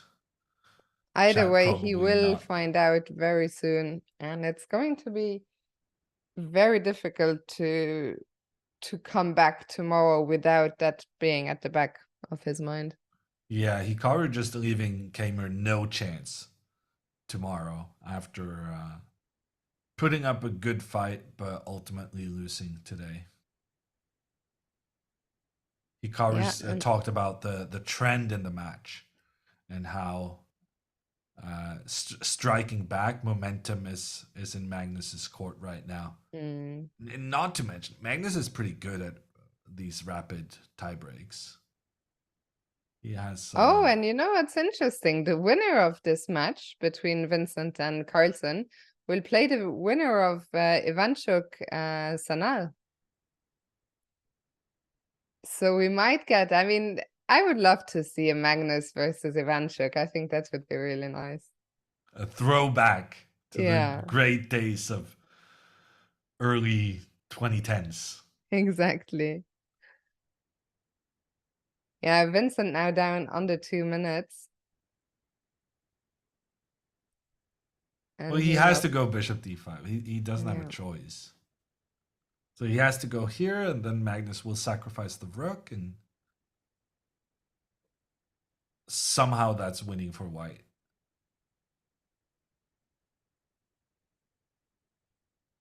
What if he doesn't go bishop d5? I mean, but then what is there? He can move his rook, but then the king continues forward. Like, so Magnus's plan is king here and pawn up. Yeah. And that's rather straightforward and very effective.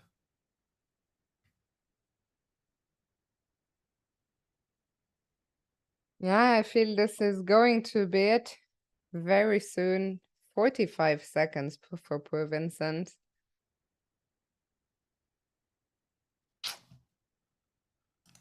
But the good news is, like we concluded and like Hikaru agreed with us in, for Hikaru, having Magnus in the tournament is a good thing. And we're not just talking about the viewership.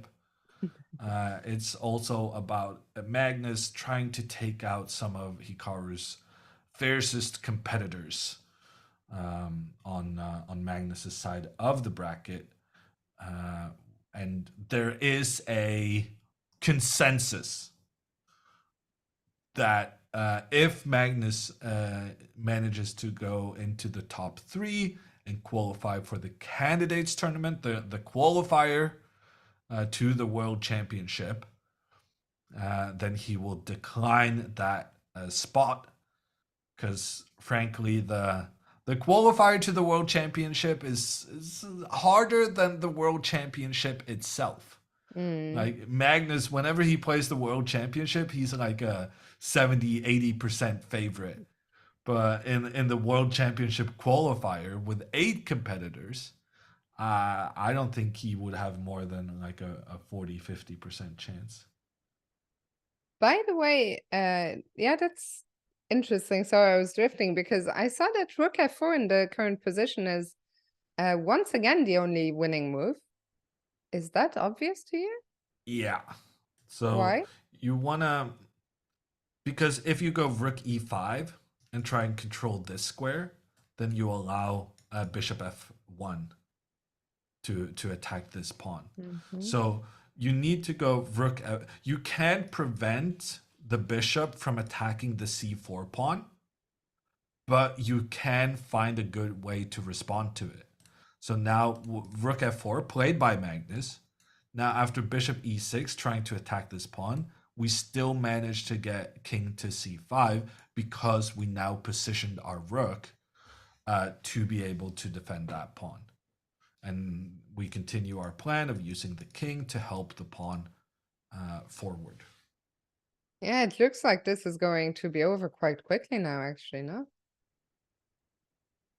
Yeah. I mean, that a-pawn is just gonna run. Yeah, and also Vincent. Look at Vincent's time. He has less than a minute. And Magnus just keeps on playing super quick in response. Bishop e6 from Kamer, attacking the pawn on c4 with his rook and his bishop. But with the king moving forward, opens up the protection from the white rook. Let's see. Vincent moves his rook back to attack the bishop. Fair enough. But now Magnus. Wow. Look at how that king moved. The king is literally moving around in a circle. Wow. Look at this. So this was the position. And ever since this position, what Magnus has basically done is moving his king around. He's about to complete the full length of the lap, but the difference is the positioning of the bishop. Earlier, the bishop was here, which enabled the rook to stay on this A file. But now after king back, the rook only has one square to go to. Magnus will then continue chasing the rook. The rook has to move away, and then Magnus can push forward with the pawn to become a new queen. That's pretty beautiful. That's very nice geometry right there. And okay, what if I try bishop c8? Bishop c8, you push the pawn. The bishop stops the pawn, but then we can kind of readjust. I would think either just putting our bishop to protect the pawn should yield us results long term. Computer is also giving this move rook d4. Oh yeah, because then we just... But what if you go Duh. rook e8 instead of rook e7? Yeah, so, and if rook e8, then we manage to attack here. And then suddenly, the bishop comes to life as well. And it's like Very nice. You're being crushed on every side of the board. This king is making its way up. This rook is capturing everything on the right side. And Magnus wins. Wow. And he does play king b4. What a little king walk. And the king will continue going backwards. King going backwards to help the pawn forwards. I really thought the king was going to go here to help the pawn, but turns out kicking the rook away, if anything, was even more effective for helping the pawn become a new queen. King b3, not the only winning move here, but a very nice one. And there it is.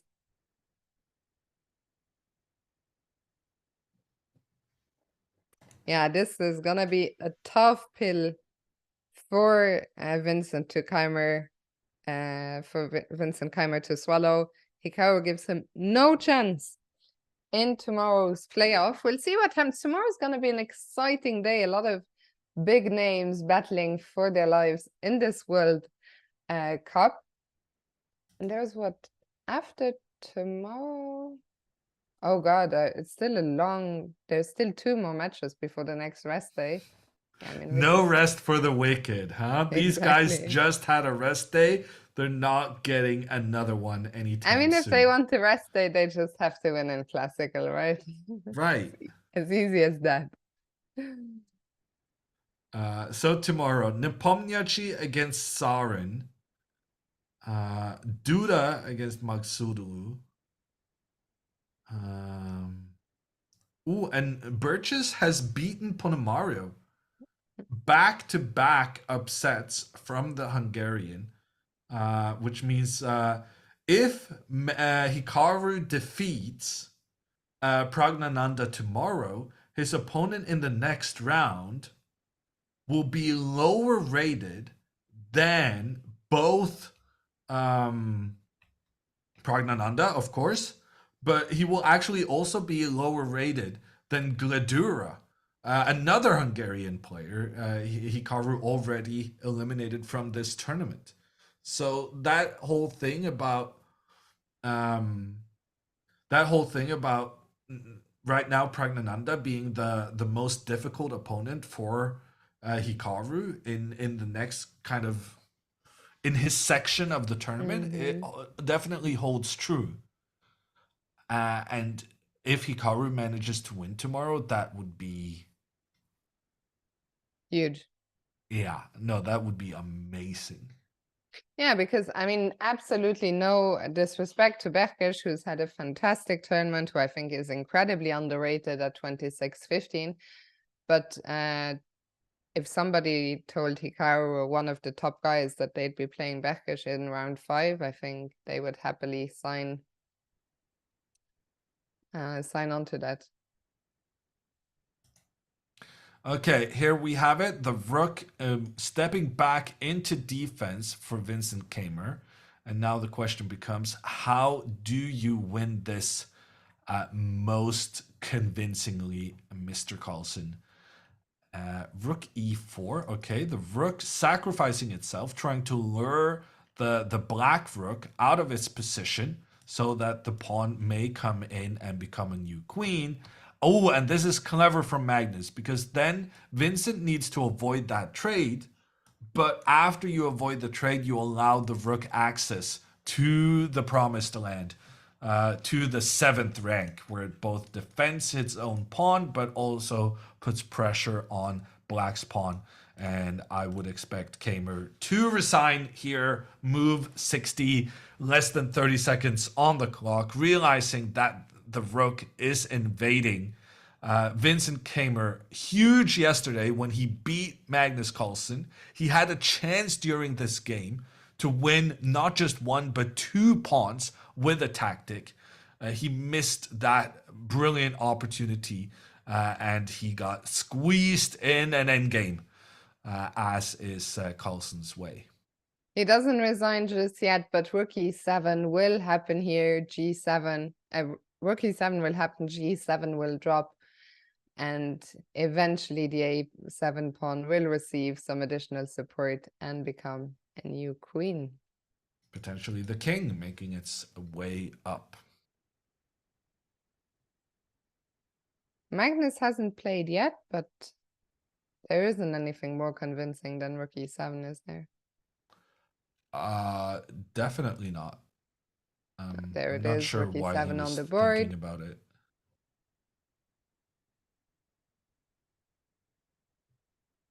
C5. So C5 is aimed at trying to make sure that the white bishop cannot protect its pawn. But I'm not sure why that's significant. Can we not take this one? And then try and give this check? And then give this check. Trade. Move our king up. And you have to rush your king over to protect this guy, but then I attack that guy instead. And you can't really stop both. These pawns are on opposite sides of the board. So you can't stop both of them. You can kind of sit here and try and stop this guy. But once the bishop gets 2 tasks, that becomes too much. The bishop will be distracted by one pawn, allowing the other one to queen. And yeah, Magnus gonna win. He actually plays rook b7 first before taking the pawn. I don't know why that's significant. Oh, actually, wow. Now if bishop g2, then the rook actually attacks both the king and the bishop. That's very accurate play by Magnus. Very nice. And he gets the win as a result, as the white bishop actually unable to keep the control of the a8 square. And this might actually be resignation right here. Vincent dropping down to 10 seconds again and resigns as the bishop was about to drop. What a squeeze by Magnus. I think today was vintage Magnus. This is his bread and butter. And they are going to go to playoff tomorrow. As is Hikaru against Prague. If you missed all the action today, their game ended in a draw. Jan Ludwig and I will be back tomorrow, same place, same time. That's 1 p.m. our local time zone, Central European. It's something 7 a.m. I think Eastern, and so on and so forth. Same time as usual. Today was a fun day. Thank you so much for watching us. Bring all the energy tomorrow. Tomorrow we move to the faster action. And yeah, Jan Ludwig, I'll let you take it out. Yeah, if you're wanting more details about today's round, make sure to subscribe to Hikaru's YouTube. He will be making recaps where he goes through his thoughts on today's game. So with that, I think it's time for us to say goodbye. And see you tomorrow. When I see some of these moves that computer suggests after a game that I play and I just go, wow, that is the beauty for me, because these are not moves that I would ever consider. And when I then see the move and then like I might make a couple of moves to try and understand why, that is the beauty to me.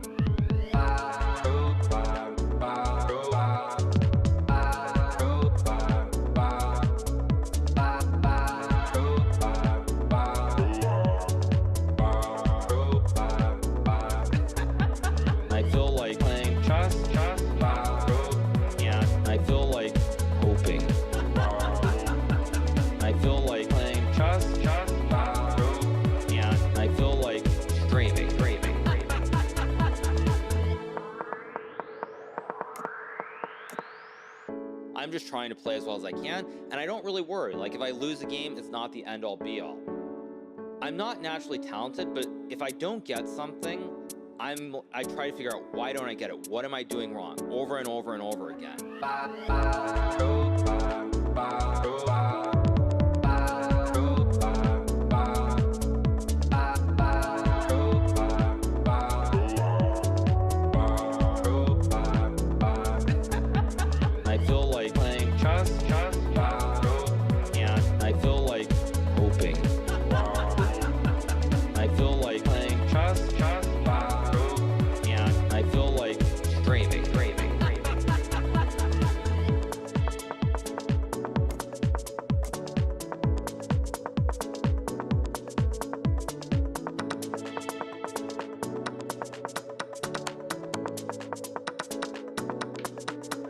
Bye.